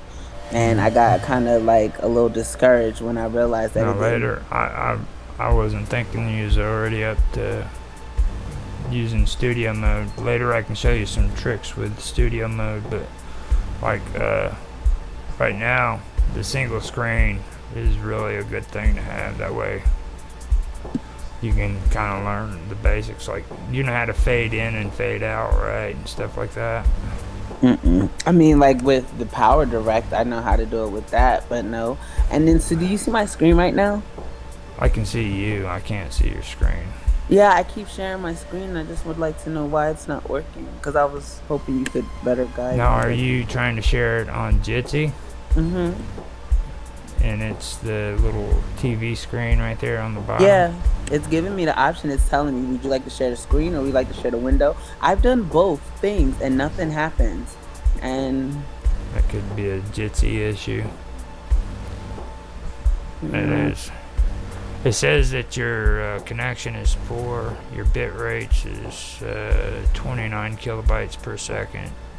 Maybe that's what it is. Do I sound different? No, you sound fine. Your resolution is 1280 by 720. You might want that. You can see all of that? Yeah. And you have a frame rate of 1. And it bounces to 2, 1 and 2. You see, it's like, and then what it's showing me is showing OBS. It's telling me, so share this screen. Yes, I'd like to share this screen. I press share this screen, and you don't see me. Everything seems, I mean, the only thing I would say is the freaking, the bit rate. I don't know how to change any of that stuff, so yeah, I don't even know what that means. Like, okay, start live stream. There's no way that it would still be what it is. It's really more of your internet connection. There you go. You got a whiteboard. No, that's a whiteboard. I just you did the whiteboard though. That's good. Yeah, but when I watch, so when I go to share screen, start sharing screen, yes please. It's like not even an option anymore. It's usually a little gray pop-up box. No, drop the whiteboard. There it is. Allow to share screen. And then it says, choose content to share. Notifications will be turned off by sharing your screen. Presenter overlay off, small or large. And then it says screen. So I press large, I press screen, and then it's like, no, I want it large. I'd like you to do it like that and share it. And then it makes it look like it's sharing it, and it doesn't share. Apple, what are you doing? Yeah. Do you see me? It keeps sharing my screen to myself. Like, it's sharing my screen with me.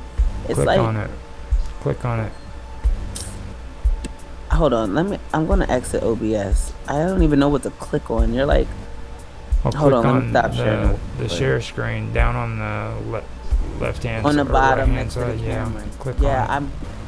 Every time I click on that, it asks me which screen I would like to share, and I keep ping-ponging between the two options it gives me, and no matter what option I click, maybe it's because I have OBS open first. See, look. Allow meetjit.c to share your screen.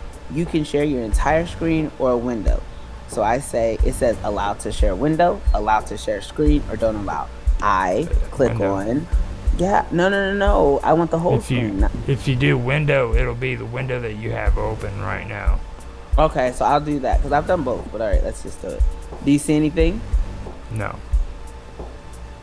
How about Absolutely nothing. That's what I'm saying. No matter what, it gives me the same pop-up. Except now, did your tab move you? Did your tab move you off of Jitsi? Kinda. It's like a little square box at the top. I'm going to close OBS because it keeps asking me if I want to use OBS. So let me see. Share screen. I'll be right back. All right. That was interesting. It's like something's not right because it shows me your old notifications. You're probably just hacked, and that's why.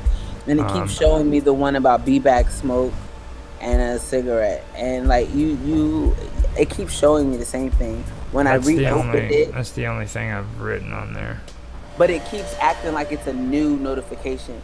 And then the whiteboard was open when I came in here. I already hit the whiteboard, but as soon as I came back, you backed out and came back in too.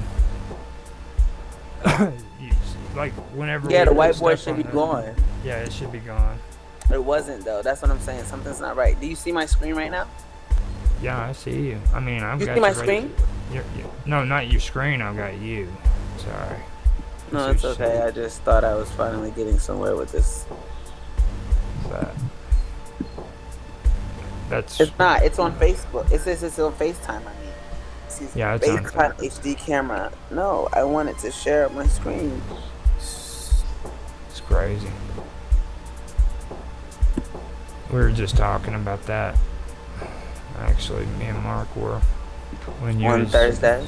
No, it was just a little while ago when you was getting on the laptop. I was talking about how freaking they used to have a reputation for freaking no viruses and shit, and now it's just gone to shit. Yeah, like that was the whole point, because Apple was something I aspired to. I've had Asus, I've had HPs, I've had like Dells, and right now I have 2 Chromebooks in the closet. But the main reason I was I'm going to have Apple products is because supposedly you're less monitored, because it's the uppity elite. Hey, we don't want you to know what we do, so we're going to be as secure and tight as we can.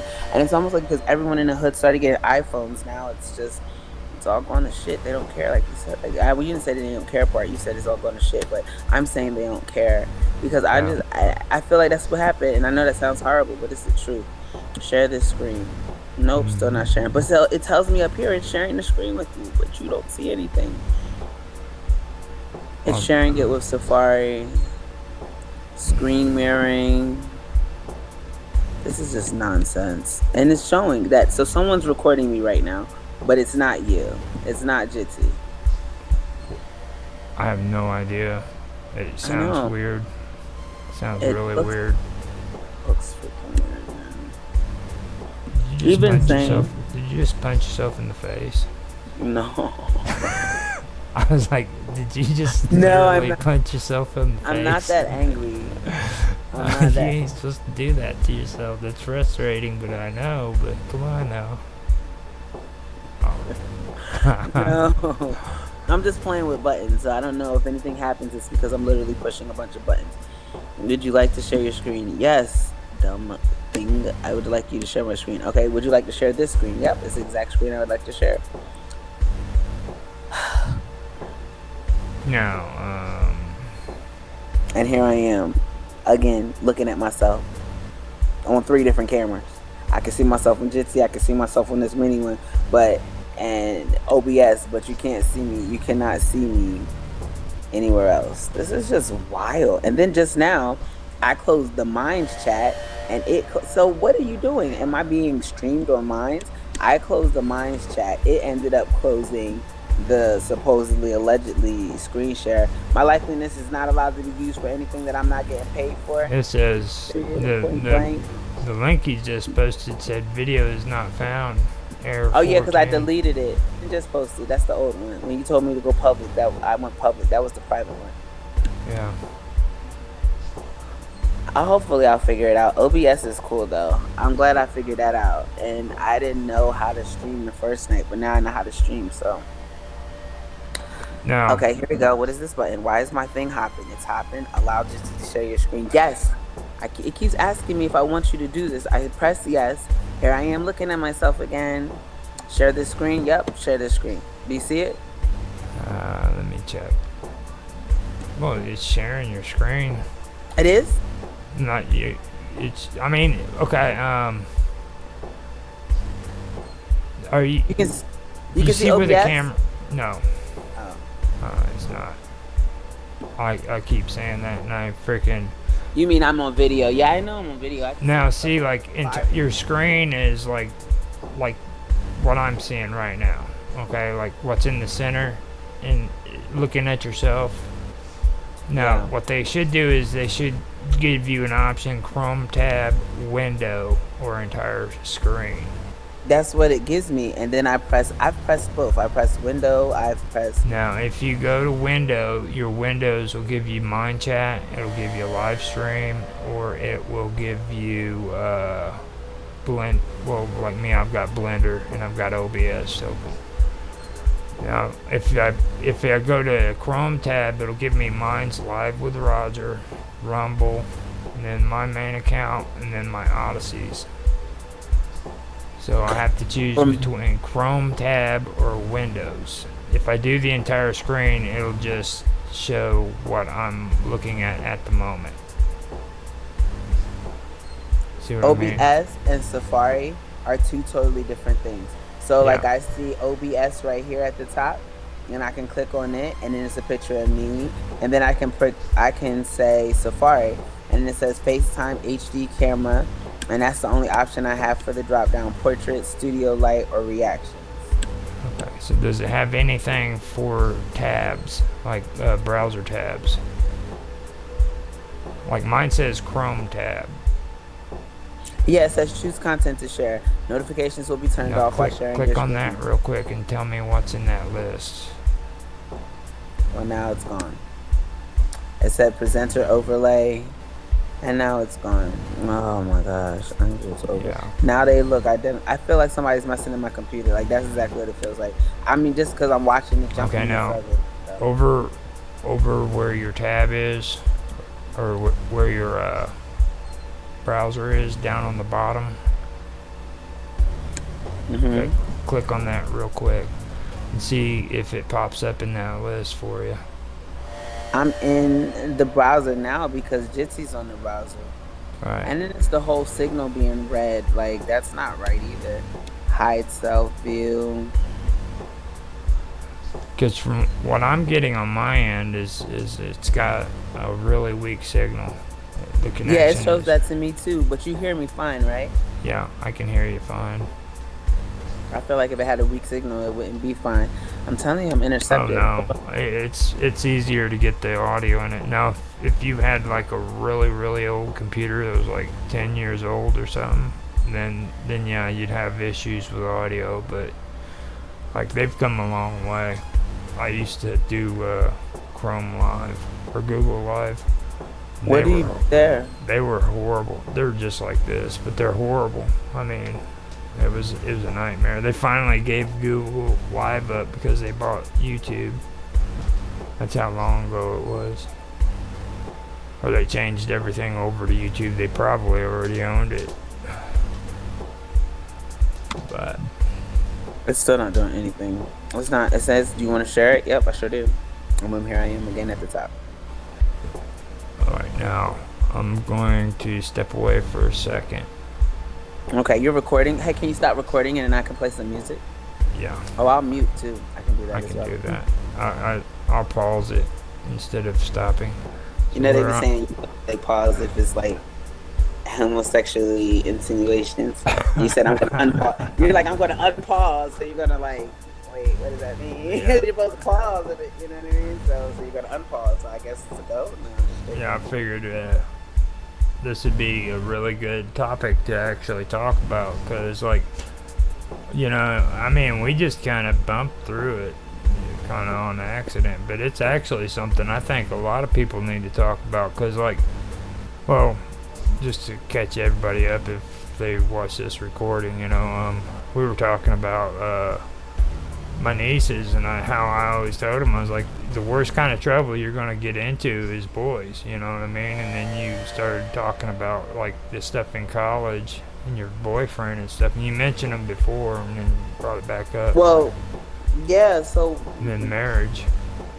My college boyfriend was different from the guy I ended up getting married to, even though I was still in college when I met my husband. My boyfriend in college, like, he was just like, I don't know, his dad cheated on his mom, had a whole separate type of family, and his mindset was like, I can do that too. And so we were cool. Like, minus a relationship, we could have been best friends. Like, we used to call each other PICs and stuff. Like, that was my, you know what I mean? That was my, we would have fun and stuff. Open him up to being more free and less uppity and like snooby and like fake snobby, because he'd be real uppity, but then you're failing in school. So it was like, you might need to relax a little. And so that was, like I said, I think he's the first person I smoked weed with. Like, I wasn't smoking weed. Well, no, I smoked weed one time with my roommates, and that was the only time, and I didn't like it because I slept more than I've ever slept, and it was a mess. And I said, I don't like that. We went to a party, and it was the only party I went to, and they used to make fun of me because I didn't know how to dress. I was dressed like I'm the doctor's daughter who didn't play revealing clothes. So I had like a sweater on at the party and thinking that I look hot, and everybody else was like no clothes. I'm like, oh wait, this isn't nice attire. So partying life wasn't for me. But when I got with him, like I said, like we would be smoking weed, missing classes, stuff like that. Like, I got his GPA up. So our freshman year, at the end of the freshman year, that's when I met him. And I helped him so he could stay in college. Sophomore year, we were like this. He was going to school for nursing. He had to take school for classes for psychology, and I was a psychology major. So we made sure that our schedules aligned. He made sure that he was there, and you know what I mean? Like, that was kind of like the storyline. But we were always coming in late, always coming in high. Like, it was just like horrible.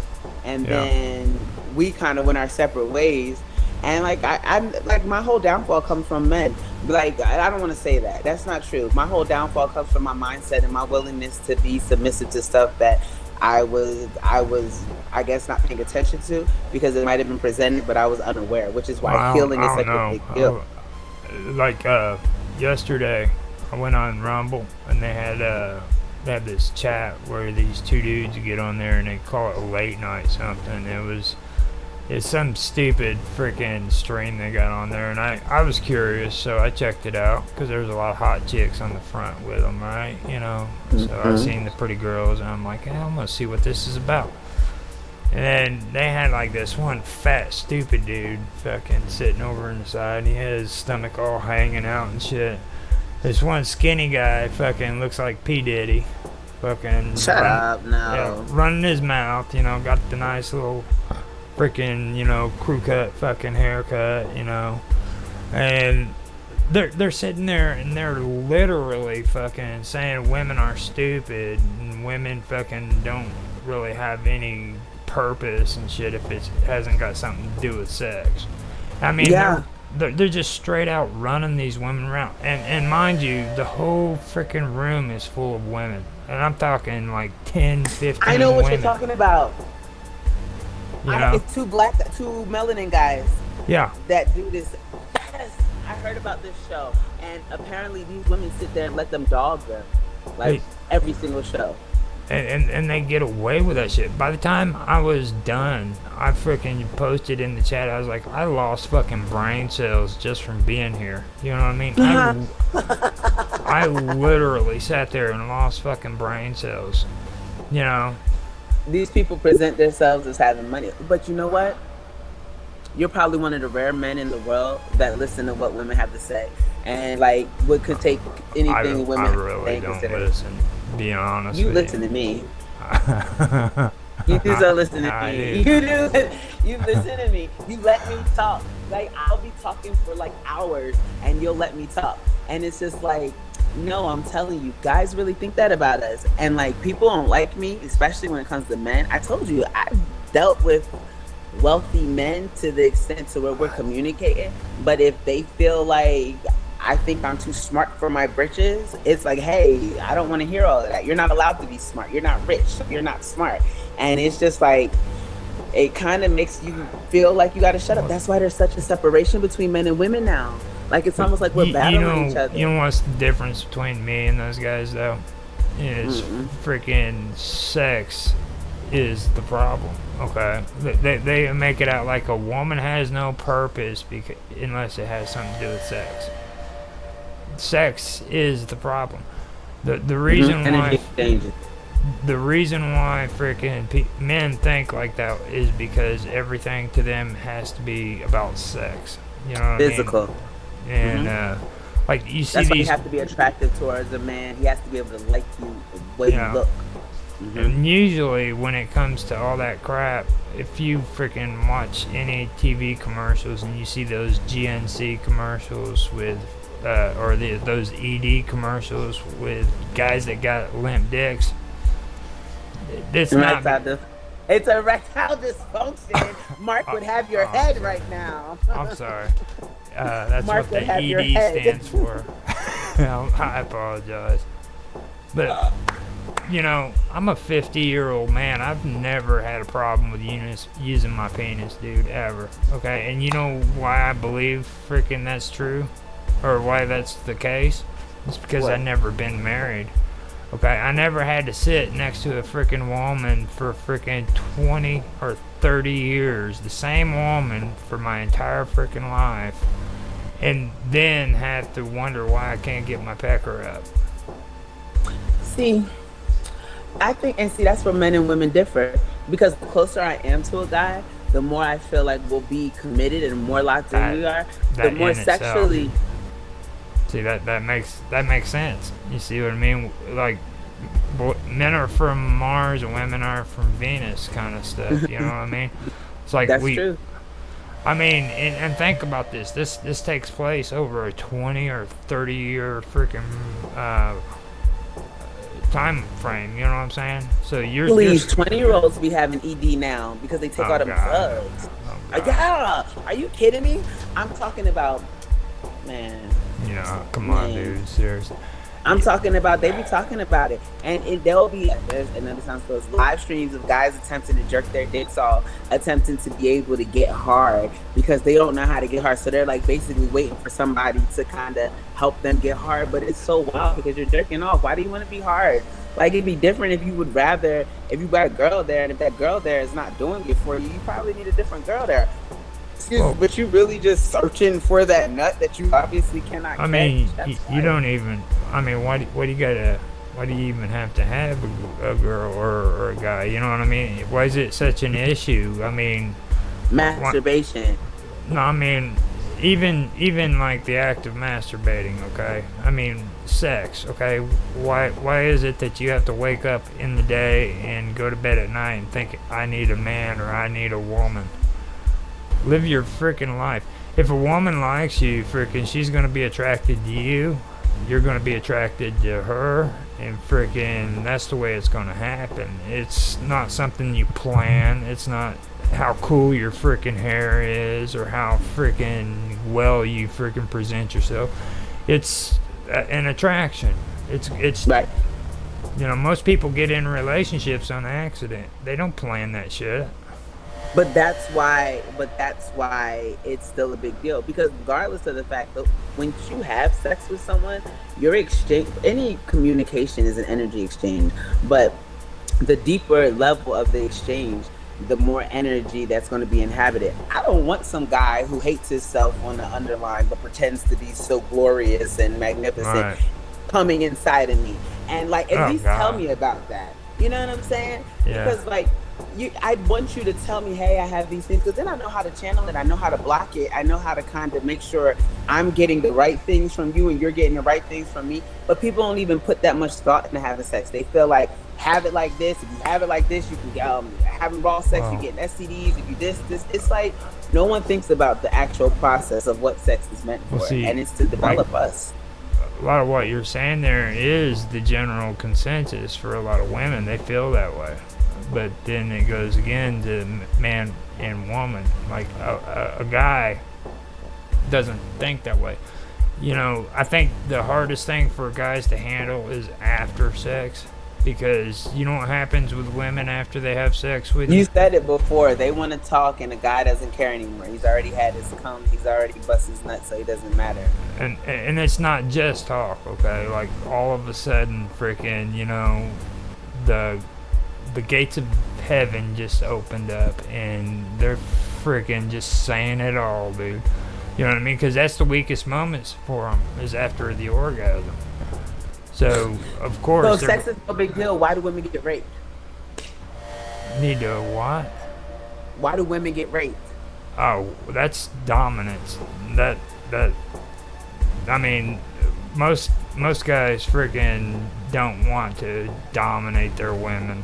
I mean, but there are men who do freaking... They think they have to control and own. That they have the upper hand. Yeah.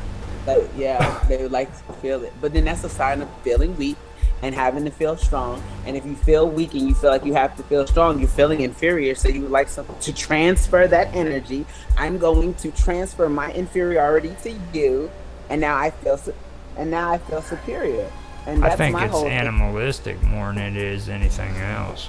I personally think that's an animalistic thing, that they give in to their primal freaking desires, and because I don't see that as like a psychological thing other than being primal. You know what I mean? Like they don't want to think.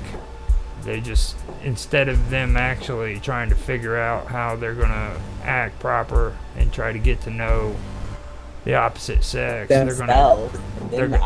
themselves and women, they think they have to freaking take what they want. You know what I mean? And now we see why I emphasize on healing, but also emphasize on being able to have those exchanges with people that are healed. Like, if I'm healed spiritually and you're healed financially, an exchange seems to me a no-brainer, because for me, girls like, oh, I'm going to have sex if he's going to pay me. Even this girl, I love her, Connie Diamond, and one of her bars, she's like, if you want the cook, you got to tax it.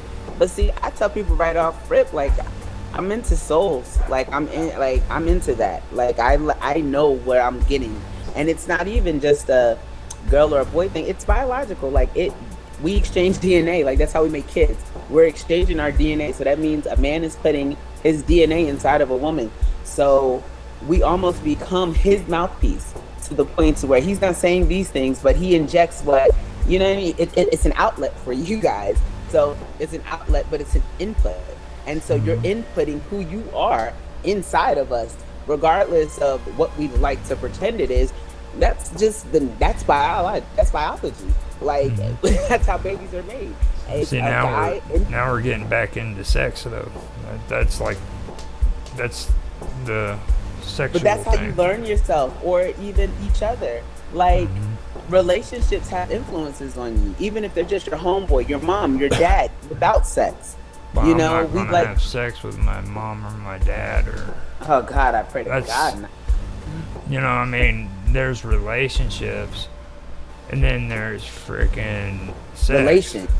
Yeah, and, like, the thing I think that gets a lot of people confused is they don't understand the concepts of, like, what love is and what freaking sex is and what do you think love is? How do you explain love? Well, I've already said that before. I mean, it's an inside thing. Oh, you mean self-love? You know, I mean, first of all, when I feel love for another person, that's me feeling love. Okay. But what is love? You're using the word to define the action. That's or the concept. That's basically what it is. It's a feeling that I have. Now, that doesn't mean because I feel love, the other person's going to love me. Okay. It's a matter of I love her, she loves me. Both people feel love, okay? What does love feel like? Love, well, for me personally, freaking, you always want that person in your life, you know what I mean? And you can see yourself with them when you're 65 years old, you know what I mean? Getting old and stuff like that. But I'm saying, people get that mixed up. They get into these relationships where the other person doesn't love them. And the reason why they think that person loves them is because they think it's a two-way street, when in reality, that's not the case. You know what I mean? Like, why do you think we submit ourselves to relationships like that? I feel like I've been in a lot of those. It's because you're being fooled by your own emotions. See, people don't understand that. You lie to yourself. You got to be careful, because you're your worst enemy. I'm my worst enemy. I can lie to myself 10 times a day so that I can justify the things I do. See what I mean, Abraham? Yeah. I was seeing how I look as a boy. I'm actually a handsome man. I can pull all the shirts. Hey girl, how you doing? You know what I'm saying? Like, oh my. Oh my goodness. The bandana doesn't go well. That like makes you an old 70s freaking gangster. Nah, the bandana is so I can hide my third eye, because I don't like giving my energy away for free. No, I'm saying like with the hair over your face like that, and you got the bandana on. so I gotta talk like, hey, where my money at? Like, oh my God. Oh, Tan's here. Hey, yeah, he gets to see that. First thing he sees when he comes on. Oh man, I missed that. Karma as a guy, you missed it. Is the live stream on, man? Yeah, live stream is on. He said, I'll run it back. I have to review Look at that. you, you got a haircut. Look at you, you're so cute. You got on handsome.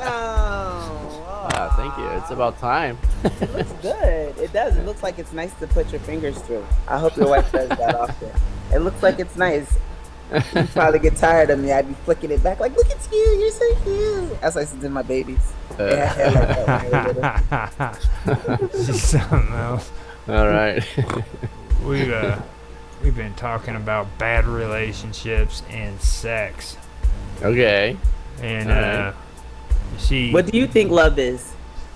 Yeah, there you go. She can hit you up. It's your turn. Yeah, what's love? What is love? Oh, jeez. It's like a $64,000 question. Yeah. What is love? To you. Yeah, well, yeah. Like, how do you know if you're loved or someone loves you? Like, what is it like? Well, I'm coming from a Christian background, so it's to love someone is to want what's good for them. Nice. Right. So you want to do all you can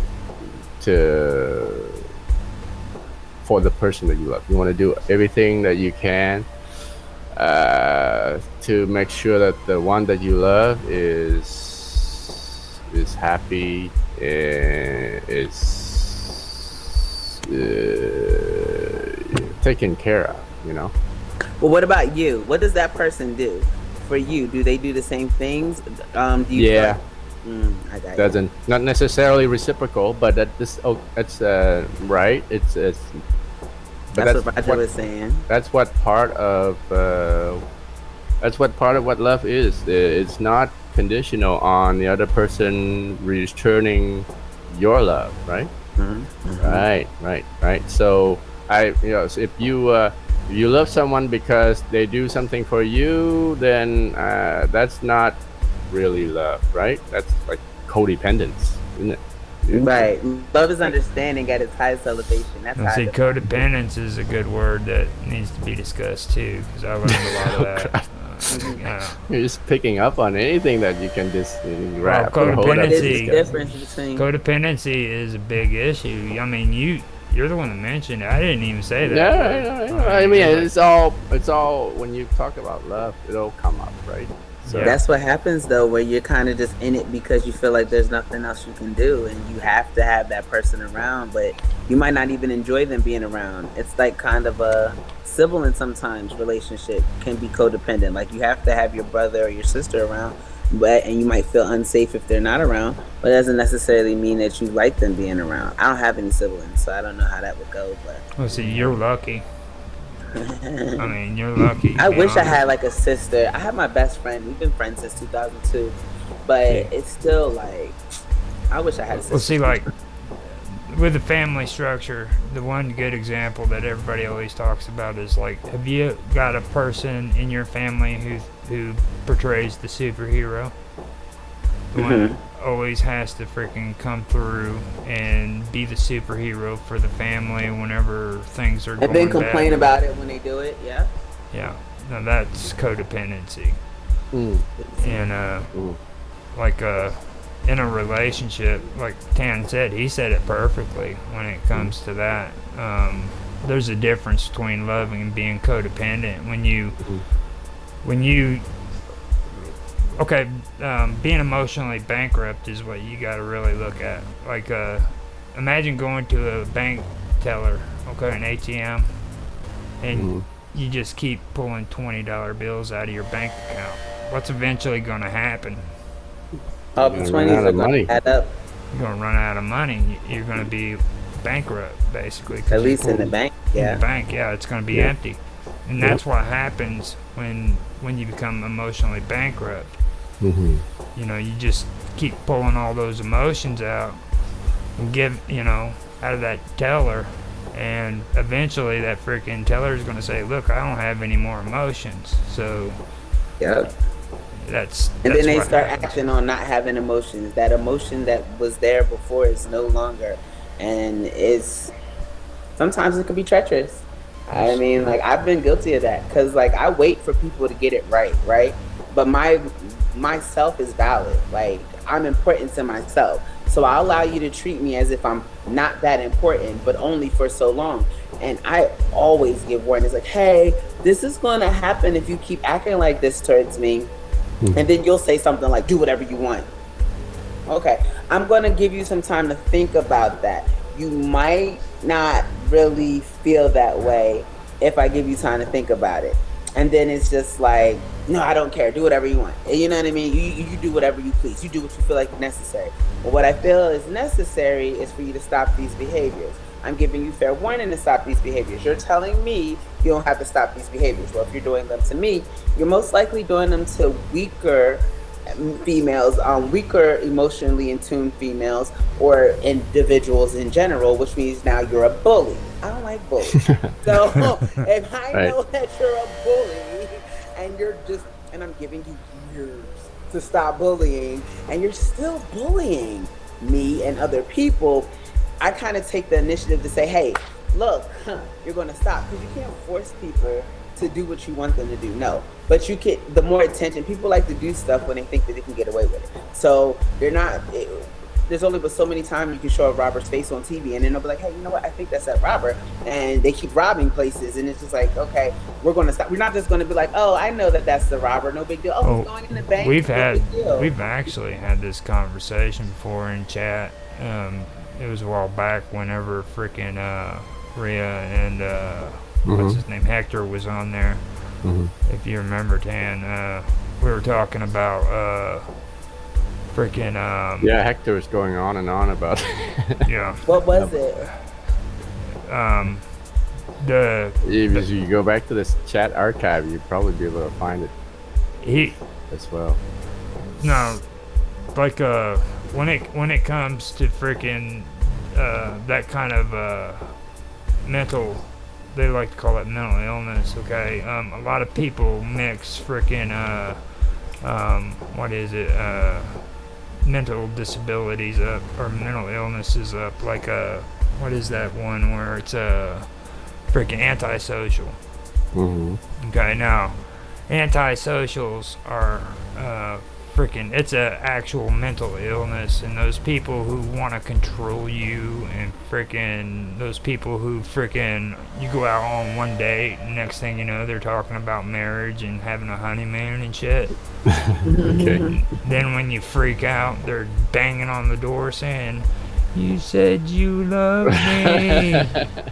After going on one, maybe 2 dates with them, those two freaking mental illnesses. But if you said that you love them, I'm talking about one, maybe 2 dates. I'm not talking about like maybe even a 6 months relationship or two. Right. I'm talking about like going out on one date and all of a sudden you're getting married.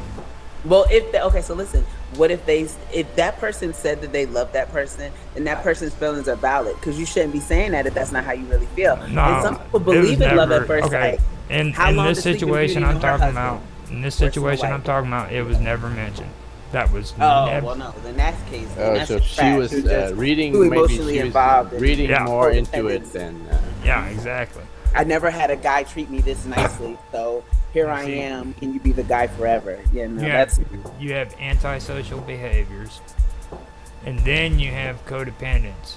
Now, see, antisocial behavior. People with antisocial behaviors, they freaking love freaking codependent people because that's like freaking the birthday cake. You know what I mean? It's like the icing on the fucking cake, basically. Like, if they can find a person with that kind of a problem, then they can freaking manipulate them and make them to where they'll do whatever they want them to.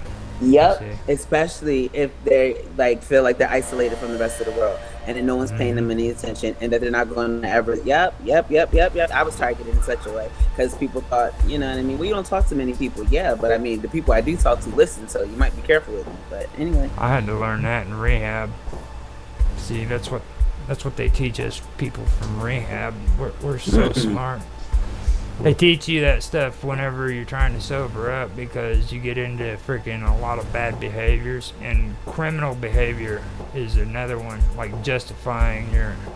always justifying your actions. People just think they have to come up with a justification for the shit they do. Right. You know, and it's a criminal mentality. That's basically where it all comes from, and it's being taught to people. Like, there's no reason why you have to justify anything you do in your life. If you have to justify something, then there's probably something bad that's behind it. You know what I mean? So. I don't know. I seem to disagree. Because justice is justice. It's like, that's why we have a court of law. That's why they have trials that, you know, I mean, they used to cut people's hands off if they robbed people. Like, you get your hand chopped off, and it didn't really matter why you did it. It was kind of the action. So I think they offer justification and for a lesser punishment because we went from, like, we don't care why you did what you did. We're going to chop your hand off. You have the whole family to feed? We don't care. You robbed me. Now you have to get your hand chopped off. So it's kind of like saying, we're giving you an opportunity to justify yourself so that way I don't just chop your hand off, because you're going to be dealt with regardless. You know, you have to get dealt with regardless. That's karma. That's just the way the universe works. But if you have a good reason for why you did what you did, or if there is a seeming justifiable reason, you should never have to justify your actions. Is all no, I'm saying. You don't. I mean, but you wouldn't have to justify yourself, but based on your circumstances, right? It kind of should explain itself. I mean, right? But so in criminal laws, we're talking about. Karma was just talking about what doesn't matter what you did, you're gonna get your hand chopped off. They're gonna punish you. Like, but there's in criminal law there are two factors. One is the criminal act, and the other one is the criminal intent. Right?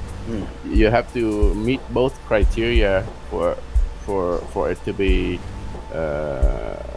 Considered a crime, and you do that by justifying your actions. Exactly. Yeah, I know. They make you justify your actions so that way they can see. See, here in the United States, we're innocent until proven guilty. So that's what they tell you. I don't know if that's the way it is in Canada. I know I know they have like that English kind It is, man. Pretty much, the British North America Code isn't the U.S. Law based on that as well? Well, I don't think we really want to take credit for anything that England started first. Like, I have my theories about the Constitution too. Like, I tell people to read John Locke if they want to know what the Constitution's all about, because that's who really wrote the Constitution. But I get a lot of people mad at me, Trump supporters and shit. No, but I love Trump. Kind of common. You're innocent until proven guilty. Yeah. But what are you anywhere proving? else. Isn't proof justification, justifying what you did? Like, No. No. If you're guilty, the best thing for you to do in a court system like that is just keep your mouth shut. Right? that's well- the Fifth Amendment. You have the right to remain silent. And then the second thing you need to do is when you go to court and you get a freaking somebody to defend you, they need to be crooked as hell. Okay. Because and they're you going to committed justify your actions. you committed a crime, so you need a criminal to be your lawyer. Okay. To justify your actions. To All the justify stuff that your you're saying actions. you don't have Kind to. of You what don't have view to justify. That's what I'm saying. of criminal law there, Roger.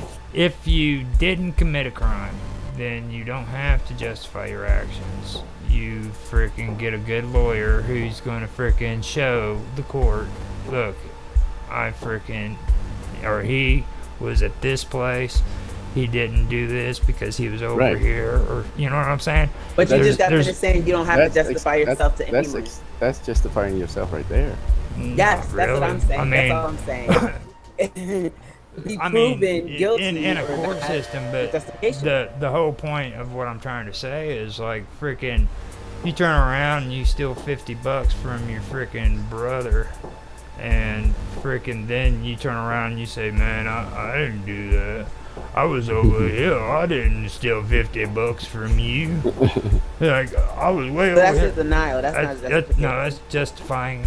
And then you No. walk away. That's Then you denial. walk away. That's not Then you walk away and say, "Well, I needed that $50 so that I could go down and I could do this. That's or I could do justification. that."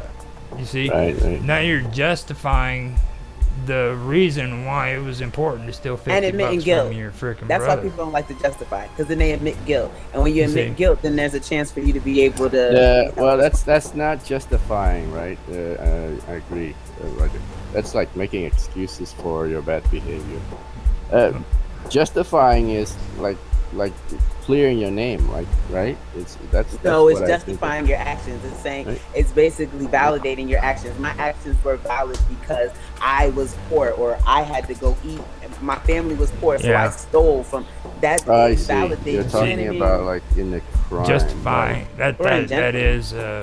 that is actually true. Like, that's a big deal, and what I'm talking about is logic. Okay, criminal logic is dealing with trying to justify your actions. Like, okay. I robbed that freaking liquor store and killed that Right, woman right. because my family was Right. starving.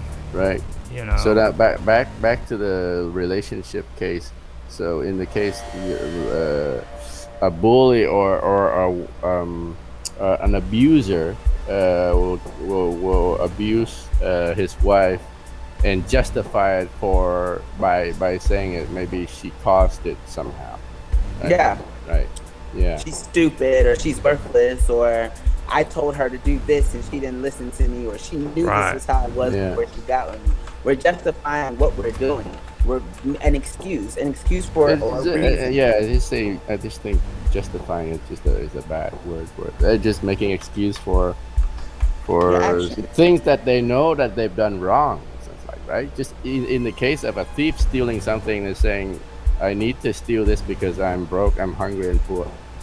Right? So objectively, the act itself is a bad behavior. Action in the first place, right? Right. And People don't it's usually bad. ask you to justify the good stuff. Oh, why'd you give me this $1 billion?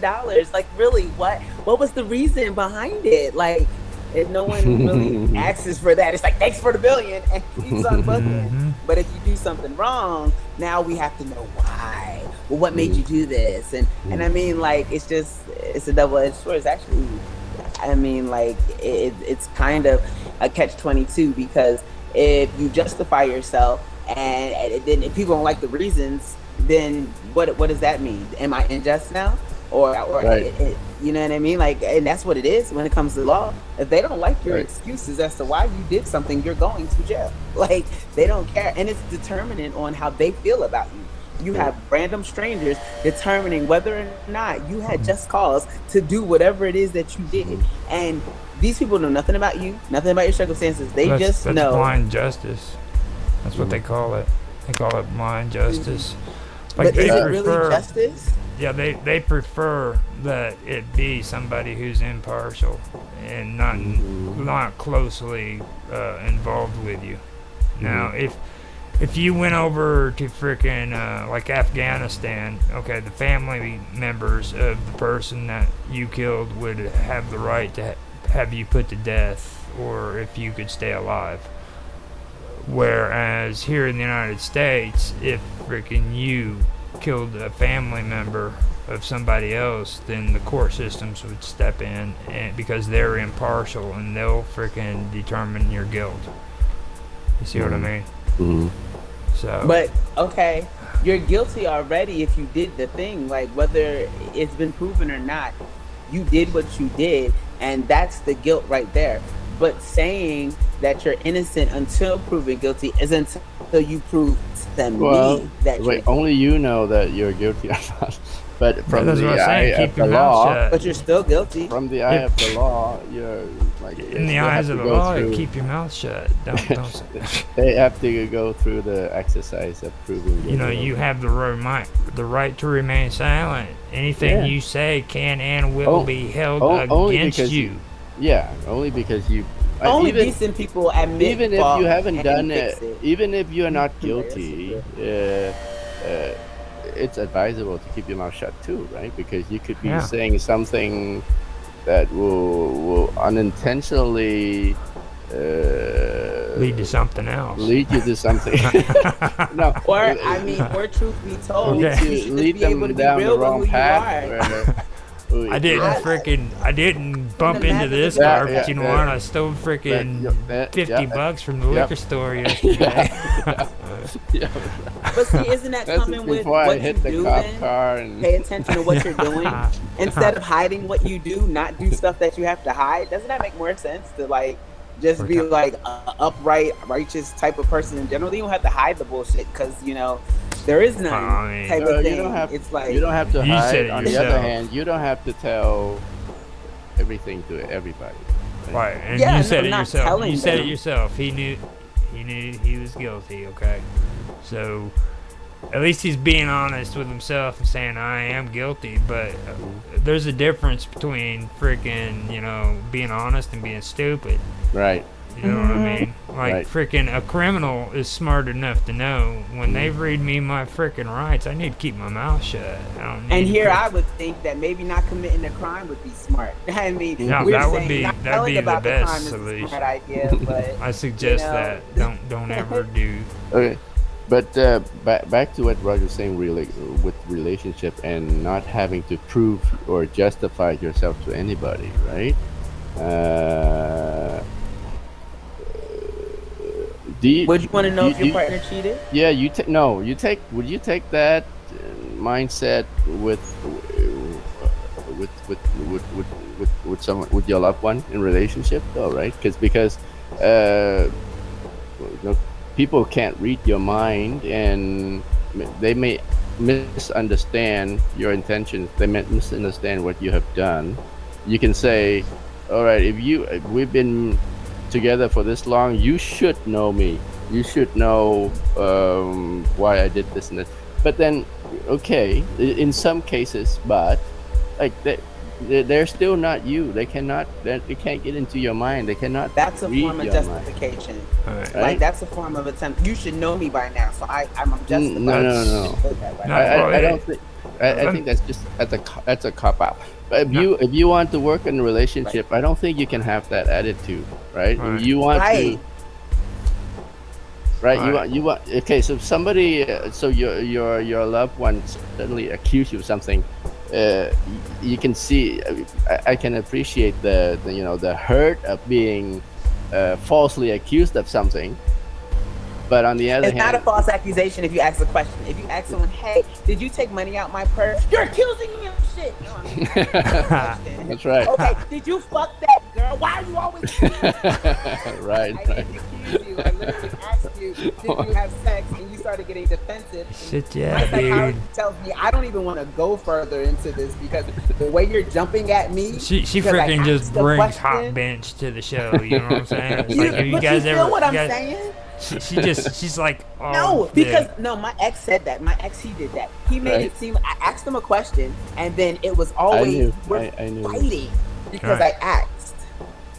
You know, it's just self-justification. Like it'd be different if I'm like, I know you fucked that girl. I know you did. Yeah, you did that. Here's the deal. Here's the deal, man. That's like an accusation. Like a dude. I hear this shit all the time with these younger ones too, and they always fucking pull this shit. And they're like, I cheated because I was never brought up right, and nobody taught me right from wrong. You know, I was always with a different woman every night, and I just could not get out of the habit. And I'm like, are you fucking serious, dude? You mean to tell me your mama and daddy had to teach you that you're not allowed to cheat on your freaking wife? But see, that's Seriously, the thing. Some people get into relationships and expect that. You've actually seen somebody making that excuse. They didn't know that cheating was wrong. they justify. It's not called cheating if it's right. I mean, it was my environment. It was my environment. It's the environment that I grew up in, where everybody cheats. Everybody cheated. So everyone breaks the rules, so I break the rules too. So it's no big deal. But I'm a product of my environment. That's what it is.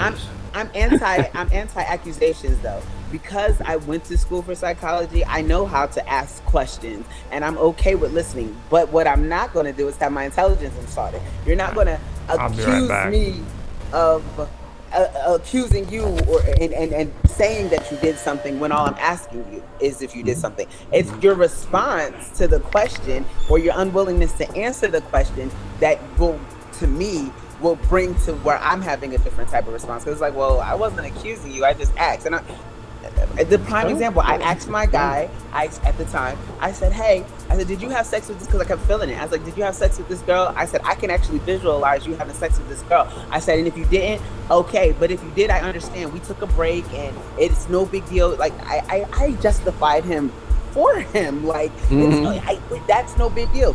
And instead of being a decent individual, it was, this'll never work.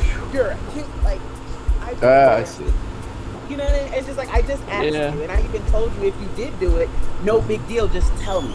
So now you're making it seem like I was wrong because I asked. Like, so am I not supposed to ask him? I'm just like, man, I really feel like he's cheating on me, and it's just really bothering me. I don't want him to think that I'm insecure, but I at least would like to know. So I asked the question, because they say there's no stupid question. So I asked the question, but the answer is an attack, because you're offended that I even asked, but your reputation precedes yourself, darling. And the way that you're coming at me now is kind of making me feel like, wow, you might really be attempting to hide something, because how far is no? I mean, to me, that's easier than saying, oh, this will never work. You will have no right. You're accusing me, blah, blah, blah.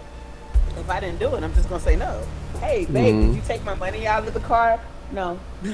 Oh, so you accusing me of taking your money and blah, blah, blah. Like, I'm hiding something. I'm guilty about something. I might not have sex with her, but I had sex with her or him or whoever. Right.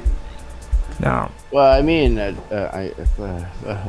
he could be thinking that you're setting him up with that kind of question. Yeah. Asking him, how is that a setup? Yeah, setup in saying that, okay, it's okay if you did, just tell me. It is. That's the first lie. For me, that's the first lie. For me, cheating was my marriage worries. But it's when you're lying in my face, and I'll just be an idiot for you. It's like you'll lie about anything to me. You have no respect for me. Look, here I am telling you the truth about everything. You can't make promises you're just lying like to me. that. Yeah. You just can't make. You know what happens when the truth is finally out? Like when that idiot fucking looks you in the face and he says, "Yes, honey, I've had sex with 20 women." What are you or yeah, hell. I've dealt with this before and stayed, and it actually made our relationship stronger. It was when you know what happens. Lying. Okay, do you remember what happened the moment he freaking told you that? Do you remember the feelings that went through your freaking brain? I was happy. I felt closer to him than anyone in this world because he respected me enough to tell me the truth. There was no negativity in your mind whatsoever. No resentment. I already knew he had done these things. So for him to have the courage, the gall, the respect for me to tell me and validate me. Did you want to pick anything up and freaking hit him with it? No. You want me to tell you the times that those happen? Is when he's lying in my face, when he's manipulating me and making me feel like I'm an idiot. Now those times, because what I don't play about is my intelligence. Well, that's worse, but I mean, yeah, that is just as bad. Okay, so he admitted to you. One time he admitted to you, and then did he stop, or did he continue? Well, so those are two different occurrences because when my ex-husband, he would often offer me the, hey, I got to tell you something. This is what happened, blah, blah, blah, blah. So that's one of the reasons that even to this day, I can have respect towards him. But there were a lot of other things that he was not able to handle. Like, he was doing stuff that he dealt with from trauma. So like, would reflect on the kids. The abuse was my problem. I don't like getting beat up and having bloody noses and swollen eyes. So the cheating was not the reason I left him at all. Like, because he always kept it real when it came to that. Not always, because when it came, he was having intercourse with men as well. And when I would question him on those things, that was when I would end up getting beat up. But when it was the women, he would tell me. He even told me that I was not loyal to him if I did not have sex with other guys. And I was like, we're married. I don't feel like this is right. But in his mind, that's what I feel like you would do it anyway. Well, that's what Roger is saying. Maybe he grew up in that environment. Well, he didn't even have an environment to grow up in. His mom was a druggie. His dad was a druggie. Well, there you go. That is. Yeah, and he justified his actions because of that shit. It's like my cousin. But see, he never justified it. He just beat my ass. There was no justification. He just shut me up. Let me also explain. No excuse beating your ass. Yeah. No, that's why we're divorced. Let me use my cousin as a good example. My cousin Tony has already been to prison twice, and he got out fucking the second time, and he wanted to explain himself about freaking his behaviors that he's been doing since he got out of prison. He's already been to prison twice, and he's getting ready to go in a third time. And you know why? It's because he doesn't want to give up the old behaviors. So whenever me and him are talking to one another, he goes, well, Roger, you know what? You've been raised in a lot better family than what I've been in. And I'm like, look, dude, freaking, you can keep freaking living in that bullshit past, or you can start from scratch today and freaking try to live a different life. It's like, all you're doing is you're trying to freaking rationalize why you're behaving the way you are, and you're justifying it because you came from a bad upbringing. You know what I mean? You can change it any time. I can change right now. For any reason. We become responsible for our actions the older we are. I mean, just. And that's what it comes down to. I'm responsible for my actions today, not a week ago or a year ago or a month ago. Okay? And that's the thing that they don't want to do. They don't want to take responsibility for their actions. They want to freaking say that it was because of this or this or this or this that happened 20 years ago. You know what I mean? Mm-hmm. And that's the same. So the ex that I was saying about that started going off on me for asking. Like I said, my ex-husband never. But that ex that was going off on me because I asked the question and I guess they didn't want to. He eventually ended up telling me that he had sex with this girl. And now he'd like to use the excuse to where I was just saying that because I was mad and that's not the truth, or that was somebody from my team that said that wasn't really me. Whatever the excuse is, regardless of the fact, you still thought it was okay to project whatever you had going on onto me. So it's not, because I'm very understanding. Like I said, we make mistakes, but it's not going to have a negative effect on me. Your mistakes are not allowed to have a negative effect on me. And so when you're belittling me, now I'm dull and I'm a know nothing in the head. because I asked you a question. Well, if I'm a know nothing, that's why I'm asking questions. Fill my head with stuff because I obviously do not know. But you fill my head with misconceptions of myself and have me questioning my worth and stuff like that. I cannot get down with that. And I'm a big person on communication. If I see a guy and I feel, I did this with my first love, Isaac, and I started talking to the other guy, me and Isaac were on a break, but I was telling him like, hey, yeah, I've been talking to this guy because Isaac was still expressing extreme love to me, but I don't think it's okay to play with people's feelings. I don't feel like it's okay to make people feel shitty. And I know that even if I might not feel shitty if it happened to me, it might feel shitty for someone that I care about to find out about what I'm doing from anyone else other than me. So for me, it's just an automatic, I'm a decent person. I'm going to let you know, hey, I've been kind of having feelings for this person, or I've been kind of interacting with this person, especially if we're in a committed relationship. Because how do you know I ain't been feeling somebody else, but I ain't been moving in accordance because I'm loyal to you? Hold on, wait a minute. Your homie been trying to holler at me for a minute, so you really doing us. Oh, shoot. Dap it out. Let's go. Let's do us. But no, it's like I want to control you. So I want you to feel like you're wrong because you're addressing this issue, and I'm going to keep doing it and pretending that I'm not doing it and gaslighting you into feeling a way anytime you ask me about it. See, that's and where so I start. It goes right back to where we started the conversation, and like when you was asking me what I think love is. Love is freaking. I feel love. That doesn't mean that because I feel love, you feel love. Okay, and I think that's where people have an issue because freaking like love isn't always a two-way street, and a lot of these marriages they have today consists of one person loving the other, but the other person doesn't love them. Being codependent. There's something that they need from them. Yes, exactly, and that's you know how they have different love languages.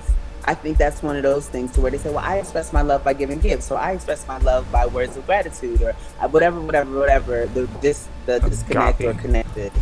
Agape love. I heard that. Yeah, but what about? I heard. What about just being a real person? Like, hey, I love myself. Agape. So right, they're different. That's unconditional. There are different types of love, right? Agape is the unconditional love. Right. So philios, eros. Now, eros is freaking. Eros is romantic love, isn't it? Yeah. Mm-hmm. Now that's romantic love, and that's the physical. That's the good stuff. That's what everybody likes. You see. Agape love is sacrificial love, isn't it? Mm-hmm. Where you're willing it's unconditional to where I feel the same and I would do the same regardless of like how you're treating me. I do this because this is the type of person I am. Well, you sacrifice things too. See, it's a matter of you're in love with one another, so all of a sudden, Sunday night football isn't as important anymore.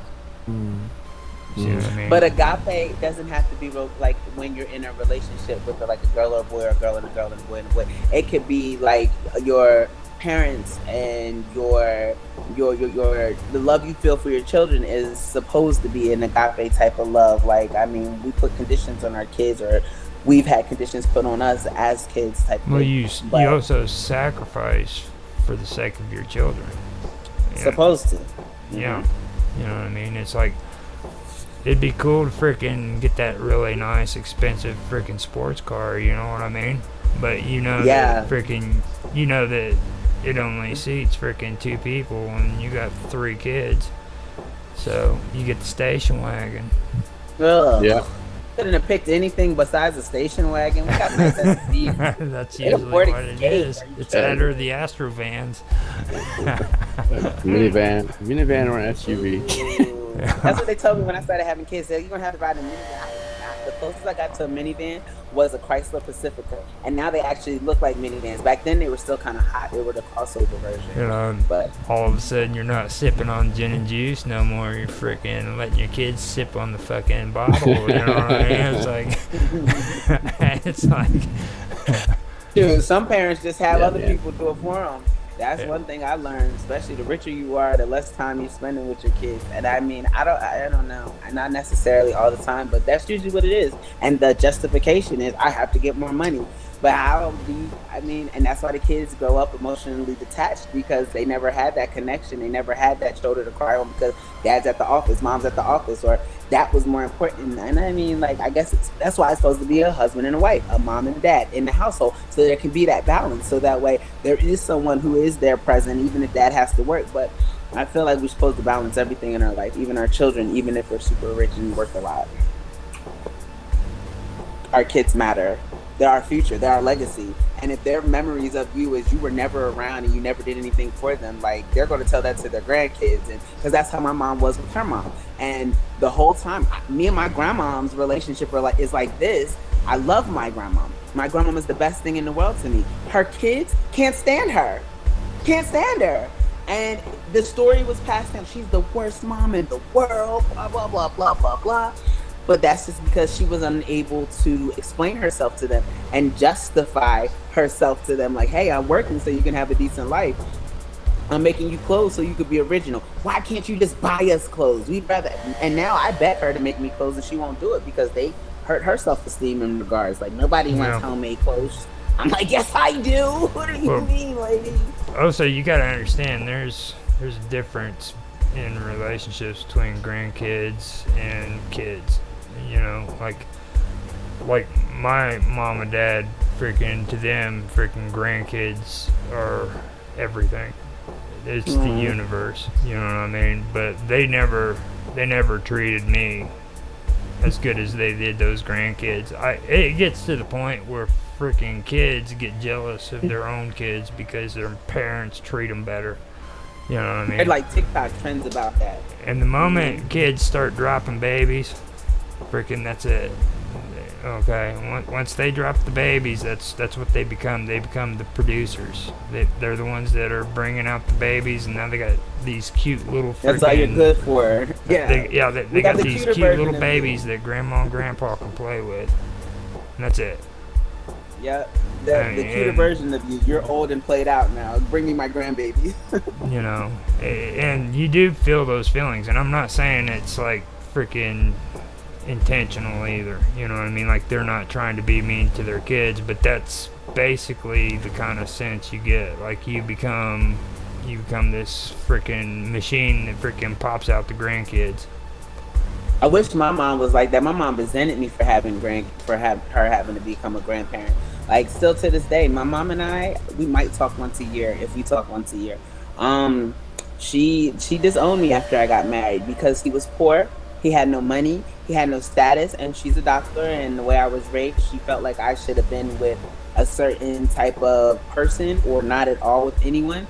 And I got married for love, for care, because I cared about him. He treated me really, really good, and he was really nice, but I didn't know he had a whole bunch of secrets until after we got married. When we got married, I found out, like, he was in a gang. He, like, have been submitted and subjected to a lot of other stuff, which I guess maybe he didn't feel comfortable enough to tell someone that type of stuff until after he got married. But then it started to become a point to where those were his justifications for treating me poorly.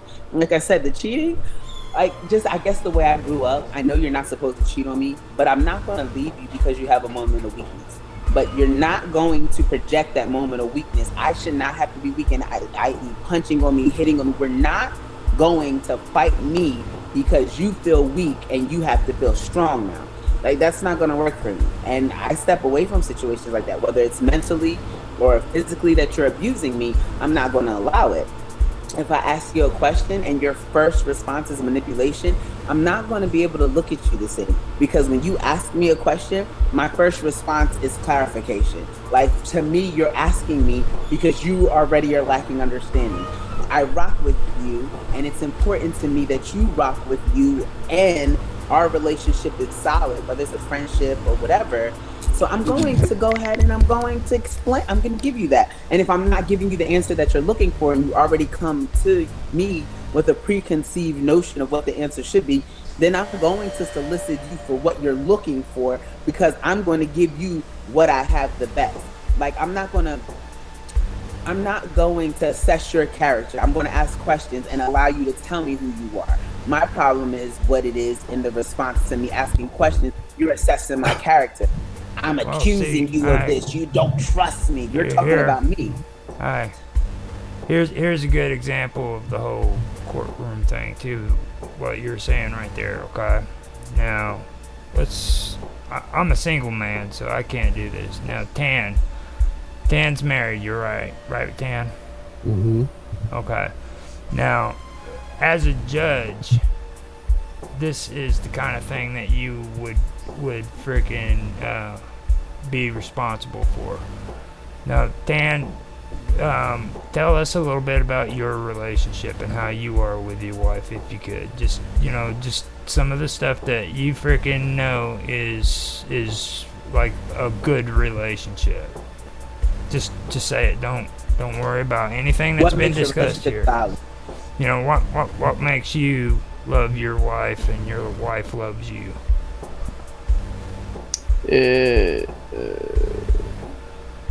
Well, what are we doing here? We're doing role playing. What are you doing? Well, if you want case to. study. It's not a role play. No, just kind of explain like your relationship with your wife and why you guys, love one another. I don't know if my marriage would be a good example of what a good relationship should be. I mean, we've been married. Oh, that was so real of you. Yeah. I got so much I gained so much respect from you for you just by how real you were about. No, because he was real about it. How long have you been married? Yep, I was gonna say we've been married for almost 20 years. Yeah, see, that's good. Nobody does that. My son's 15. We got 3 kids. The oldest one is 15, going on 16. So yeah, it's been some time. Did you get married for love? We got married very quickly. Believe it or not, we met over the internet. We met on Skype by accident. My company back then, they were using Skype for communication. Her company, she works for furniture export company in Vietnam, and they were using Skype too. So due to some screw up, her IT guy, when he was setting up her laptop, added me by accident to her contacts, thinking it was one of her other contacts, right? So that's that's really discriminatory. He saw the name and he was like, Vietnam. That's horrible. No. I didn't know that she was from Vietnam. But it's a Vietnamese name. And, so just assumed. Yeah. It just popped up out of a window, say hi. Do I know you? That kind of thing. And then we started talking. How long before you were married? A year after. So we started talking on Skype and on the phone, on Yahoo chat for over a month, and then I flew back there to meet her over a month. You liked what you saw. I liked what I saw. I liked what I heard. So that's a great example. Like, so then years. No, I guess if I were to advise my children on this relationship, now looking back, I would cringe at them for jumping so soon. Like after a month like that, yeah. You know that Prince Shrek met Fiona, and not Shrek. He's not a good example, but we'll say like Prince Charming, Cinderella met Prince Charming with one hand, and he searched the entire world for her. Right. Well, that's fairy tale though, right? No, it's based on true events. It can happen. That's what you're looking for. Yes. Right? I know he might not be Prince Charming when I meet him, but I want us to fall in love and know that we're in love without the world. Is how it's known. Yeah, so this was my fairy tale. I went back there, and she was absolutely stunning, right? I don't know if you've seen her picture from my post on my channel. I'm going to look now. I No. I post a glimpse of her back once in a while. I try to keep. What, a booty? Are you giving us booties? Yeah, just the back of her. You're A glimpse like, from behind. got that. Keep it secretive, you know. Mysterious. Right. Yeah. So I went back. I went back to meet her, and then I spent like 3 weeks with her, and then after that I went back to Canada, and then a year after I came back and we got married. Right. Wow. Before that, you know, all throughout the year, we were just keeping talking on the phone every night. I spent an excessive amount of time on the phone at night, where I've never done before. I'm usually like a loner kind of guy. I can't usually keep to myself, but somehow she made me want to tell everything, right? Tell her everything about my life. And so you did, and you enjoyed having someone to listen to you. Yeah, you probably right. enjoyed having. So someone that was pre-marriage, right?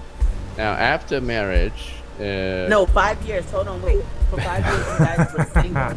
There were no kids, and so like, what was that? No. We moved fairly quickly. I thought you were married for 20 years. We've been married. No, we've been married.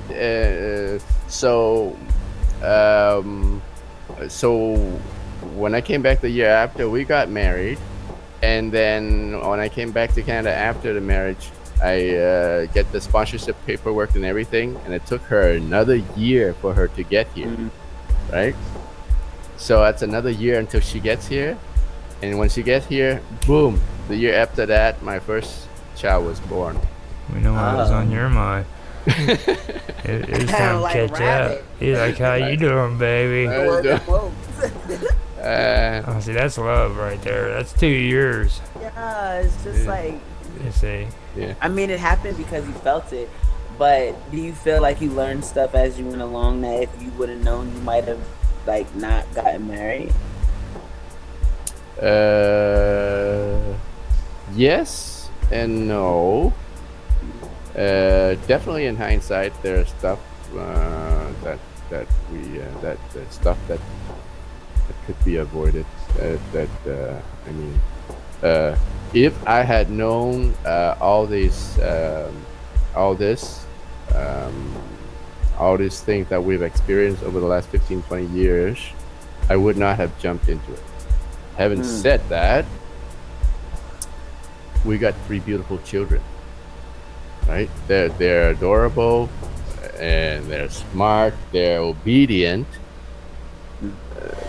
So, you know, out of some of these mistakes came these gifts, these miracles that I wouldn't have changed, right? So if I going back, so I'm kind of conflicted now, right? You can see if I go back there and I see the future of the troubles, of the problems that we're going through, would I have still gone through it? Initially I say no, but then I look at these 3 children. Your babies. Yeah. Right. They're beautiful gifts. And yeah. I can if I say no to that, then I'll be saying no to this life, right? Even though it's hardship. So I guess the lesson is, you know, in every relationship, in every marriage, you're going to run into challenges. You're gonna run into problems, right? So you just can't just wipe the slate clean. You gotta just live with the experience and learn and move on from it. What keeps your marriage going? Nobody's gonna have a perfect marriage. Nobody's gonna have a perfect life. This is what the reality of this fallen universe, fallen world is, right? So we have to push through it, endure, learn the lesson from it. Hopefully, teach our children not to make the same mistake that we did, and continue. I don't think we can just. Do you think she feels like it was a mistake? Do you feel like sometimes she like questions you guys being married? Definitely, she felt like it was a total mistake. Oh, that's what you Yeah, definitely. No, I don't know. No, She doesn't reveal. She's kind of a mysterious person in herself, right? She's an enigma. You don't know how she feels. She doesn't reveal her feelings, right? But sometimes I can see a glimpse of the love, right? But funny thing is, we never argue, we never fight. It's all these this is subtle things that you can tell that you might not be as happy as I'd like you to be. You're not 100% into this journey that we're in. But like I said in the beginning, love is not a give and take kind of thing. You give in. It's not like a 50-50 in my mind. It's 100% each. Yeah, I give 50, you give 50. So I just do my part, putting all that I can, and whatever comes out comes out. It's not. Can't be conditional on her loving me. Is the reason? Do you feel as though like some stuff goes undiscussed or just kind of swept under the rug because of for peace sake? Like maybe something you would like to be able to discuss that might even help make everyone feel closer. Do you kind of leave it at bay for fear of it causing a disagreement? Nah, I think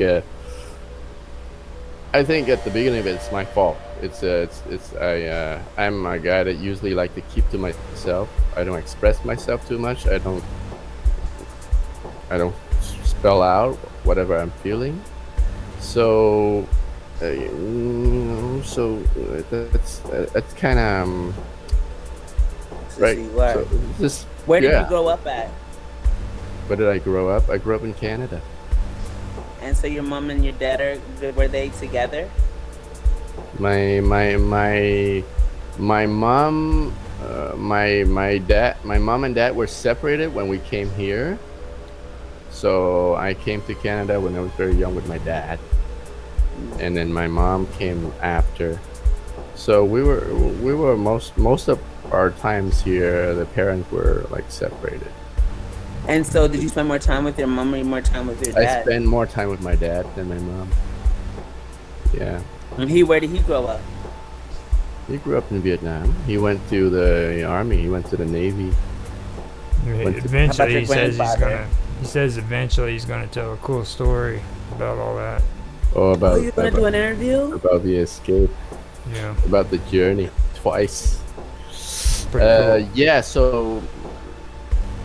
Yeah, are you saying maybe my background might have? No, I just I'm not attempting to psychoanalyze. I was just. Well, I mean, that's a little bit. That's kind of what I'm talking about. You know what I mean? It's like with what you were saying, your mom and dad were separated, and that still was no excuse when it came to you and your relationship. You know what I'm saying? Like, right. You could have easily just screwed it all up and said, you know what, this is the way my parents were, and I was used to this all my life, is where I'm coming from. But you didn't. Mm-hmm. You know what I mean? But it might be a trauma in itself that you might, never mind. Yeah. Because it's just like maybe you're staying because you had a family that was separated and you were determined. Because I stayed through a lot of abuse for a very long time because I never wanted to get married and have to get a divorce. Like, I feel like that's my biggest L to this day. And I mean, it's a lesson. Yes, I get it. But I was supposed to get married one time, stay married, no matter what. We work it out. It's going to be okay. Everything's like going to work out. But I couldn't keep getting beat up. Hell. Yeah. I mean if you're in a bad relationship, then it doesn't do you or the other person any good. It doesn't. It doesn't do you good. Yeah, and that's why. Plus, there's your children that's suffering as well. Like, so. Yep. You know, like I never got married, and there was a freaking reason for it. Is because freaking every woman I ever got with was freaking just as crazy as I was. Okay, and I knew I had problems. So freaking if these women freaking were just as crazy as I was, and if not, like my youngest boy, his mom is freaking crazier than me. You know what I mean? And but just if you have the ability to freaking say, look, maybe freaking there's a problem here, you know, freaking, and then you can say, look, I don't want to do that. You know what I mean? I've chosen not to get freaking married. I came close with his mom, like I said, and I was glad it didn't work out because freaking, you know, I've got 2 great kids. I got 2 beautiful boys. One's in his, just hit 30. And another one's freaking 17, 18, getting ready to become a rock star, you know. He's gotten into music and he loves doing that stuff. I've got 2 beautiful boys. It doesn't mean that I have to be in a freaking relationship or a marriage to freaking enjoy that, you know what I mean? Okay. But I know from my past experiences, it was probably the best thing that I never did get married, because I would have put them through hell. They would have put me through hell, because I always choose the wrong women. See, like I like the freaking women that are crazy and do crazy stuff. You know. You don't like the ones that'll sit you down, calm you down, and they might be doing some crocheting and reading but you would now. you do history lessons. You would love a girl that. I don't know, man. I still like those crazy ones though. I mean, that's the messed up. I still like the crazy ones. So you gotta get one that does everything. Not to get married though. No, not to get married. And it's not like choosing. Like, you don't go out to choose which woman you are attracted to. You know what I mean? Like, you're just attracted. You're just like getting married to a good woman, and all of a sudden you're seeing this dirty girl over here to the side. You're like, oh yeah, that's what I'm talking about. You know, it's not healthy. People. Okay. That explains why you're not married. Yeah. Yeah. My ex-girlfriend, we were in the store shopping, and we come walking around the freaking corner, and this freaking other woman had her freaking whole body except for her butt and her legs all the way down into the shopping cart with her butt sticking up, and I just walked right into it, dude, and I'm staring.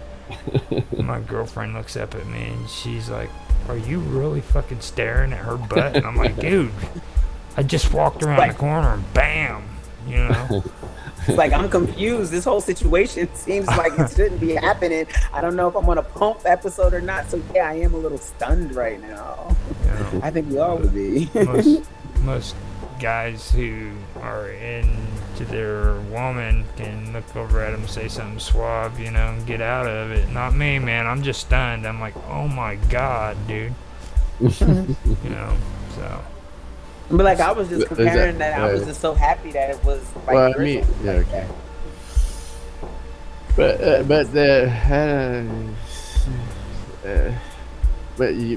you I mean, if you have your girlfriend there, but I guess you don't really love her then.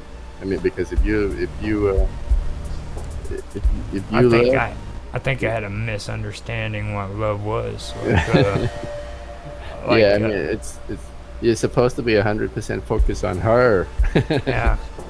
But that's not even realistic, because like, see, and I think that's the common misconception. I'm not saying that I'm about to help you hunt down hotties, but at the same time, it's like men are physical creatures. You know what I mean? If us as women see a decor that we like, even if we have tons of decor, we're going to at least look at it, right? And we're going to, oh wow, this is a nice, you know what I mean? Well, it's okay if you look at it. It's okay to appreciate beauty when you see it, right? Right, and you should have a relationship that's secure enough to where you can express it. Oh wow, that's a beautiful woman. It depends. It depends if you appreciate the beauty or you're lusting over it. Yeah, that's the difference. Like, oh man, I bet she's great in bed. Whoa, buddy. I just thought she had a great shirt on, or wow, her makeup's really nice. I love her high cheekbones. I didn't want to sound gay, dude. I mean, shit. She looks over at me and I go, oh, look at freaking the blouse she's wearing. Yeah. That's not being honest to yourself, is it? No. It's not the blouse you're staring at. Right. Like what's the brand of shorts she's got on? I gotta check the tag. Inside we go.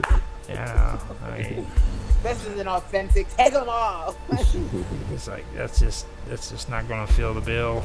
And I'm pretty sure she would have been able to tell I was lying, you know, like or coming up with something stupid there. But I mean, being real, see, that's what I'm saying. Like, how could you expect to see someone's whole entire butt out in a store? Like, how do you plan? She was for short, and she was like bending over to freaking, I don't know, put something down into the shopping cart or take something out, and her entire top part of her body was down in the shopping cart, and her butt was like hanging over. Is it like a top. cartoon? I can imagine. You know, it looked like a cartoon. like, and we walked right around the corner, and bam, she's right in front of me, and I'm like, oh hell no, dude. Like, All right. Or hell shocked. yeah. It sounds like it proves it proves you're not gay. Yeah, at least that much. But see, I don't know. See, then we have different conception that the booty fetishes come from the guys that like. That's why men. I'm not saying you, Roger. Just like enjoy it because they have. I enjoy it. What? I mean, Do women stare at guys' booties? They, You want me they to like, tell you what's funny? Is that I never did until I had guys obsessed with women's butts. So then I started being obnoxiously obsessed with men's butt. Like, but I am not gonna lie. A nice shaped butt on a man when he's naked, oh god, you know, and it's just like, oh, you want to bite it type of thing. Oh. But I don't go around thinking. I'm just my guy. But I don't go around thinking, oh wow, I want to bite his booty. I bite that booty. Ooh, I bite that booty. But a guy sees a butt and it's just like, oh wow, that's huge ass. It's weird. Yeah, it's kind of weird because you know we do boo boo out of those things. Like it's just for that to be the main physical attraction, and for it to be where we expel waste from, it's just kind of. It says a lot about our training. I've also heard that women have like a week. They're the weakest at a certain time of the year where freaking they become freaking amorous and they want to freaking have sex more than any other type of year. When is this? It's at a certain time of the month, man, not the year. It's not the year. Yeah, that's during ovulation. And Yeah. then, right, and even while you're on your period, which is crazy because you're the horniest. Well, some people exhibit the cramps and they experience that type of stuff. Yeah, no, because they experience the cramps and stuff, so it could be difficult. But like right before your period and while you're on your period, especially if you can get the pain to subside, like it's treacherous because you're like begging for stuff that guys like. It gets pretty thick in here. It's practical. I mean, if you're in pain, then the pleasure will over. Sex is a natural endorphin. It's like acetaminophen. But it might be messy. That's what I was thinking. It gets pretty thick in here. Might be messy. You gotta put the black towels down and you gotta keep the book and put them straight in the washer when you get done. I mean, like, I was just saying, like, if your man, like, if your man's about you feeling better, he's definitely gonna do it. There's some guys are into it. We used to call them freaking what was it? The red bandits? No, red light runners. It's like a trophy, like a red badge or something like that, where you freaking have sex with a woman when she's on her period. What is that? Red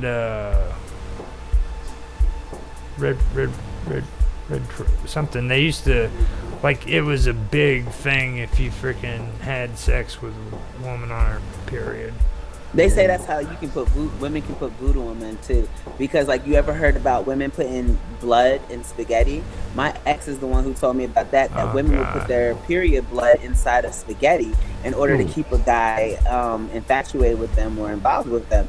And I remember the first time I never heard of this, so spaghetti is my specialty. I'm like, I'm gonna make you spaghetti. He looking at me like I'm crazy. I'm good at spaghetti. And then he told me that that's the reason why. But I mean, like, I've never really I'm not saying I won't, or I mean, I don't think I've been with a guy that was unwilling to have sex with me in the period.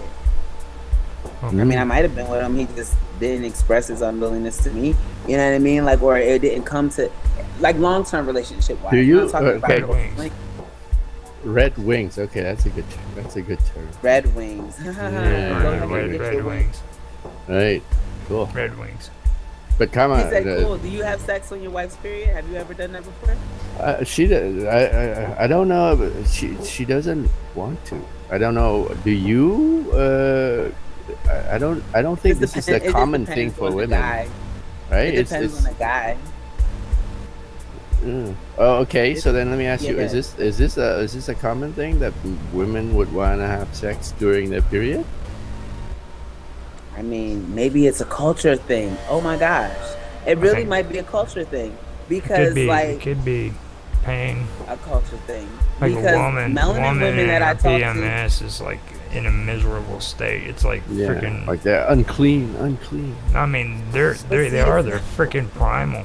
I mean, a woman on her period is freaking like literally primal. Some of them will freaking go crazy because of PMS. Yeah. You know, they get me, but that sex brings back that connection. I wanted to call Kia and ask her because I think she told me she said no. She's my best friend. We've been best friends since 2002. That's who just called me, and like I think she's anti. But I remember I think it was this Jeff. She was in love with him though, like, and they had sex like on a period type thing. But like after you do it, you feel completely dirty. Like I do. I mean, I enjoy it while it's happening, but after it's done, I'm just like, oh, there's my blood all over you. Let's go take a shower type thing. Hey, like, oh, you're bleeding. It's not me, it's you. Like, oh. But I don't know. It feels good, but you know what? It doesn't even feel that good because it's almost like it's more open. And so it's like you're sliding into easy, so you can't even, like, the walls are like not as gripper. Like I like to have the gripper more than I like to have the slipper.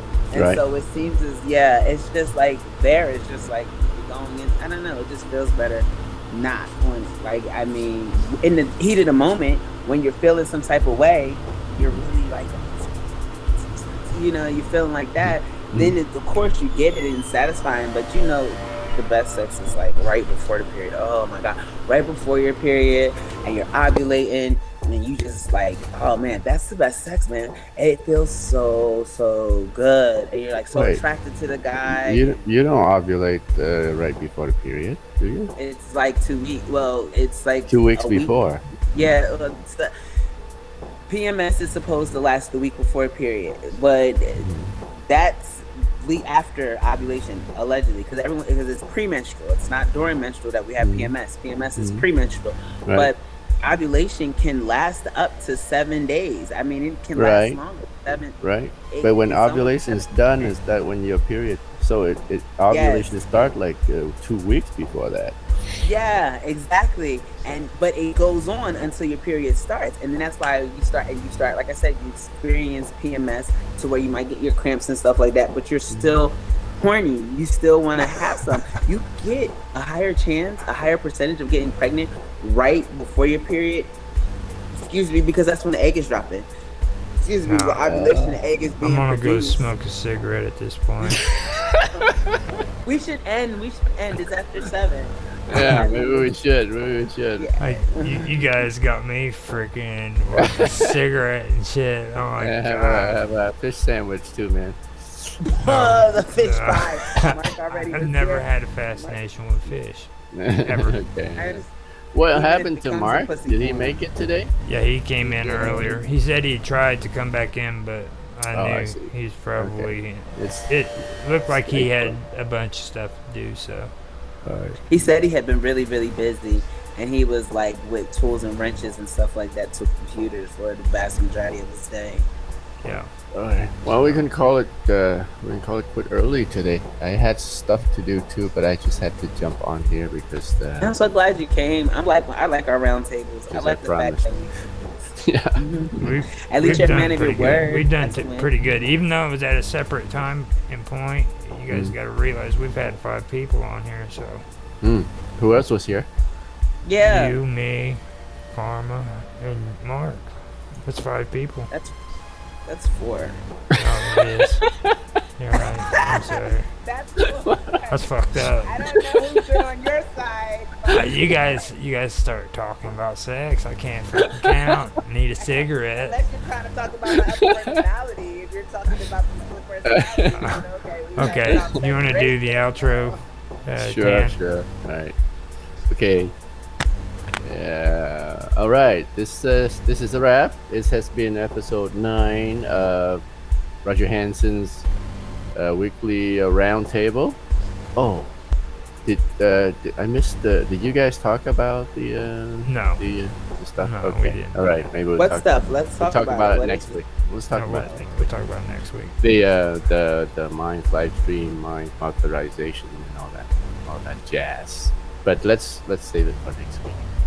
Okay. All right. So we've had Roger and Mark Edworthy earlier in the show, and then we have Karma Love and I finally. So it's been fun. See everybody next week. Thank you for joining. Alrighty. See you guys See later. you guys later. Have a good night. Be safe. Bye. Bye-bye. Hello, everybody, and welcome back to Live with Roger Hanson. I'm Roger Hanson, and I am here with Karma Love. Hello, Karma. Hi. I just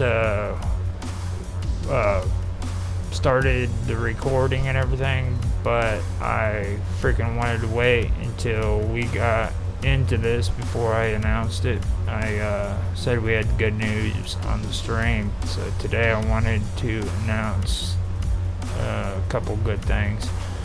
The one thing is Karma Love has a gamer name now, and she is now a part of Team Retro with me and Rapid Glitch, and I just wanted to say welcome to Team Retro, Karma.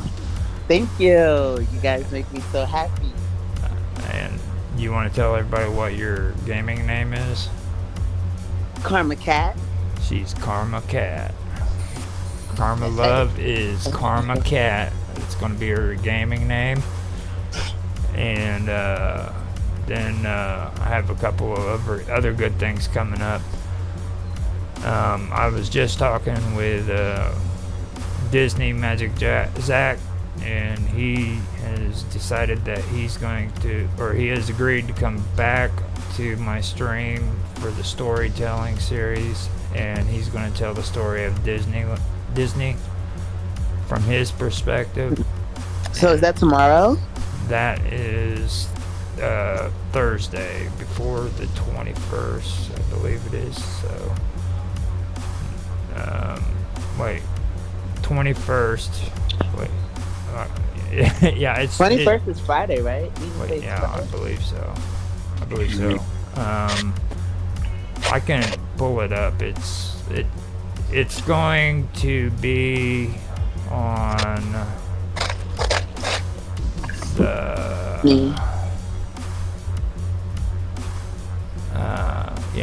it's going to be on Thursday, and it's going to be recorded before Tech Talk, which is at 5 p.m. my time and 11 p.m. British Standard Time. Okay. So, oh wow, they'd be on here late. I didn't realize it was such a time zone. So we're talking about doing it. We'll be doing it that beforehand, and then I also wanted to mention the fact that you're doing an interview with Magic Zach Disney on the day after that, so that would be at 4 p.m. your time and 3 p.m. my time. Okay.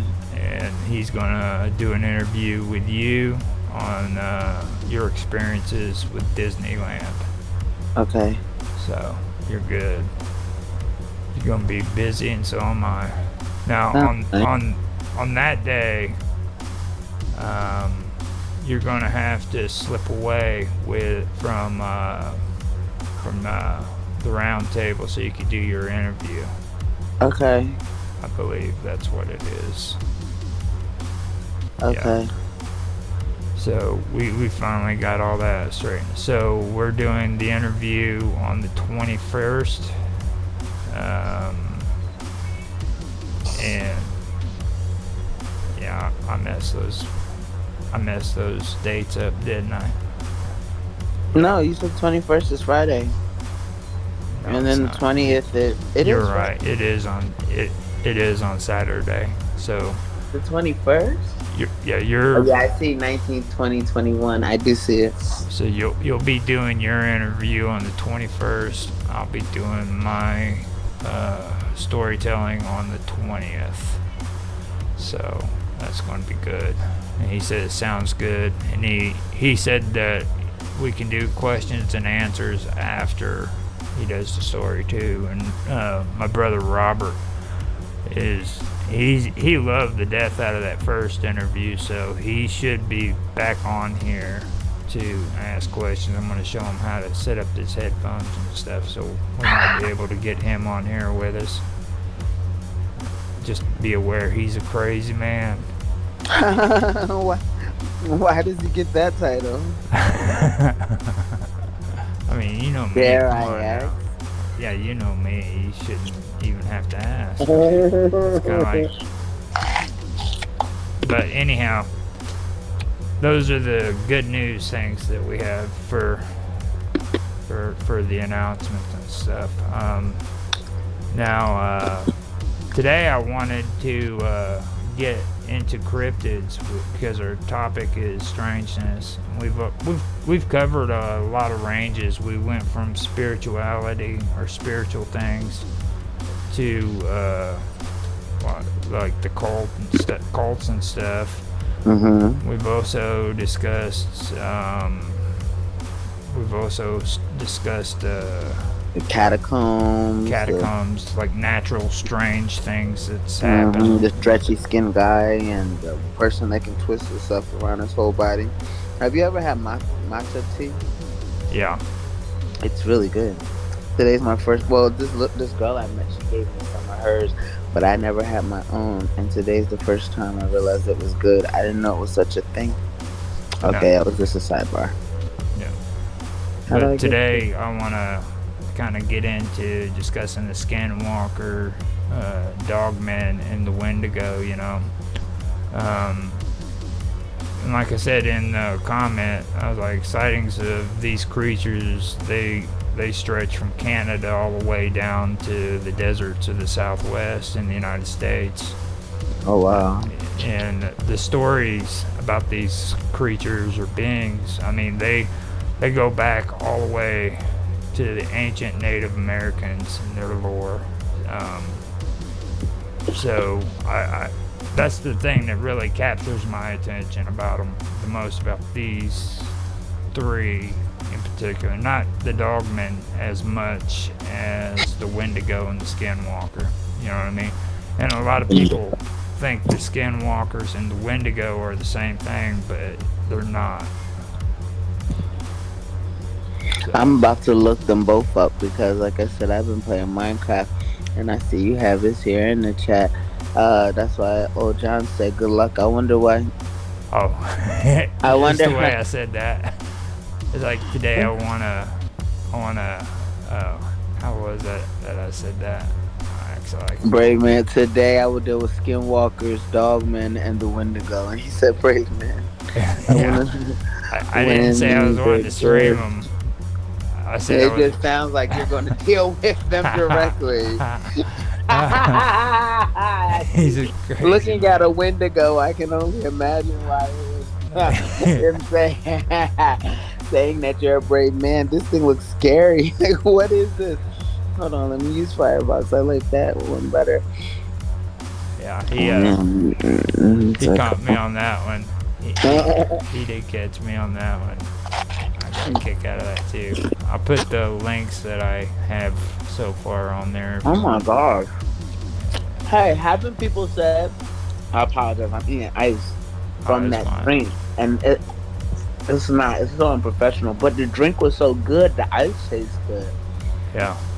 Hold on. I've heard of people saying that they seen that. That looks like that thing that people have saw near Area 51 remember? Have you heard about that story? Hold on, let me see if I can find it. First, the market just opened, and I have to make sure I'm not going broke because I was up when it closed on Friday. Okay. I'm not going broke. Beautiful, beautiful, beautiful. Good for you. I know. I'm so grateful. I literally started with $15, and I'm still in triple digits, so that's nice to see. $15 got me over 100, and so let me see. Where am I going? Where am I going?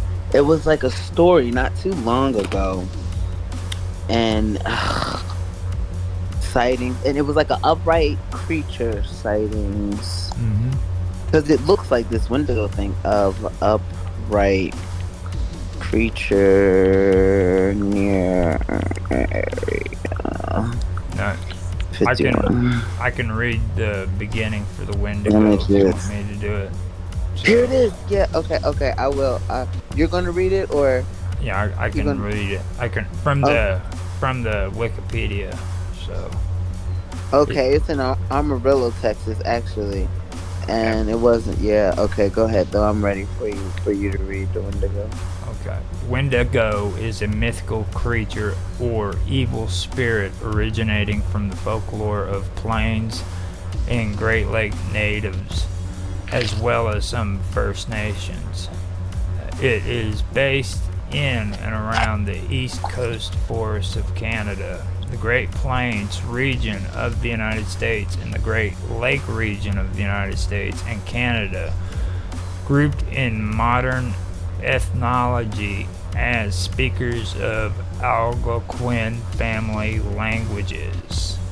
Algonquin family languages, and the Algonquin are one of the most populous and widespread North American native language groups. They historically were prominent along the Atlantic coast and in the interior regions along St. Lawrence River and around the Great Lakes. These groups, I'll stop there. Now, the Wendigo is often said to be a malevolent spirit, sometimes depicted as a creature with human-like characteristics, which possesses human beings. The Wendigo is said to invoke feelings of insatiable greed and hunger, the desire to cannibalize other humans, and the propensity to commit murder in those that fall under its influence. Oh my gosh. In some representations, the Wendigo is described as a giant humanoid with a heart of ice, a foul stench or sudden, unseasonable chill. No, a foul stench or sudden, unseasonable chill might precede its approach. In modern psychiatry, the Wendigo lends its name to a form of psychosis known as Wendigo psychosis, which is characterized by symptoms such as an intense craving for human flesh and an intense fear for becoming a cannibal. Wendigo psychosis is described as a culture-bound syndrome, and a culture-bound syndrome is in medical and medical anthropology a culture-bound syndrome or culture-specific syndrome or folk illness is a combination of psychiatric and somatic symptoms that are considered to be a recognizable disease only within a special society or culture. Now, in some First Nations communities, other symptoms such as insatiable greed and destruction of the environment are also thought to be symptoms of Wendigo psychosis. The concept of the Wendigo has been used in literature and other works of art, both by Native Americans and by others, including in works of social commentary and horror fiction. Now, what do you think about that? Yeah, no, I think that's insane. And I'm reading this story about the indigo. The Indians asked the Wendigo if there was any fat on them. He said, "You bet there is. I have eaten a lot of Indians. No wonder they are fat." The Indian then killed him and cut him to pieces. This was the end of the Wendigo. The giant Wendigo. That is wild. Like, I'm Where's listening the to you. descriptive part of it? It's like, oh, they just cut him up. Fuck you. Yeah, they were like, "You what? You ate who? Oh, okay, man, we'll show you." And that's literally what happened. I didn't even feel any suspense when you told that story. I was like, No. what the heck? Like, watch your mouth. That was the end of the Wendigo. Yeah, that was the end of the giant Wendigo. Like, what? That's insane. He said, "You bet there is. I have eaten lots of Indians. No wonder they are fat." The Indians then killed him and caught him. We ain't even gonna ask no more questions. You will die. Don't say nothing about a fat Indian, or you might end up. No. And then we had Wendigo soup. That should have been the last. That should have been the last sentence. That's And then they had crazy. Wendigo soup. Where the hell they come up with that stuff? I know. What does it says? It says, where does this come from? Folklore description. But I'm just looking at it. Okay, Ontario. I mean, and see, this is why I would not be moving. Like, keep my look at this thing. I wouldn't Now, even. the I Wendigo. wonder if Tan ever seen any of these. The Wendigo is actually more prevalent in Canada. I do know that from everything I've seen and heard. I've always heard more of the stories of the Wendigo coming from the Canada area. I didn't know that it was more prevalent towards the East Coast, though. I thought it might have been like in Saskatchewan and areas like that because of the deep woods and stuff. This picture that Medium has of it looks like Baphomet, like the way that they depict Baphomet to be. The skull and I don't know. I'm not The terrified horns. of. Yeah, like his skull. The way his skull looks like. Even this one, the Wendigo. Oh, there's a movie. Oh, I might have to indulge. I'll probably be scared crapless. But then this guy, The Legend of Fort Kent Wendigo. He looks like a straight human with horns. This one looks scary. Oh Now my the gosh. now the word indigo appears in many Native American languages and has many alternative translations. The source of the English word is the Ojibwe word Wendigo or Wendigo with two O's instead of one. In the Cree language, it is Wahitikau. You sound like you about to start Wittikau. singing for a second. Yeah, Wedikau, also translated Wedikau. Oh, man. Other translations include Wendigo, Wendigo, Ogo, yeah, Windgo, or Wingo with two eyes, and then Wingo, Wendigo, just basically a whole bunch of changes in the letters and stuff. Yeah. Wendigo is another one, or Wittiku. And then How did you Wingu. learn about this stuff? I was fascinated with it. It's interesting stuff, and this stuff stretches throughout history. This isn't just something like Indians were talking about this before a white man even stepped foot on the freaking continent. You know what I mean? So you didn't run into any of these or have friends that ran into any of these. This just comes from your research. I was just people. I'd love to find people who'd be willing to like share their stories on stuff like this, because I wonder if Tan has ever heard of a Wendigo. I'm fixed to text him and ask. I'm gonna chat him and ask him. Don't get him scared now. Yeah, right. Tan's minds would be, you know what I mean, like the super scion of everything. You're right. They better be scared of him. You know, No, it's those common ones you got to be careful of. no. The plural As you form as of Wendigo is Wendigo. It and is also spelled Wendigoag or Wendigobuag or Wendicoke. The Proto-Algonquin term has been reconstructed as Wentikowa,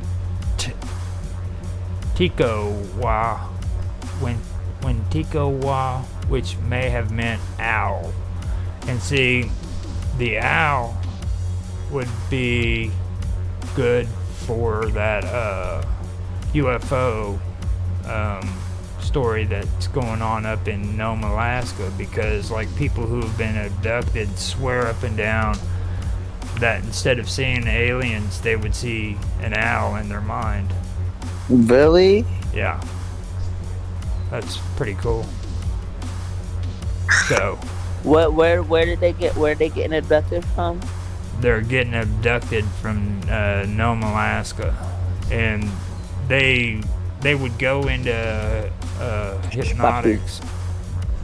They would be hypnotized by this therapist, and she would have them freaking look at this owl and find out that it was actually aliens that abducted them.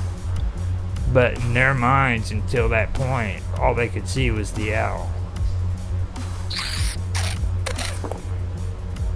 So maybe it was actually the Wendigo, and it wasn't aliens, or maybe it was aliens pretending to be the Wendigo that were eaten. But they don't look anything like an owl. These Wendigos like resemble nothing like an owl. Now, but to hear that people see an owl before abduction, I've heard that owls have symbolized.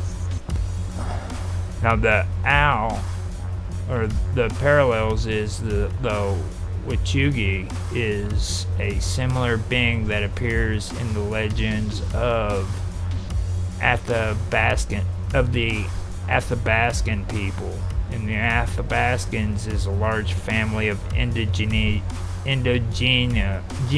languages of North America, located in Western North America in three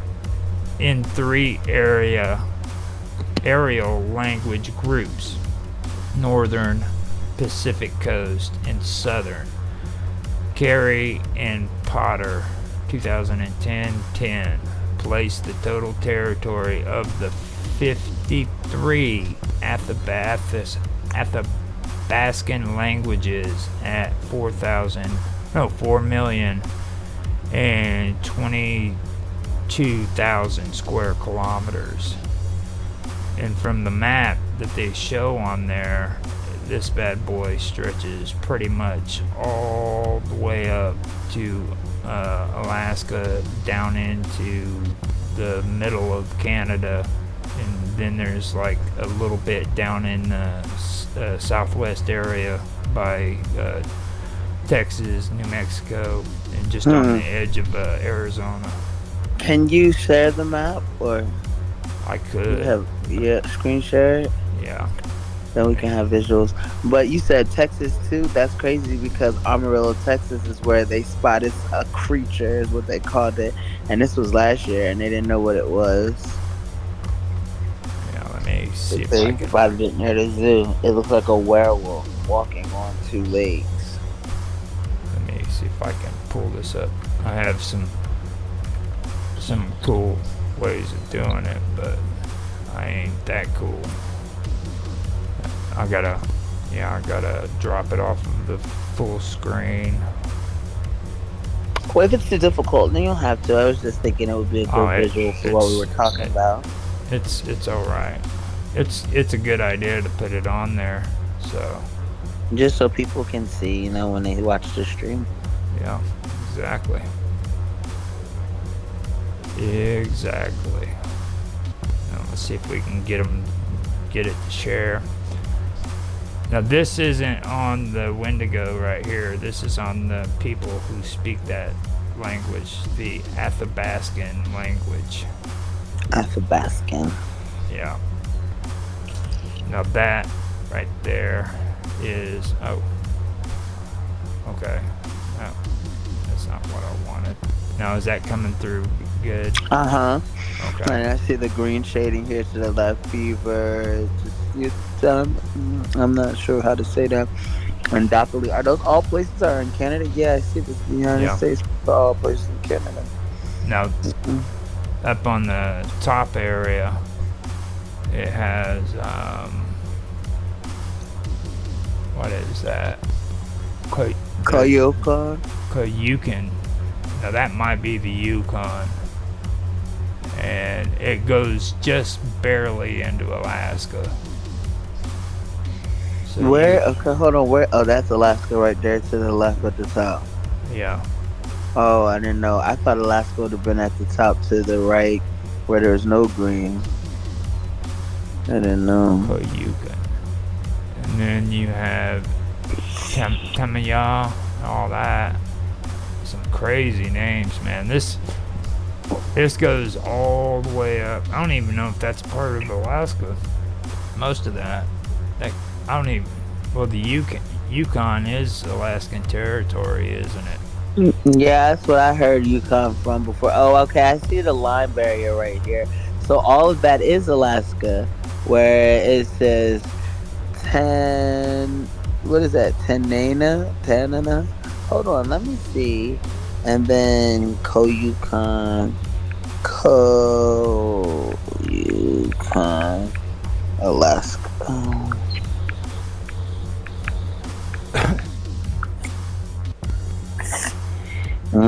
That's all Alaska. Let me see a map of Alaska. Oh, maybe I can have it right here. That's pretty cool stuff, man. Oh, okay. So the Gulf of Alaska here, Fairbanks, and so that's still Canada. But like, is all of that Canada? Like, see, it says Northwest Territories. It's like the Northwest Territories is not part of Canada, though. It could be their territory, like how the Marshall Islands are our territories in Puerto Rico. Puerto Rico. Yeah, because it's like they're not part of the United States, but the United States owns them type thing. Yeah. But then here, the United States is owned by Great Britain, so I mean, it's just interesting. Yeah. So let's see now. Where am I at? I still haven't got used to doing all this stuff. With the map and stuff? Well, with navigating and stuff. Athabascan language. Wonder what it sounds like. Do we have a clip of hearing the people speak Athabascan? It would be cool. Let me see. I'm about to look for one. Are you going to look for one? I can look for one, and you can. You can if you can find something. That would be.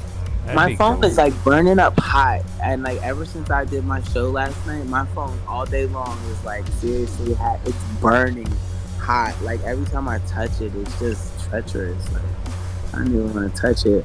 I see Athabascan. No, I'll go ahead and I'll read the folklore description. You want to hear it? Yeah, I do.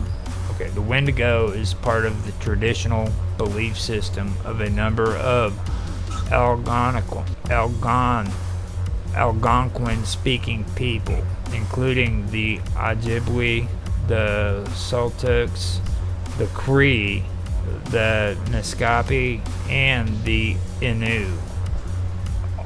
Although descriptions can vary somewhat, common to all these cultures is the view that the Wendigo is a malevolent, cannibalistic, supernatural being.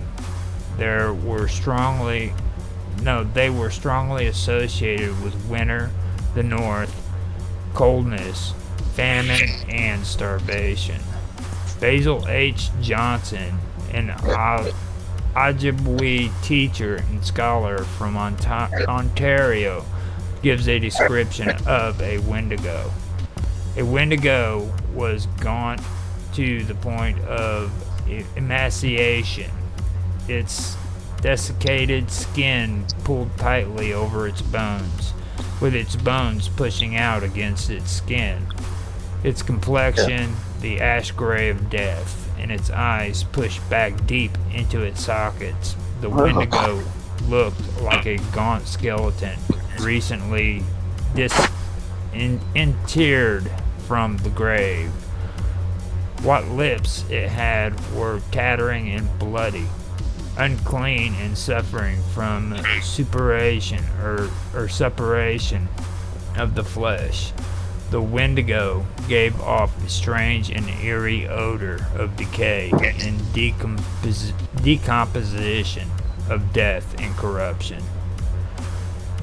In Ojibwe, Eastern Cree, West Main Swampy Cree, Naskapi, and Innu lore, Wendigos are often described as giants that are many times larger than human beings, a characteristic absent from the myth of other Algonquin cultures.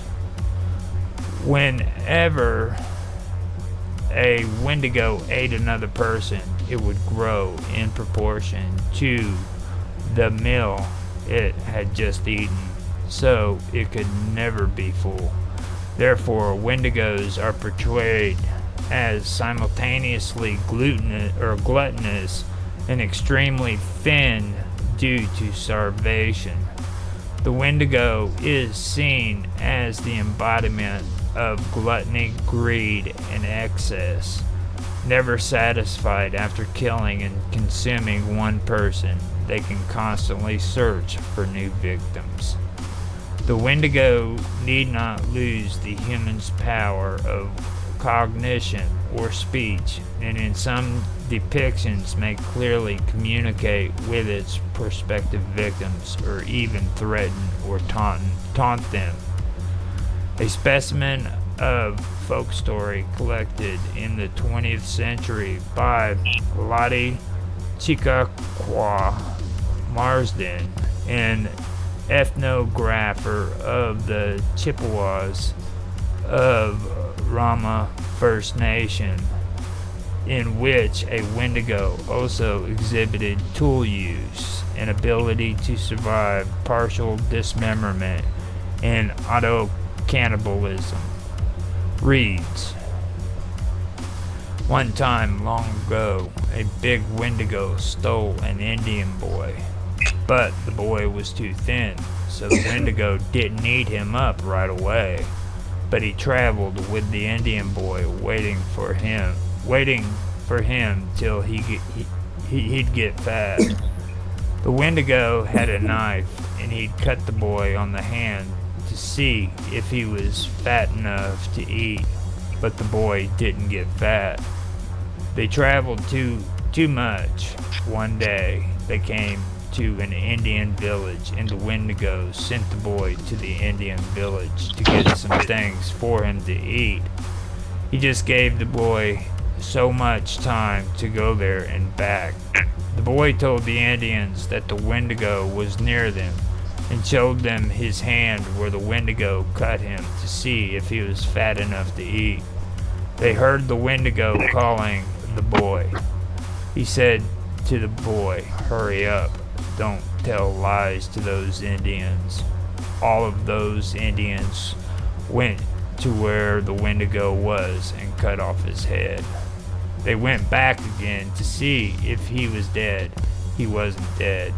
He was eating the juice or marrow from the inside of the bones on his legs that were cut off. The Indians asked the Wendigo if there was any fat on them. He said, 'You bet there is. I have eaten lots of Indians. No wonder they are fat.' The Indians then killed him and cut him to pieces. This was the end of the giant Wendigo." Now that's what you were just reading. Yeah. Wow. That's cool. Isn't that interesting? I mean, yeah, because like I didn't even think that stuff like this is like, I don't want to say real, but it's to me, reading this makes it more real. And I could just imagine being like the warrior chief of an Indian tribe, and then some like wolf man comes and attempts to try you. He's like, man, I'll make a felt out of. You know what I mean? Like I'll make a felt out of you. Like you'll be a throw rug guy, and kind of like that's what it was for him. But then too, I was looking up like this Athabascan language, like it's like it doesn't exist. It's almost like they're saying it's all languages combined. That's why I was interested in seeing what it was, because Athabascan language sounds like. Because I think and then it just goes to what languages sound alike. What do you sound like in your language? Chicken, chicken, chicken. And the multilingual gibberish girl. What does 28 broad? See, it makes it seem like it's a mix of the language. And that's why I was thinking maybe it's something like the Basileia that they say it's tongues, and maybe it's a universal language. I just wish I could see more or hear it. It sounds like a lot of what me and you've been talking about with linguistics.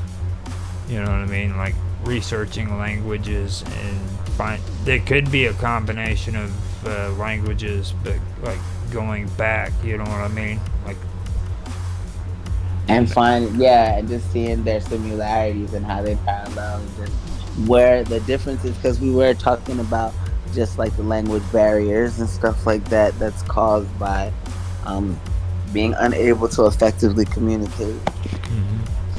Now, human cannibalism. Okay, in some traditions, humans overpowered by greed could turn into wendigos. The myth thus served as a method to encourage cooperation and moderation. Other sources say wendigos were created when a human resorted to cannibalism to survive. Humans could also turn into a wendigo by being in contact with them for too long. Now, taboo reinforcement ceremony. Along the Assiniboine, the Cree, and the Ojibwe, a satirical ceremonial dance is sometimes performed during times of famine to reinforce the seriousness of the Wendigo taboo. The ceremony, known as Wendigo Kaanzamoan, was performed during times of famine and involved wearing masks and dancing backwards around a drum. The last known Wendigo ceremony conducted in the United States was at Lake Wendigo of Star Island of Cass Lake. Where's Star Island? Where's that at? Lake Wendigo is a small lake on Star Island in northern Minnesota, United States. Okay. Alright. And Cass Lake is in Minnesota, located within boundaries of Leech Lake Indian Reservation. It's surrounded by Pike Bay Township. Cass Lake had a population of 675 in the 2020 census. And the Leech Lake Reservation is an Indian reservation located in north central Minnesota counties of Cass, Itasca, Beltrami, and Hubbard. Hubbard County. Yeah. I feel like I know Hubbard. So now they have the psychosis thing, which we could go through, but I'm really not interested in psychological stuff. You know, and they do have pictures on here too for the Wendigo. Yeah, I see them. I'm on that wiki. Look at that. That's all. Hold on, let me see. This is black. Oh, what am I? Oh wow! See, that's crazy. Oh wow, that's somebody in a costume. Yeah. Huh. Those horns have to be heavy. We could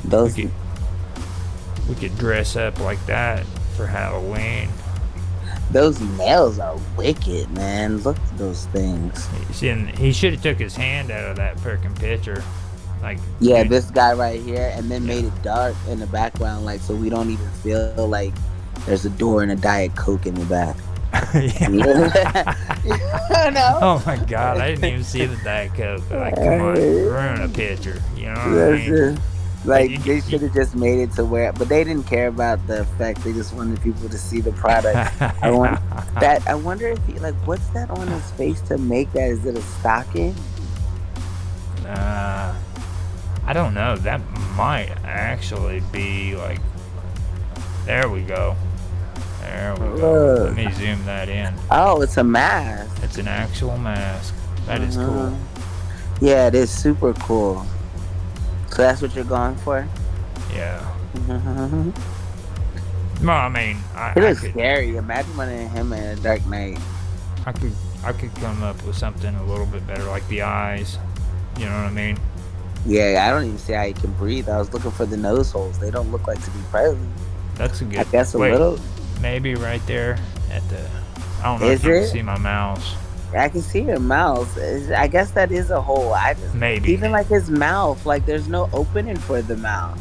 It doesn't. It looks like you know what I mean. It's like that could be his mouth. To be honest, the way they got it set up. It's like his whole face is behind something. That is so crazy. See, I feel like people have to relate to these things to even attempt to recreate it. Like, how, you know what I mean? Like, even if they didn't see it themselves, it's like some type of truth in it. Now, let's move on to the second topic, which is the Skinwalker. What do you think? Skinwalker. The Skinwalker. Now, the Skinwalker is a little bit different, but a lot of people get these two mixed up, like they're the same thing, and they're really not. But there is some similarities to it. I will say that there is, but it's not exactly the same. If you want to, you can read, but I'll read if you want me to. I'll do it. I'm just getting Skinwalker pulled up. Skinwalker, Navajo culture. Blah blah blah. And Navajo. Hold on. Get too far from me. My phone's down there. And it was too hot to touch. In Navajo culture, a Skinwalker, Navajo Ye Naladelusi, is a type of harmful witch which has the ability to turn into, possess, or disguise themselves as an animal. I wonder if my cat's a Skinwalker. The term is never used for killers. Look, I said that and then something made a strange noise in the kitchen and it was just like, hey, what if she is a Skinwalker? That's why I stopped. It was like, what? In the Navajo language, Ye Naladelusi translates to, by means of it, it goes on all fours. While perhaps the most common variety seen in horror fiction by non-Navajo people, the Ye Naladelusi is one of several varieties of skinwalkers in Navajo culture. Specifically, they are a type of anti-Hinji. Okay, I just want to look up what is an anti-Hinji? Let me see. Come on, Apple, do your thing. Look up anti-Hinji. Search web. What is a wolf? Search the Skinwalker. Oh, see, it's still just saying. But what is an anti-Hinji? Oh, it's not even a G. That's like a exclamation upside down with a little cry. I've never seen anything like that. It says Wall, Leon, and William Morgan Navajo English Dictionary, and I can probably check that out for you. Oh, that's what you're looking at. That's the citation though. Yeah. What is that symbol though in the word? Do you see the ANTI? Then it's a apostrophe. And then it's like, what is that? That's not even upside down exclamation point. It's like an upside down exclamation and an upside down question mark. That's the strange part for me too. Like, it took me a long time to even figure out how to put those kind of quotations into words on the keyboard. So some of them. Oh man, even typing them, I could only imagine. Yeah. I've never even heard of that. Anti-genie. Yeah, it does look like it says Genie. See, I said the same thing, but does that thing count as a letter? It's not anti, it's anti-Genie. Yeah. What is that? I have no clue. Hey, that would be nice if they had more of a description of that. Yeah, even if I Googled it, like when I sat here and I did, all right, look it up. And then this was like, how did Indian places curse? How did Indians place curses on things and people? What are wolf skin runners in Native American culture? And the skinwalker. So let me see what happens. Now, wolf runner, I understand the whole concept between a wolf runner. Now, that's a good example of what I'm talking about. Like, back in the 70s, they came out with a movie called The Wendigo. And, like, at the time, I thought it would be, like, about werewolves because I didn't know much about wendigos and skinwalkers and stuff, okay? Right. But the movie made it out like these wendigos were wolves that would appear out of nowhere and try to attack and kill this guy. And instead of getting him, they would always go after people that were close to him. You know what I mean? But that's the best way to affect your victim. They watch them, like, yeah, they teach you that. Even like the military. And see, I fell under the impression that the Wendigo was kind of like that, but the truth of the matter is like they have absolutely nothing to do with the skinwalker. You know what I mean? The skinwalkers are the shapeshifters and the witches. You know what I mean? The Wendigo is, they have this insatiable freaking appetite, and they're always hungry and they're wanting to eat. You know what I mean? And it's, I was about to say that's a good idea regardless. So, but yeah, that's probably what they're talking about. These creatures can transform into animals. They can transform into but they think they're witches. That's what, because the Navajo is the real. Read on, you'll find out. It gets even. That's exactly what they're talking about right next. But just underneath. Okay, let me go. Let me keep going. First I scrolled up. Okay, here you go. Navajo witches, including skinwalkers, represent the anathesis. I apologize, I got distracted. Rapid sent me my picture of my thing and I heard the vibrate. Anyway, let me focus. I've been waiting for my cat all day. Navajo witches, not all day, but 50 hours. Navajo witches, including skinwalkers, represent the antithesis of Navajo culture values. While community healers and culture workers are known as medicine men and women, or by other positive terms in the community, indigenous language, witches are seen as evil, performing harmful ceremonies and manipulative magic and a perversion of the good works medicine people traditionally perform. In order to practice their good works, traditional healers may learn about both good and evil magic in order to protect against evil. But people who choose to become witches are seen as corrupt. The legend of the... Want me to stop? No, I was wanting to point out too that statement is saying pages are needed for citation. So we don't know how true that is. Right. The legend of the Skinwalker is not well understood outside of Navajo culture, both due to reluctance to discuss the subject with outsiders. Hold on, my phone's sliding off my breast. As well as the Cherokee Nation. Academic Adrian Keene, says is a lack of unnecessary culture context that stories are embedded with it. Traditional Navajo people are reluctant to reveal skinwalker lore to non Navajos or to discuss it at all among those they do not trust. Keen, founders of the website Native Appropriations, has written in response to non Navajos incorporating the legends into their writing, and specifically the impact when J.K. Rowling did so. That when this is done, we as Native people are now opened up to a barrage of barrage. This is barrage of questions about these beliefs and traditions. But these are not things that need or should be discussed by outsiders at all.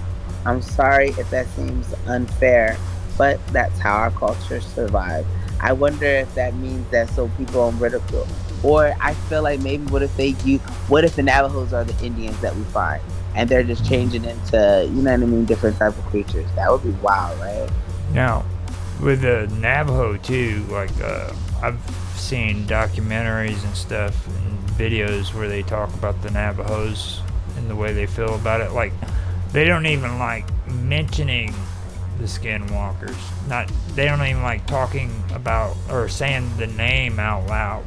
You know what I mean? They strongly believe that it's a curse just saying the word Wow.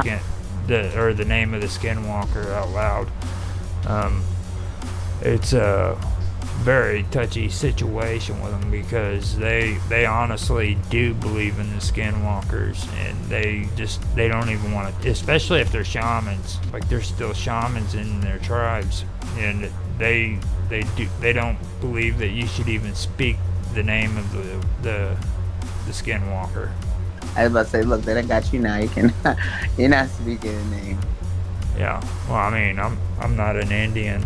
They don't want to eat no fat Indian or no fat white boy. They want those fat Indians. So. So I wonder if that's all they eat too, or would they feed on other cultures? See, there's a lot of questions. There's been stories. I mean, I've heard some pretty good cryptids, man, where people have talked about the skinwalkers, and they don't discriminate. They'll eat whatever they can, or I shouldn't say eat, because actually I'm getting it mixed up now too. I'm talking about the freaking Wendigo, and we're talking about the skinwalkers now. So, but yeah, they don't discriminate, the Wendigos or the skinwalkers.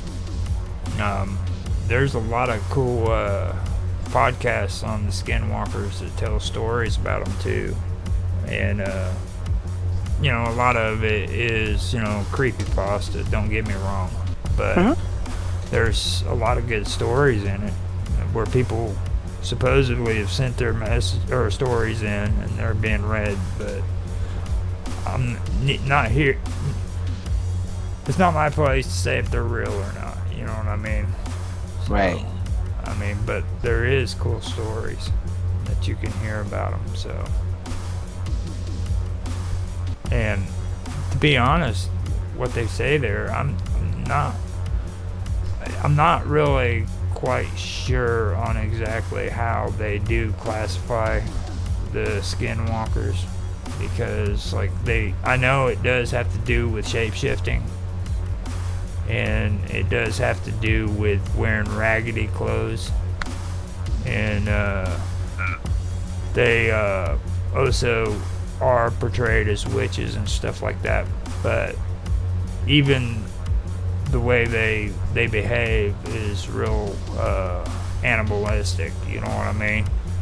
Yeah, but this link pulled me up to Dogman. This is the Skywalker. Dogman is next, so don't worry about all that. I thought I was gonna see the picture. That's the good stuff. Dogman. Now, I know that like a lot of people have said that these skinwalkers also can put a curse on you, and it'll make you deathly sick. And the only way for you to get away from that curse is you have to have a Navajo shaman come and do rituals on you to help you, because like after 2 or 3 days you'll end up freaking breaking up out into fevers and stuff. and you'll die eventually. Like, they make claims that people will actually die because they're cursed by the skinwalker. What do you think about that? Huh? I think she's gone quiet. Oh. I dropped you. Are you there? Can you hear me? Yeah, I can hear you. Can you hear me? Now I can. Okay. So, animals associated with witchcraft usually include tricksters such as the coyote.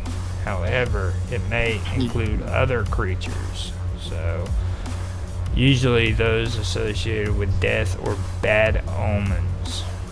See, and they say that owls can be, and you were saying that people saw owls whenever before they got abducted, and they said owls can be a sign of good luck unless you see them during the day, in which they're a sign of bad luck and associated with bad stuff coming. So, hey. Now, they might also possess living animals or people and walk around in their bodies. So that would probably be where the skinwalkers term come from, because they can also possess the bodies of animals and people. Skinwalkers may be male or female. Skinwalker stories told among Navajo children may be complete life and death struggles with that end in either skinwalkers or in either skinwalker or Navajo killing the other, or partial encounter stories that end in a stalemate. Encounter stories may be composed as Navajo victory stories with the skinwalkers approaching a Hogan and being scared again. And a Hogan is the primary traditional dwelling of the Navajo people. A Hogan? Yeah. And I want to see one of these. I don't know what a Hogan is. I can pull it up for you. Here we go. Hogan. Oh, okay. There you go. Oh, they're like little hut thingies. Oh, you know what they look like? Huh. Those little cabins that... Oh, no. They didn't. Those were made out of stone. These things are different. I thought they looked like those things we were looking at in Turkey that one time. No, I did learn something else about these structures, and all structures when it comes to the Indians. Mm-hmm. And I found it interesting. According to their shaman beliefs, the direction of where the door is facing also determines if the shaman is practicing good magic or if they're practicing bad magic. I forgot which direction the door is supposed to be. Of course, the next question.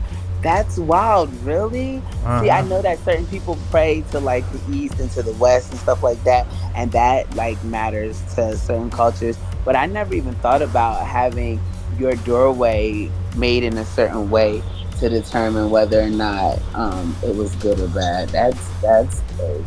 Yeah. But imagine not knowing what side you're supposed to have the door on, and you put it on the wrong side, and everyone thinks you're evil. You're like, no, I'm really afraid. Yeah, right. We see your door, buddy. We see your door. I'm not clear. Now, non-native interpretations of skinwalker stories typically take the form of partial encounter stories on the road, where the protagonist is temporarily vulnerable, but then escapes from the skinwalker in a way traditionally seen in Navajo stories. Sometimes Navajo children take European folk stories and substitute skinwalkers for generic killers like the Hook. The Hook? Yeah. Like the Captain Hook movie that was kind of scary? The Hook, or the Hookman, is an urban legend about a killer with a pirate-like hook for a hand attacking a couple in a parked car. So okay, I see what it is. Like the old folklore where two lovers go to Lookout Mountain or Lover's Lane, and they hear the story of a serial killer who just broke out of an insane asylum. And then next thing you know, he's attacking them. And then all of a sudden they hear this weird noise scraping the side of the car, and they become frightened, and they grab the keys and turn the ignition on and take off, only to find out that there's blood with a hook sticking in the side of the car. Hey, save that juice for tomorrow, man. What are you doing? Man, what? That's the hook. The hook.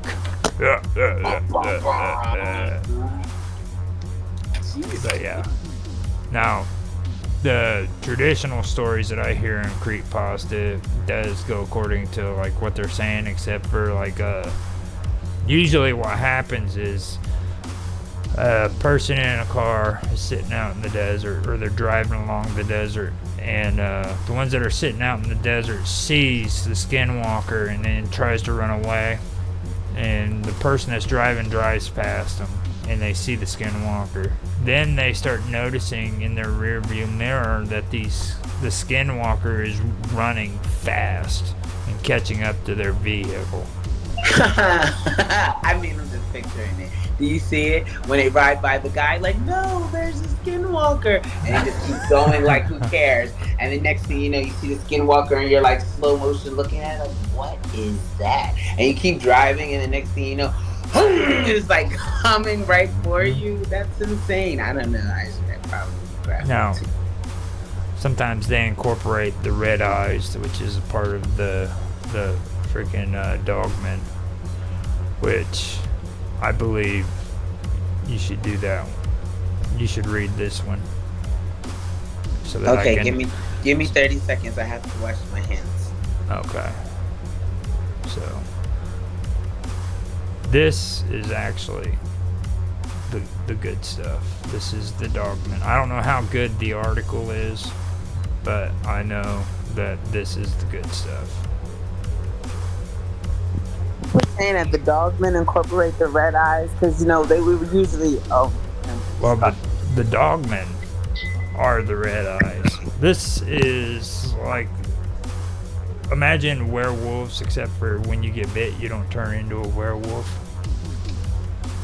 You just keep yourself, and then you have like kind of crazy looking features. I don't want to give away. Okay, all right, I'm going. I'm throwing creamer in this coffee that sat down here. And I've got to run to the bathroom too, so I'll be right back. Oh, good. We got a good time. Hey, look, at least you tell me. I just kind of go to the bathroom with you on mute.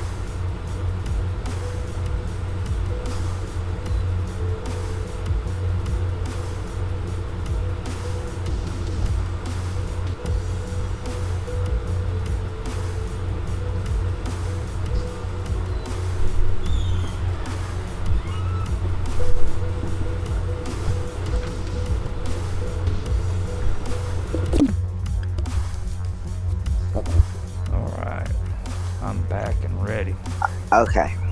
The Dogman is one of the most popular cryptoids today, and I can't blame people for liking it.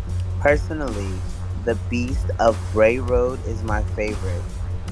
Why a cryptoid is deciding to hang around a random road, I don't understand, but I find it extremely funny. But there are a good reason why a lot of people have their doubts about the creature. It's possibly our best example of a cryptoid that was invented. If you look in, I don't even know something like this existed. If you look in cryptozoology, books prior to the 1980s, you won't see any reference to the dogman. That's because there wasn't a dogman. The origins of dogman as a legend really traces back to 1987. Oh wow, they it's interesting. I just think it's funny. It's like, so when did they come? Really? Oh, okay. And it's like she's here. Oh man. Oh boy. Okay. When a radio DJ named Steve Cook aired a song he created called The Legend. Oh yeah, it really was. Anyway, the song was actually an April Fool's Day hoax. Steve had completely made the stories contained in the song up. However, after he premiered the song, he began to receive reports from listeners claiming that they too have seen the creature. That's where the legend of the Dogman began. And today, we receive hundreds of reports of the creature. So the Dogman really sprang up after a hoax song that people took seriously, not because of a history of genuine sightings. Even a cryptoid like Bigfoot, one that many people are skeptical about, has a much greater history to their sighting. The late author Linda Godfrey, who has probably done the most research into dogmen, reports of anyone alive only started her research in 1991. Over 4 years after the song was released, side note, her books are pretty good whether or not you believe in dogmen and other cryptids. In fact, Wikipedia lists several, hold on, you're going too fast, lists several sightings that were made up by the song in its article. But what about the very few sightings that came before the song? I think the ones before the song can be pretty easily explained as a combination of werewolf legends and folklore stories. Either way, they didn't occur very often and were spread out pretty wide. Nowadays, people fill entire podcasts with reports. If the dogman was real, it would have a much greater history of sightings, especially since sightings are reported all across the United States and even across the world. As for the sightings afterwards, they can probably be chalked up to a combination of misidentifications, bears, wolves, people, Bigfoot, if you believe in them, hoaxes, the Gable film, for example, the human mind turning a sighting of something into a dogma. Dogma. The word dogma. Keep in mind that this is in addition to there being no good physical videos, photographic or audio evidence, and there being no dogs with Bipedalism. bipedalism. Okay, dogman just doesn't make sense. What is a dog? Yeah. Now, that honestly, I have to say, is true. Okay. I love the stories. I really do. Okay. But as of date, there is no evidence at all, like sightings with photos or anything. But to be fair, there's very limited amounts of evidence for Bigfoot too. You know what I mean? But I even checked that out too, and he was right about it. Other than creepypastas and legitimate claims that they've seen them, it didn't start long ago. Like this, I think Slender Man is the next thing that came along after freaking the Dogmen. But the Dogmen, they're really creepy stories, and I love listening to them. That's all I gotta say. You know what I mean? So if you ask me again if the Dogmen exist, I'm like, hell yeah, they do. They exist. But you see how the word dogma and dogmen sound so similar? And then I was just looking up about dogma and something considered as an established opinion. I think that's probably where they get the name from. Probably.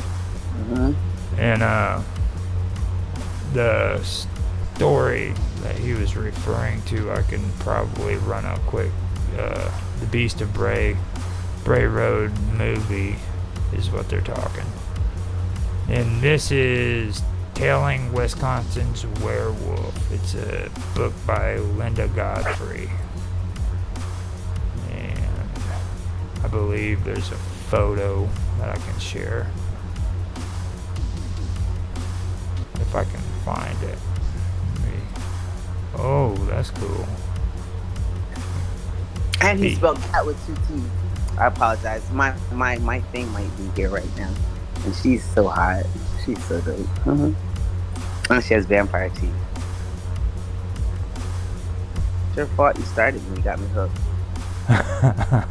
He just sent it and I was like, oh wow, that's cool. He said he'll do some more later when he can. But I just took a go and said it. But yeah.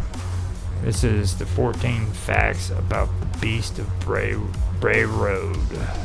Wait a minute, hold on. This is the same thing we just read. Oh, you're going to Google that. It's just not on the screen. I got you. I'll put the post up real quick. That way. No, they're probably extinct. That's what Dan said to you. Have you ever seen a Wendigo? He said no, they're probably extinct. That was his response.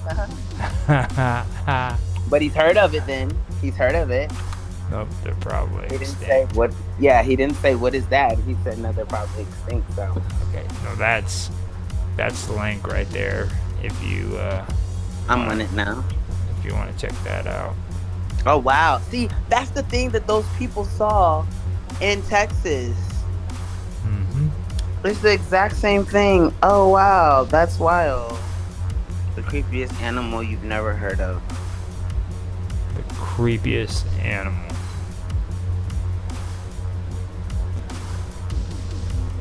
The Beast of Braywood is a big... Go ahead. Go ahead. The Beast of Braywood is a Bigfoot-like cryptid. It stands on 2 legs and could resemble a bear, or in some cases a wolf. It is very large, intelligent, and brown-gray in color. See, there's too much description for it to be a myth.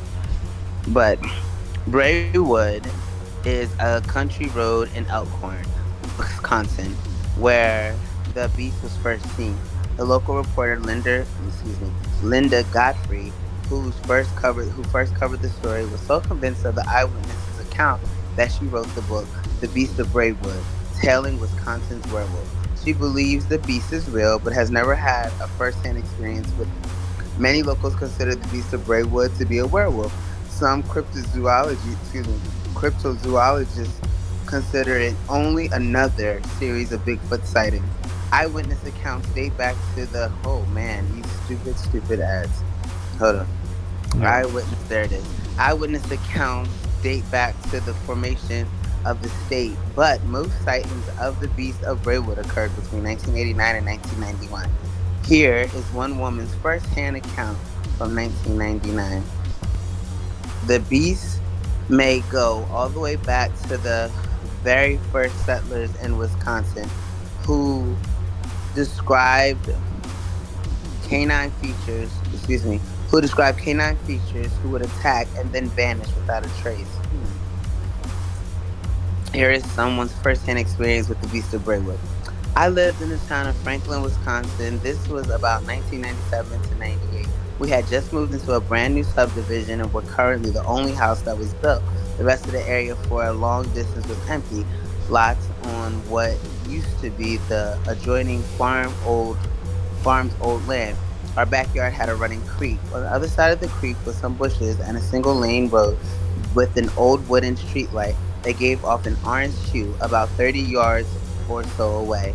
It was a warm summer night and I was having a sleepover with one of my friends. We had all the lights off and were playing hide and seek in the dark. I went back into our sunroom and saw something crouched over, illuminated through the bush and the orange streetlight. I'm not sure how to describe its body posture. You know how when you're ready to throw up and you hunch over on your knees and palms? It says I was similar to, but I guess it was similar to that. Its breaths were so deep and heavy that you could see its chest heaving from the distance. We had a 140-pound Akita who stood 6 feet on his hind legs. I could easily tell that whatever this was dwarfed my Akita. I also knew that it wasn't any type of dog or wolf. Its hind legs were thick and muscular like a man's, but its body tapered at the abdomen and head like a wolf or canine. I called out to my friend who came over and just said, "What the fuck is that?" to me, trying not to make much noise. What the beep? We said, you're gonna have to get a beep button. We sat there as it was hunched over for a good 30 minutes. My dad, who was a hard ass Vietnam vet, came out to see what the hell we were doing up so late. We asked what it was, and he just said, "I don't know." He then went outside as we stayed in. Scared for my dad, he had one of those old megalights that had the power of 1,000 candles and took it with him. He stood in the driveway and shined it on whatever we were watching. It looked back at us, and honestly, I don't remember its eye color. What I do remember is that when it took off into the bush, it took off upright, like a sprinter from the on all fours stance. My dad heard it splash through the creek and hightailed it. He was one of those, it was one of those fucked up moments you don't really talk about because people will think you were crazy. When I heard about it so many years later, I immediately knew I seen it too. There you go. I figured we would just do one of them because they've got tons of this, and like you said, it's pretty spammy. Well, there's only one more story there, isn't there? Do you want me to read it? You can. It's up to you. I can. It doesn't matter. Yeah, you can read it. Okay. Because I just scrolled down a little bit. There's only a little bit there. You say you have pop-up blockers. Mine has ads popping up in the middle while I'm reading. So. Yeah. I'm just back out of that. Okay, now another first-hand account. This took place in Claiborne, Texas in October 2016 at around 1 a.m. Me and my girlfriend were sitting outside on my dad's porch smoking a cigarette. It was dark, so it was pretty hard to see. I also want to make a note that my dad lived on about 300 acres of vacant land, and he did you already read this? No. Okay. And he did, for a fact, have many wild animals that roamed at night as well as cattle. So we were pretty used to seeing wild hogs, coyotes, raccoons, and even wild turkeys approach the house once the sun went down. This didn't seem like any of those things. There were no streetlights, and the closest neighbor was about 2 football fields away. Oh wow, I knew it wasn't that. We noticed something creepy through the grass about 30 feet away from the porch. The movement reminded us of a coyote, but this, whatever it was only about 4.5 feet tall and were from 7 to 10 feet long. Its body was pressed completely against the ground and its head turned towards us, almost as if I was, almost as if I was stalking us as prey. Oh gosh. We were pretty freaked out when we noticed, so we grabbed our cigarettes and our shoes, but that's when things got even freakier. This thing had been crawling towards a medium-sized tree, and as it passed behind the tree, it didn't reappear on the other side. Could it have climbed the tree, or perhaps stood upright behind the tree, hiding, watching? I did not stay. Hold on a minute. She's so cute. This.